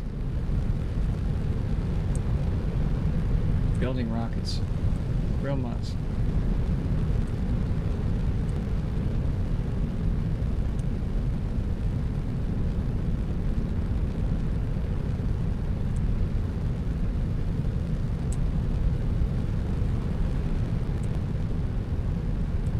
I'm hosting a rocket tournament for $100 as well. For rocket science.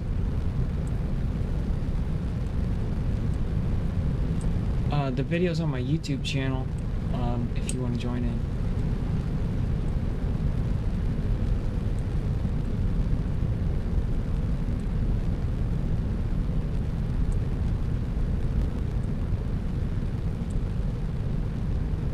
Alright, 50, 60.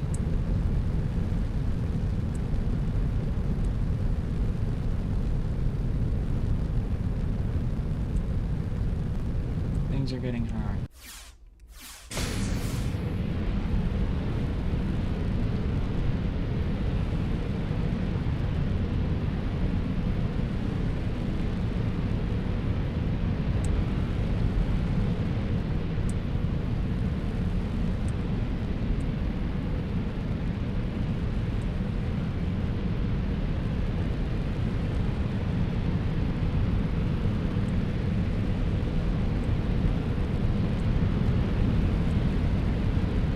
We lived through the max Q zone.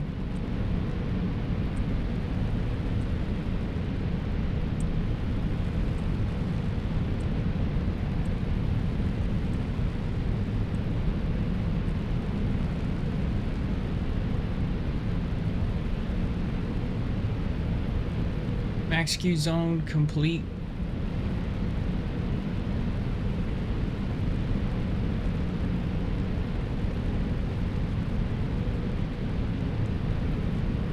We have humans on board, so we gotta be careful.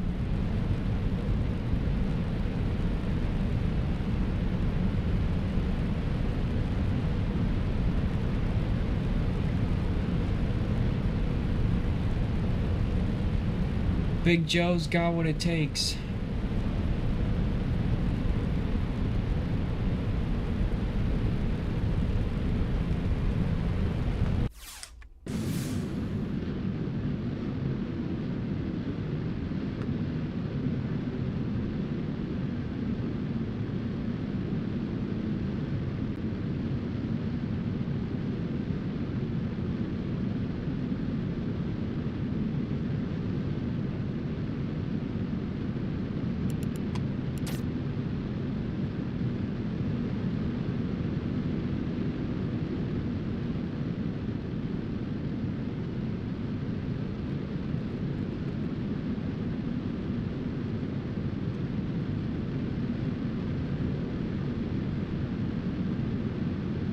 We're just trying to get up to speed. We're only going 3,000 meters a second.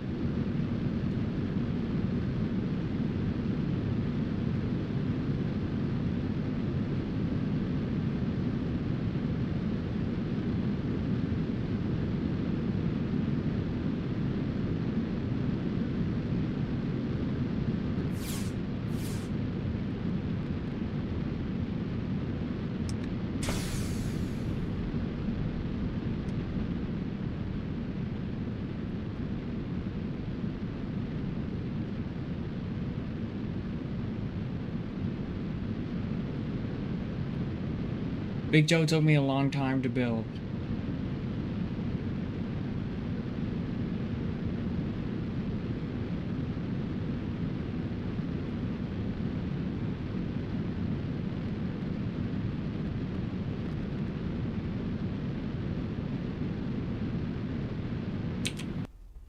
Alright, let's see where we're at here.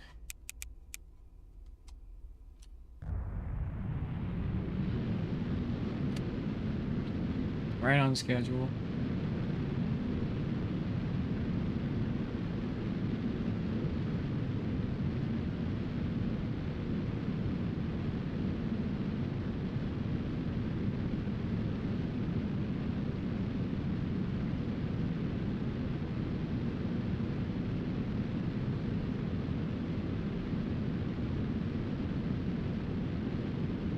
That is as perfect as you could have ever wanted it.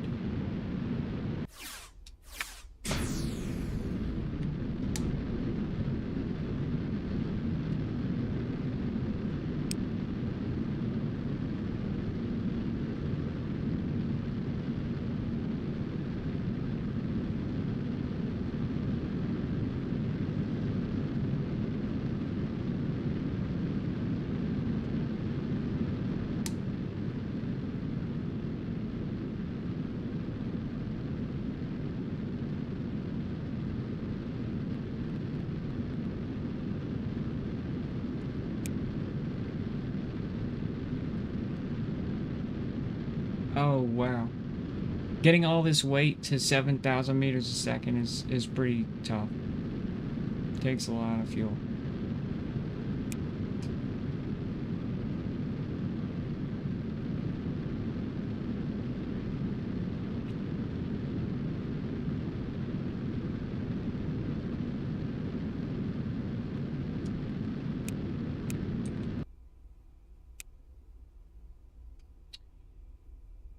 Alright, we have orbit.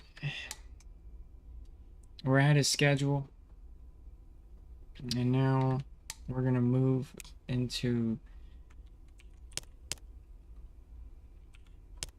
getting to the moon now.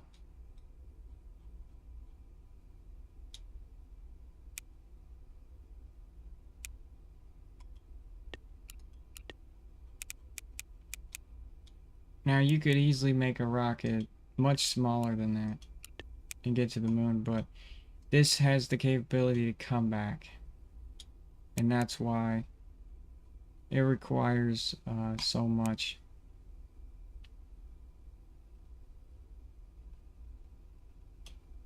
fuel.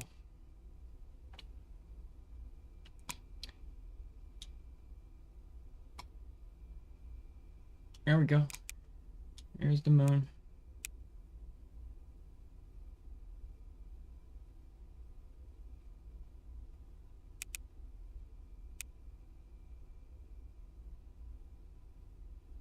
Yeah, it's 7,000. That's good. That's a tight orbit.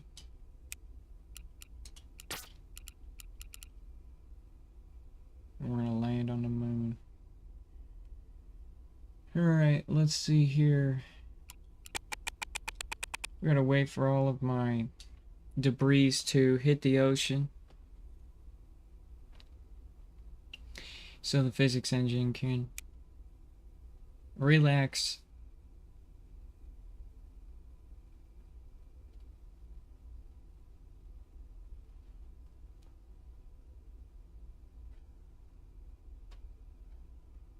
Alright, and we're turning.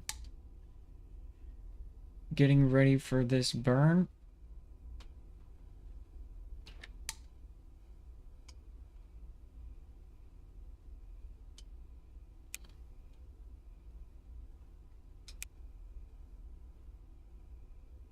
It's gonna take 3,000. Should make it.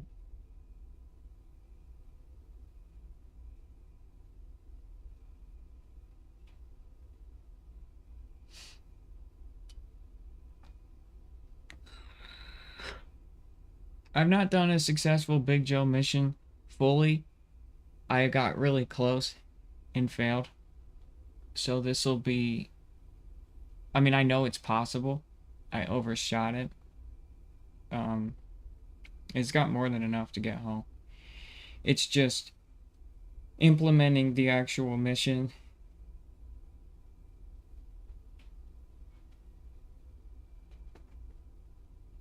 It's 1 minute 50 seconds.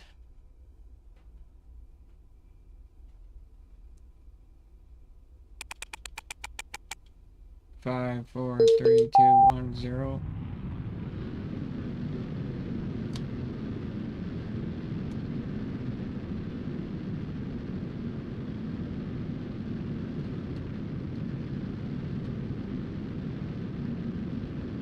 Upward climb to the moon now.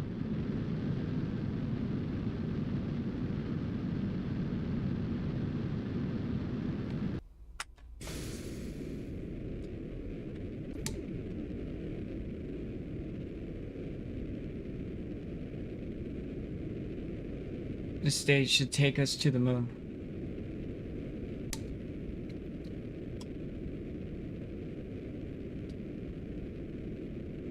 J2 rockets.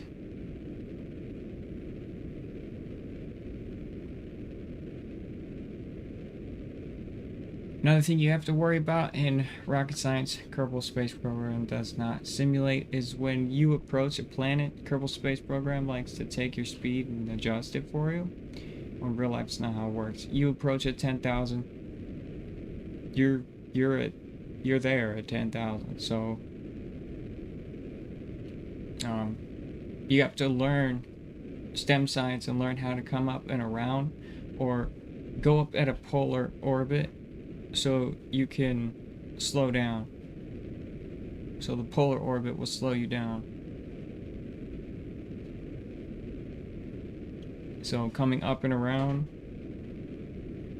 or going behind it, and then back.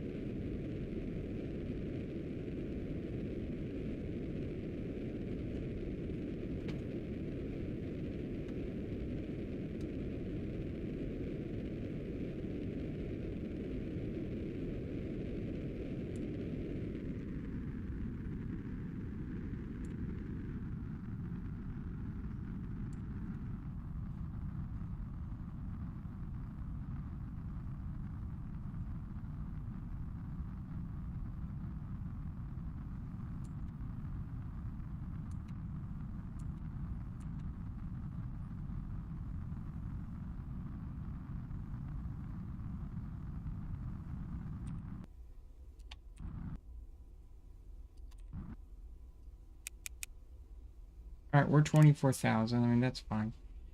I have more than enough fuel to radio in. I have a really... this is really great. Usually I'm beyond this stage. So this is actually awesome. So like I was saying before, we're gonna go up and behind it.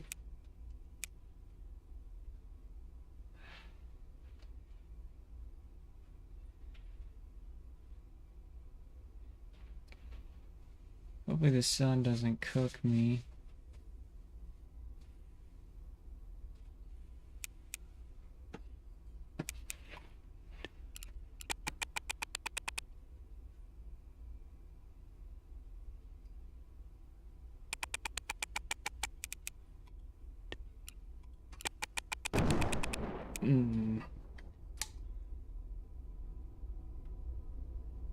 Something exploded.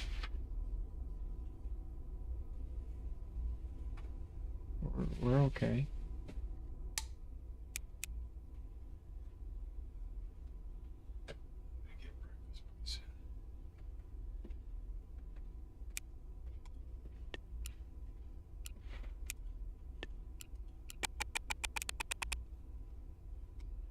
What exploded?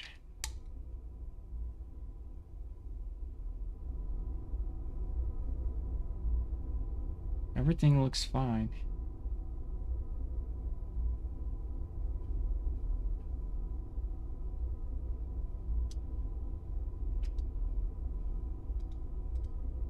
Check the engines.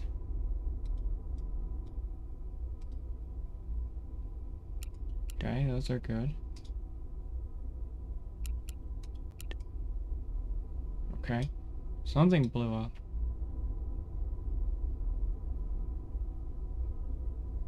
Oh. Oh. Oh no. My lander. My lander attachment.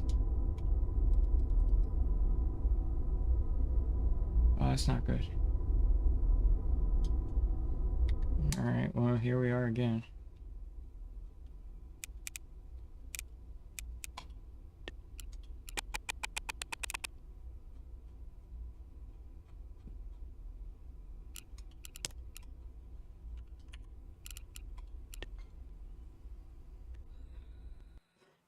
Here we are again. In a scenario in which that I need to figure out a way to complete the mission.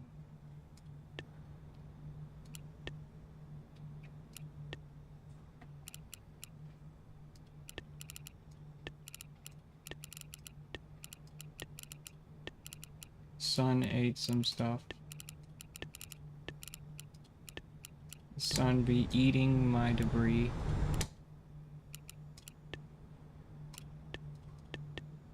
Alright.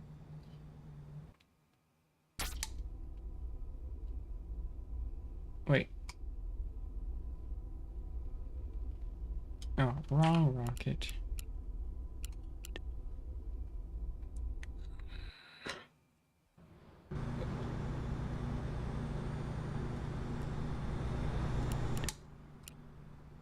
Oh, it's Big Joe.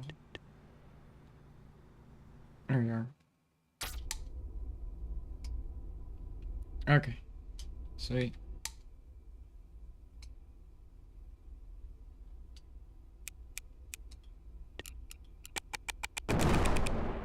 Things are cooking, dude.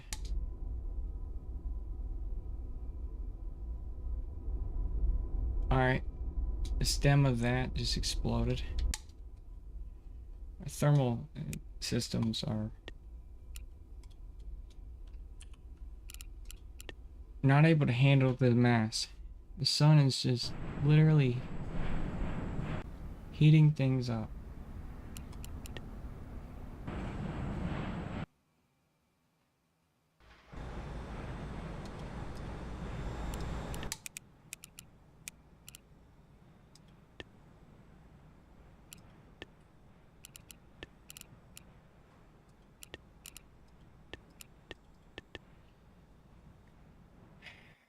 I want to decouple to cool off, but at the same time, if I can make it to the moon, we could cool off on the backside of the moon here. I don't want to lose my slowdown speed.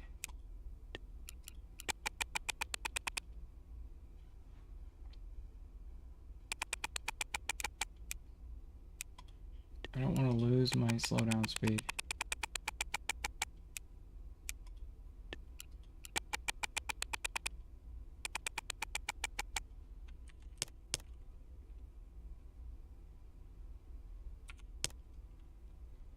Okay, I'm gonna radial in.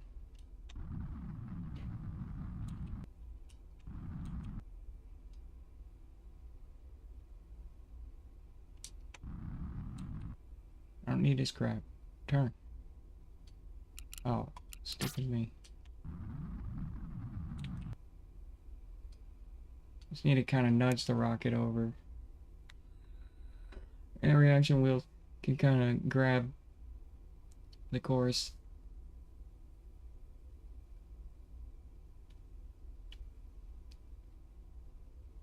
There it goes.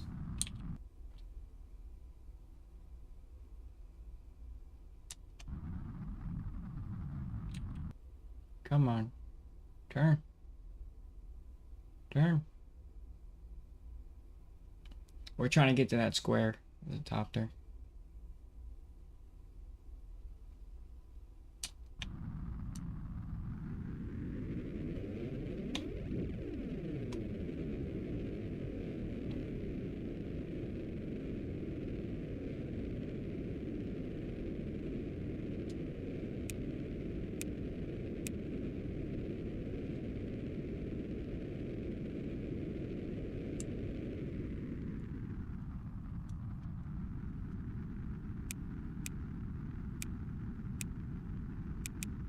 We came in at polar, that's all I care about.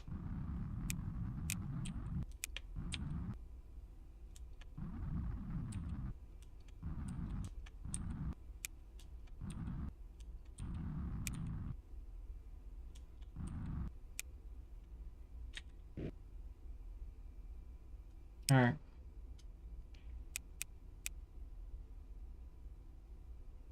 Now we set this right here.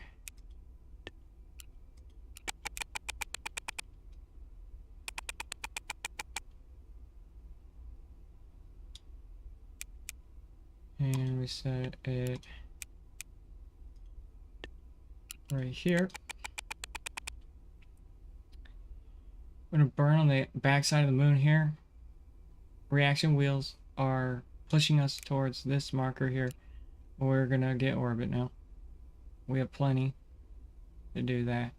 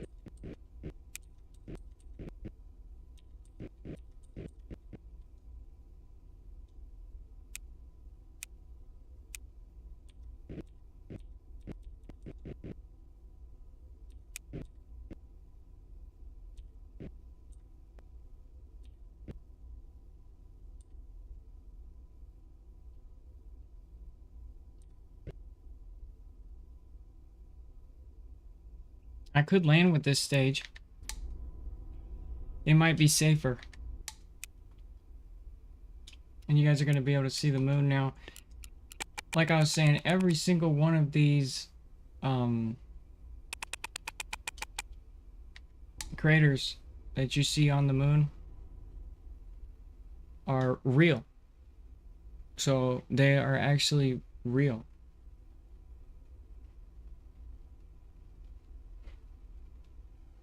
And we're basically polar orbit here.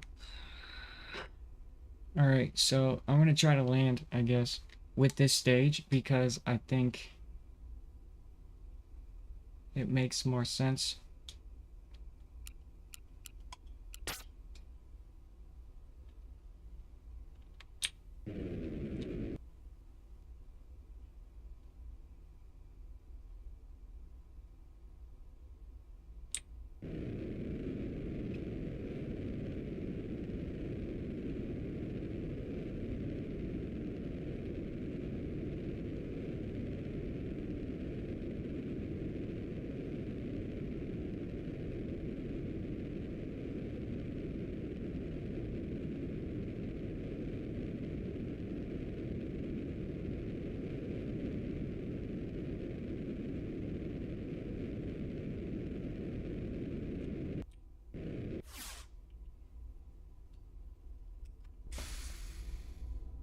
Alright. We detached here, and I think I don't know if we're gonna have enough. I did lose my main thrusters.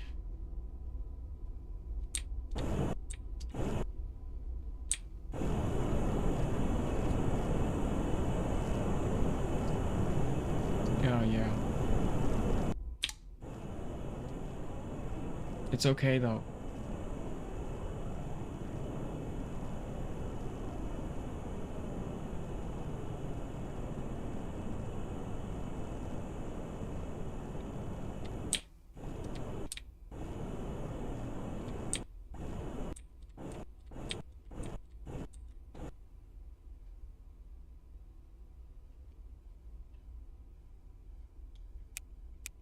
Oh shit.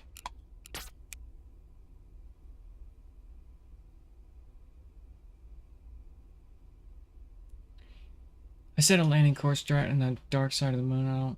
I'm going in polar orbit. I need to.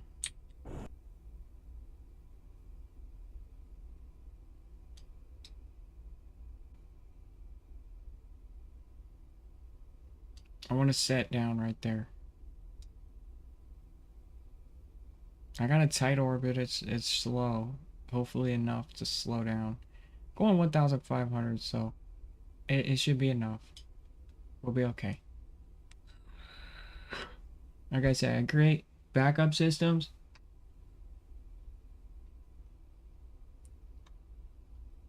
Inside all my rockets, so any emergencies, we're good. So I have backup thrusters, so everything is still nominal here.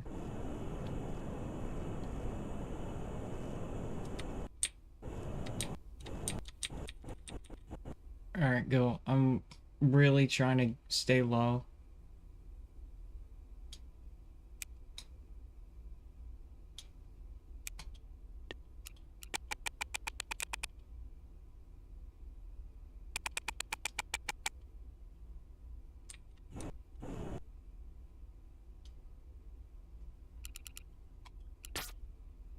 I don't think I'm gonna have it my way. I think I'm gonna have to land in the mountains.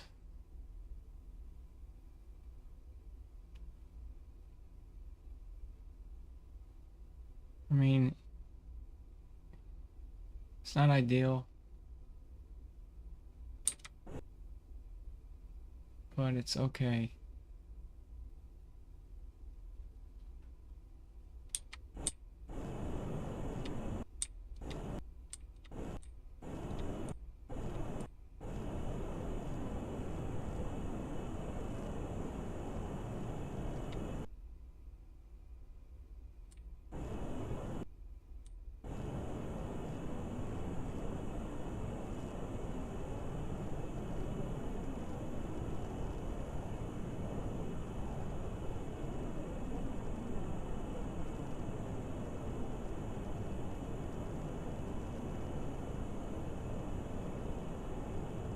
We need to slow down.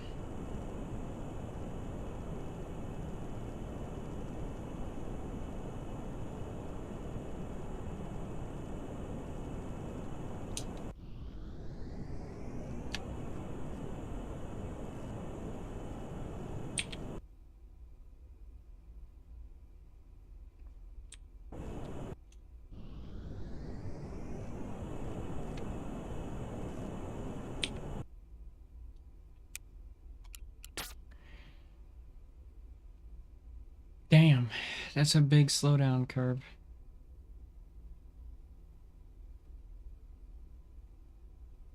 We're just gonna do kind of an inch, like a inchworm kind of thing. And we're just gonna try to slow down more than we're speeding up. I can't see the ground at this point. It's too dark here. It's just pitch black. So I'll never be able to know where the ground is, and that would be a failure.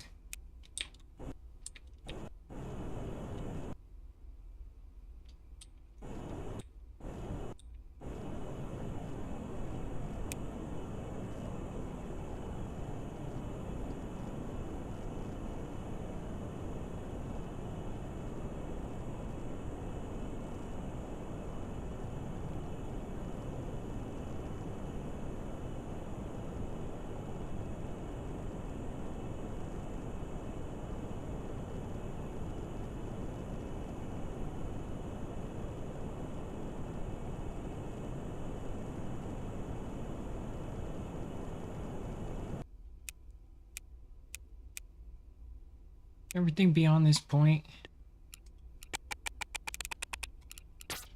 I'm comfortable with landing here.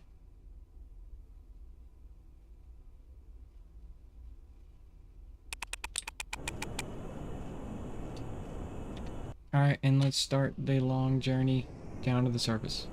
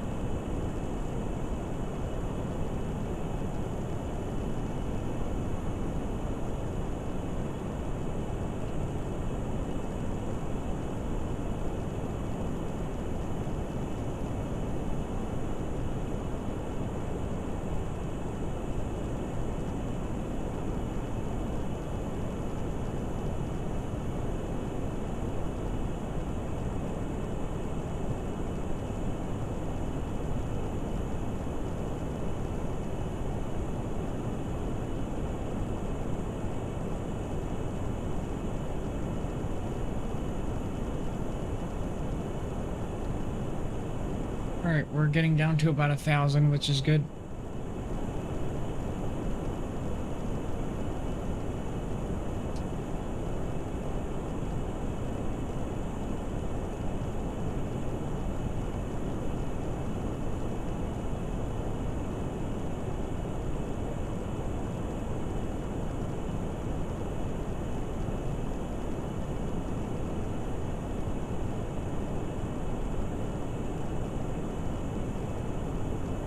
$1,200.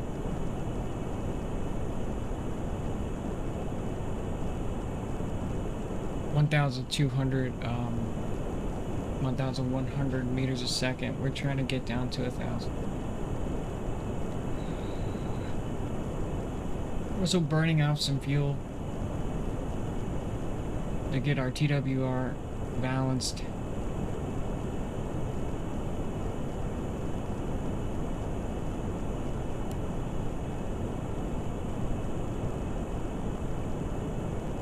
Oh, 1,000.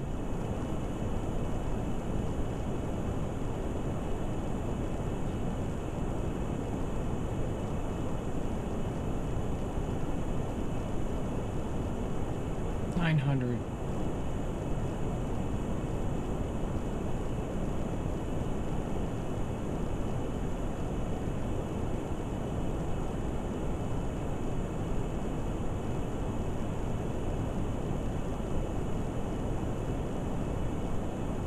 $800.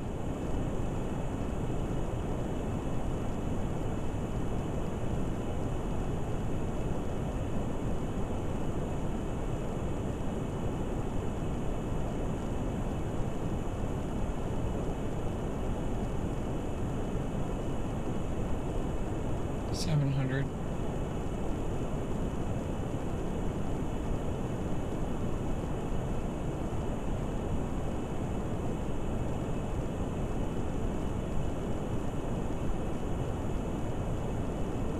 Trying to get to 500.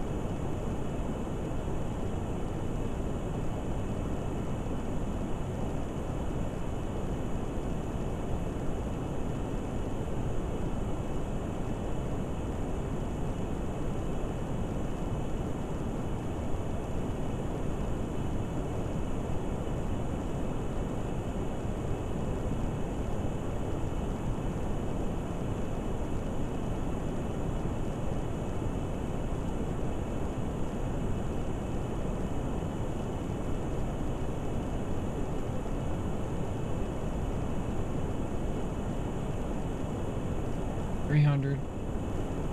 I'm gonna drop it to 0. Just so I can at least get them down safely.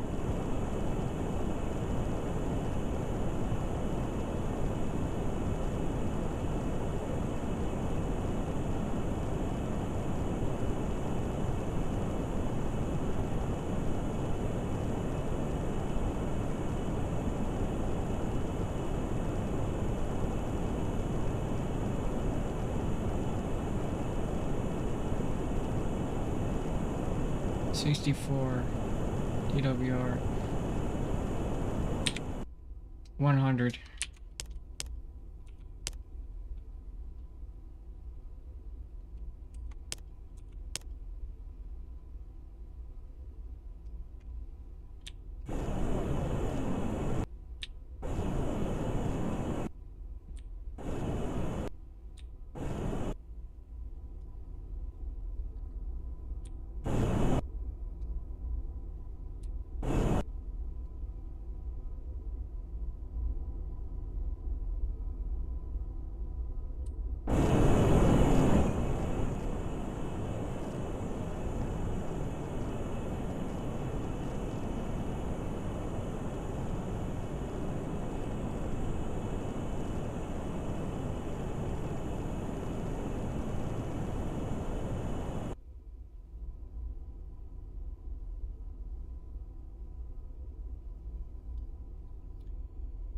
$160.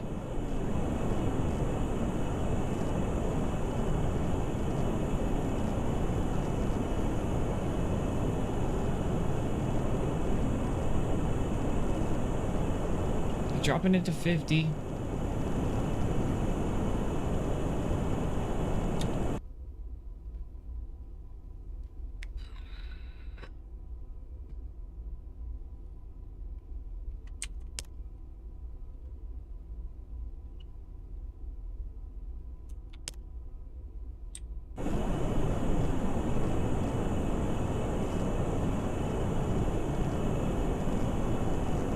Keeping it to 50.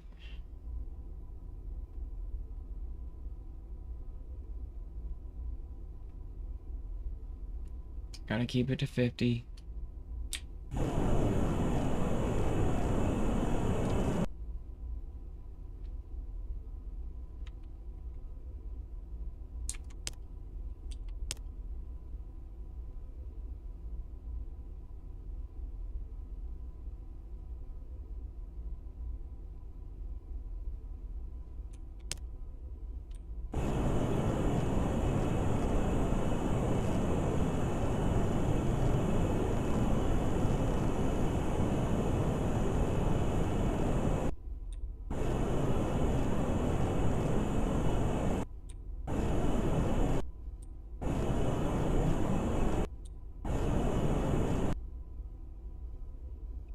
$2,000 meters off the ground.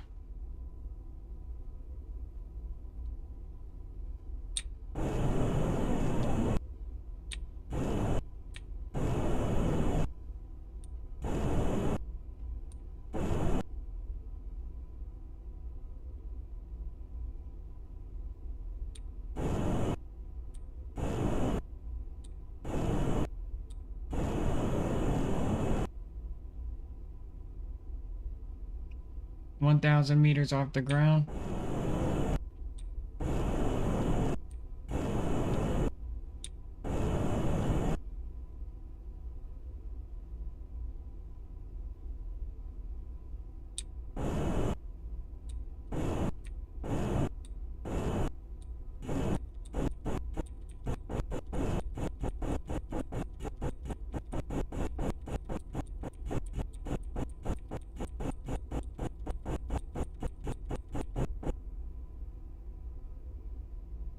$500.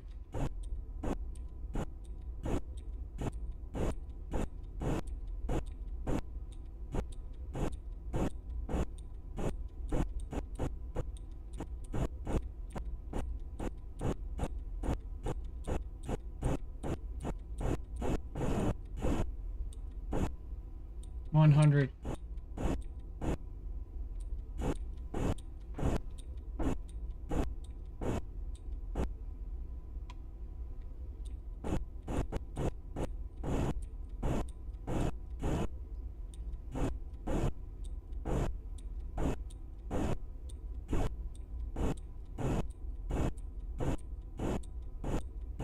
$30.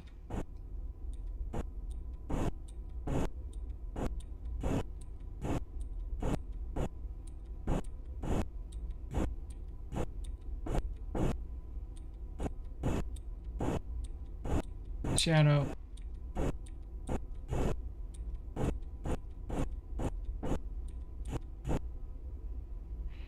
We touched down.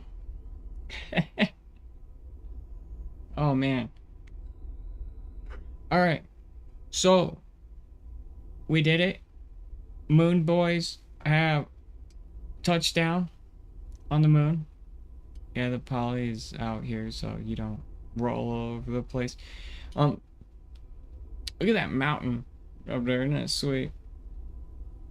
You got this big ass mountain right there. That could have been the end of us right there. If we had landed on that, it would have been a rolling adventure of death. But we chose a good spot. It could have been a lot worse. But this is the moon. Look at this thing. It's so cool. Guys in rocket science can build rovers as well. Send them to Mars. Alright, now we gotta go back to Earth. Hopefully we can live with reheating. I don't know if we can get back to Earth. So this will be a real true testament that we got the hard part, or the easy part done with a minor hiccup or so. So that was kind of annoying. But now we gotta get back to Earth, and that, I don't know if I'll burn up.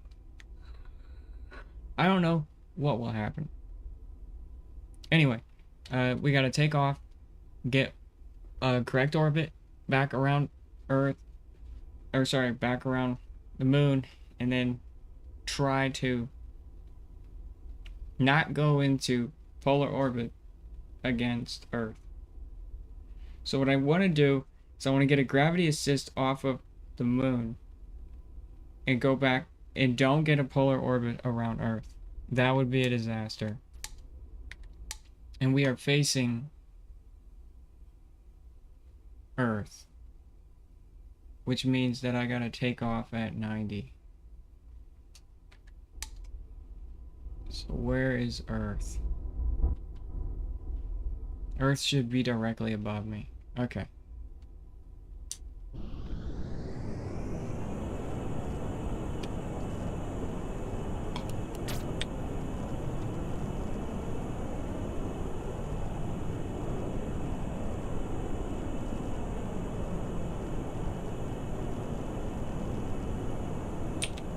Okay, we're at 1,000 meters.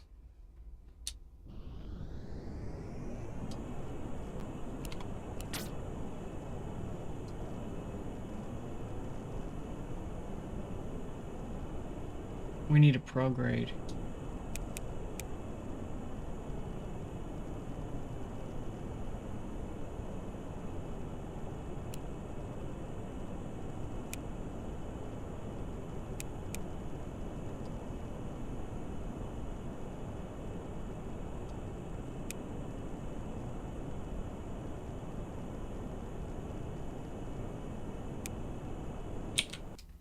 I need to really...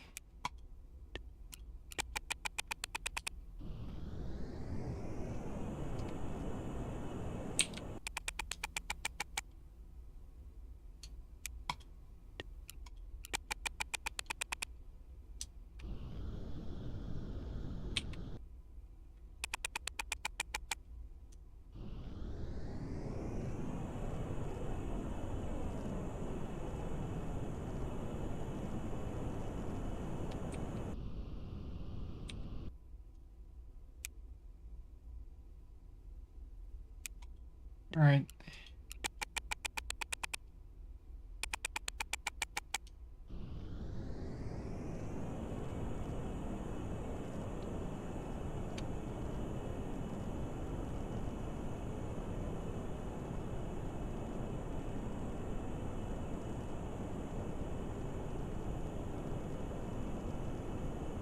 Come on.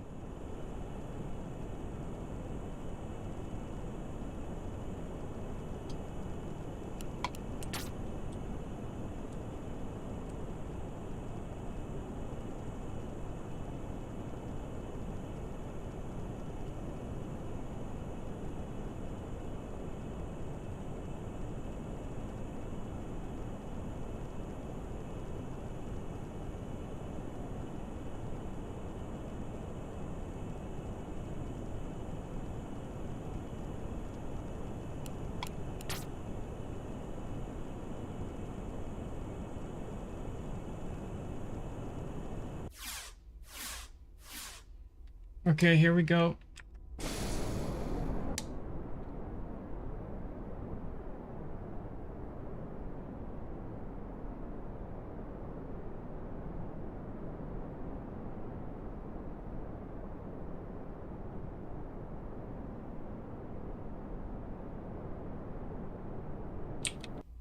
All right. All right. The humans vessel is the backup vessel is good. We have acquired orbit on the moon. The lander is, you know, kind of screwed. So it doesn't matter. All right. We have 2,600 left over. Now we have to get back to Earth.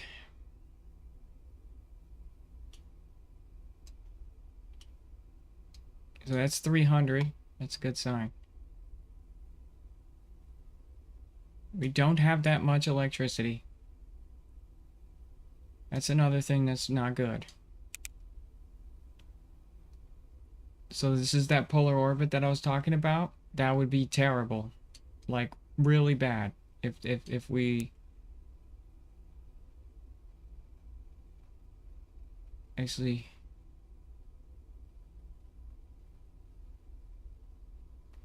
We want to...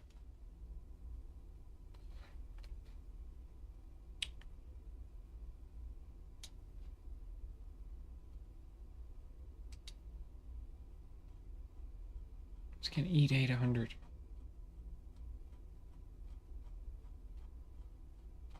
Oh no. Problems, but I have overcome them so far. How much luck can I get today? Holy smokes.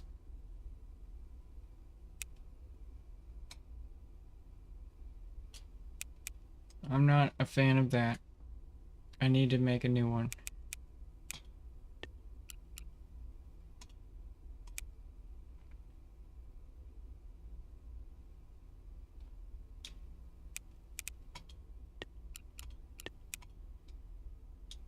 Ah, we're leaving on polar orbit. Not good. These are gonna have a slow. More expensive.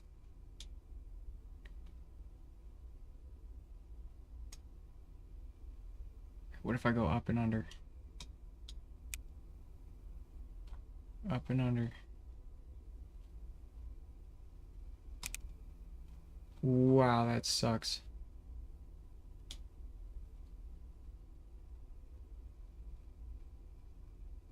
Okay. It's better. Better. Better. Better. Better.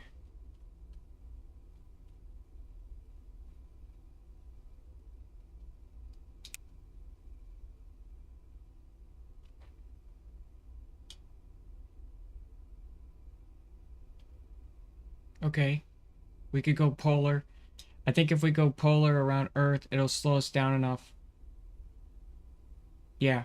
So we go polar around Earth. It slows us down enough to where we should be able to not have to use enough, a lot of fuel. And my re-entry will be nice. Okay. Let's do it. I mean, I have no choice. Alright, here we go. I probably got enough electricity to do that. Let's hope. Alright, that lander's gonna land on the moon. See you later, junk. Thank you for serving your purpose.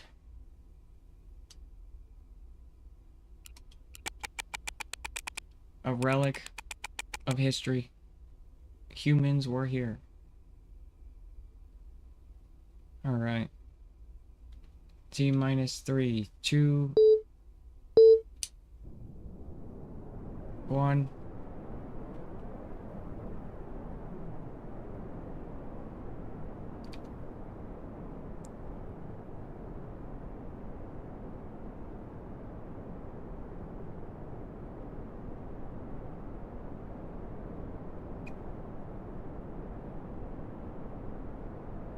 I'm scared.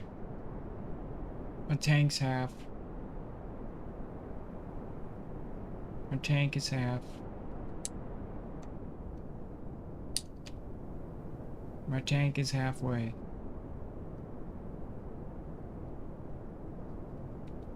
Just enough. That's all I need.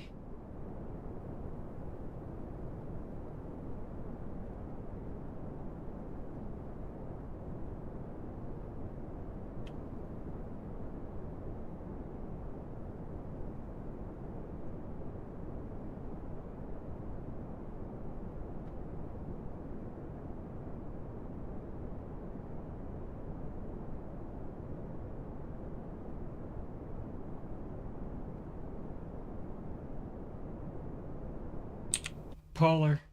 Alright, we're polar. Alright, here we go.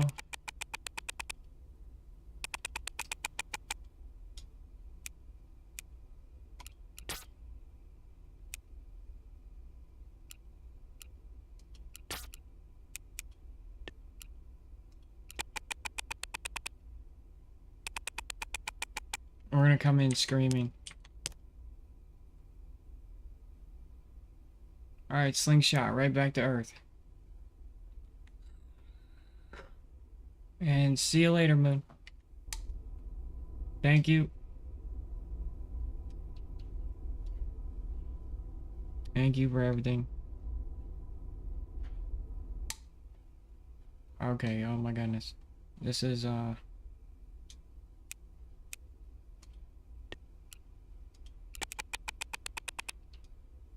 that would be so scary, dude. Imagine that, man. Being out there.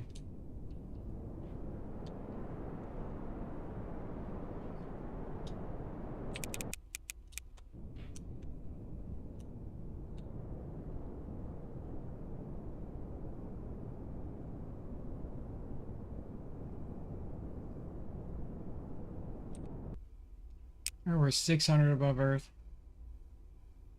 We're gonna be screaming.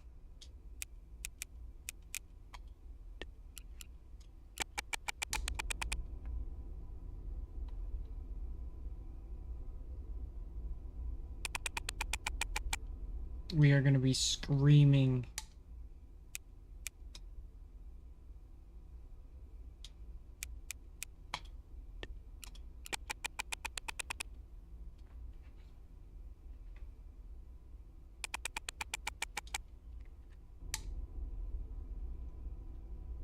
Alright, we are going 10 kilometers a second, bro. Holy smokes.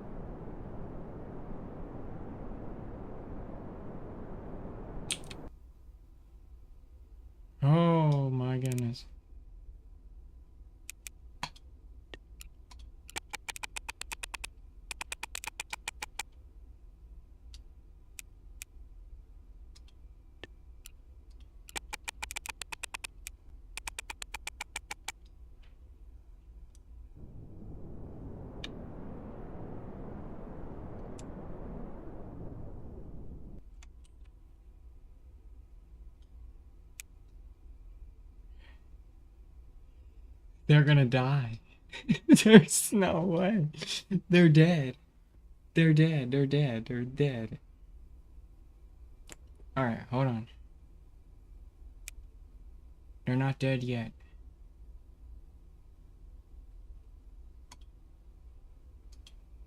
They're not dead yet.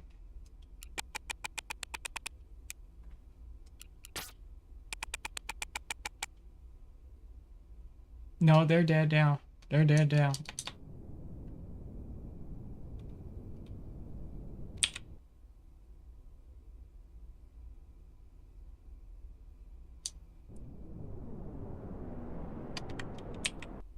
No, wrong thing.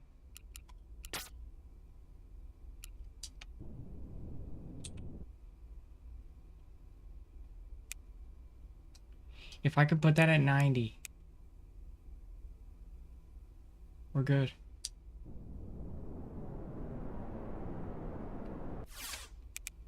No, they died.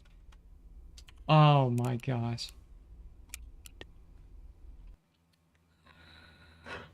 I had the wrong thing.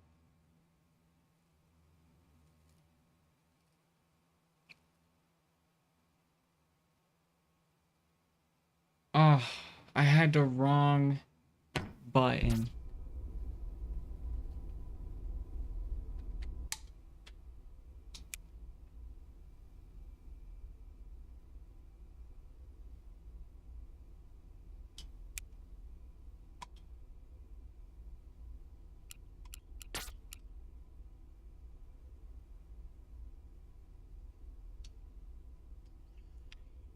Hold on. I can do this. I think what I gotta do.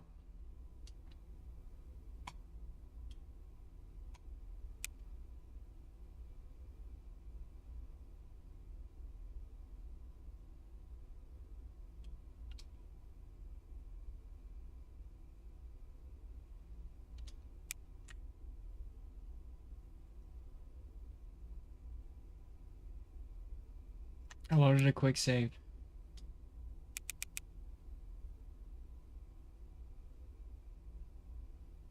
Alright, that's 2,000 kilometers.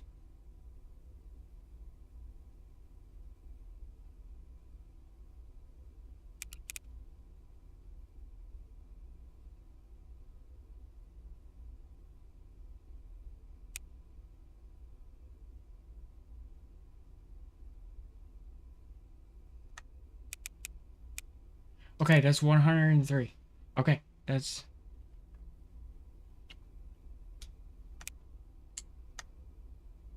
That's dangerously close.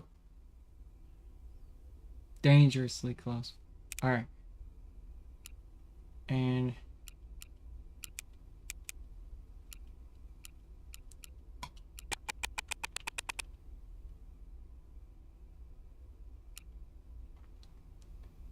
Alright.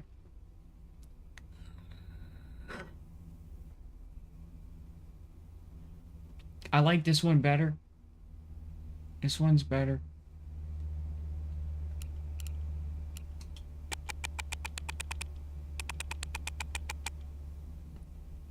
Nine, 8, 7, 5, 3, 2.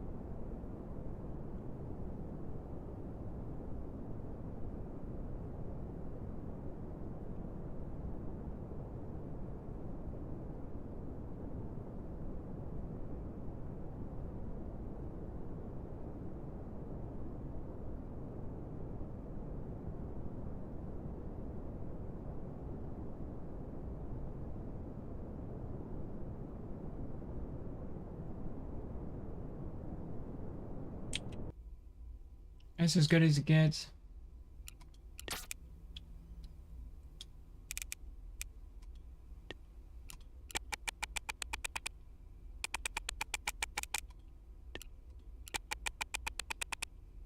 That is a long orbit. I hope the batteries last.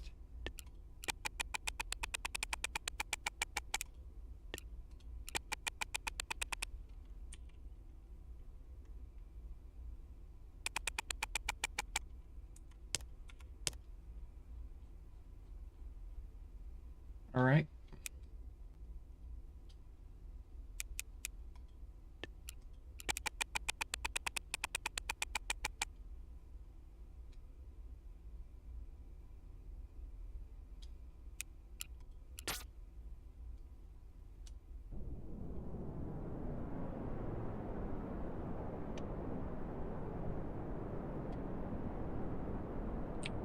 Yes. Okay.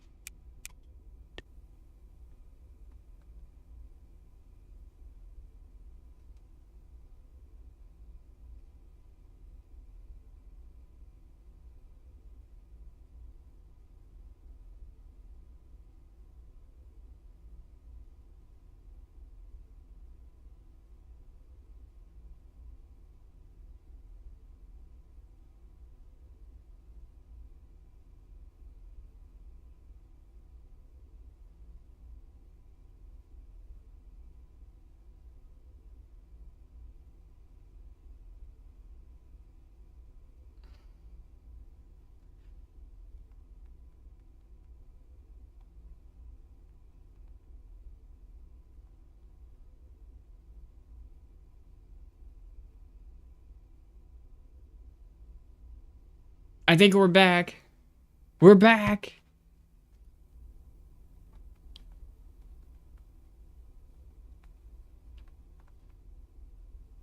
It's back.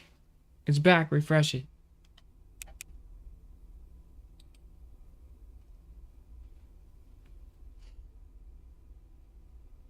Okay.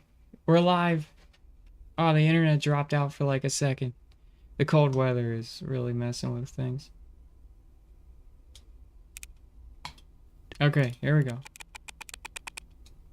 We're gonna go here.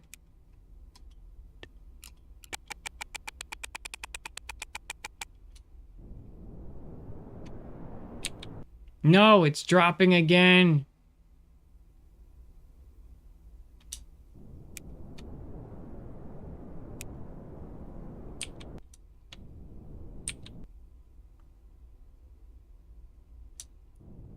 I'm gonna fight through it.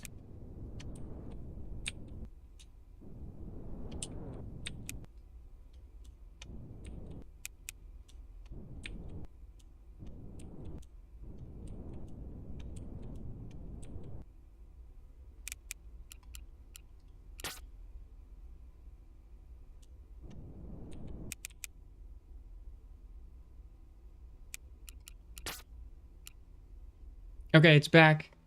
Kind of. The internet's kind of back. For now.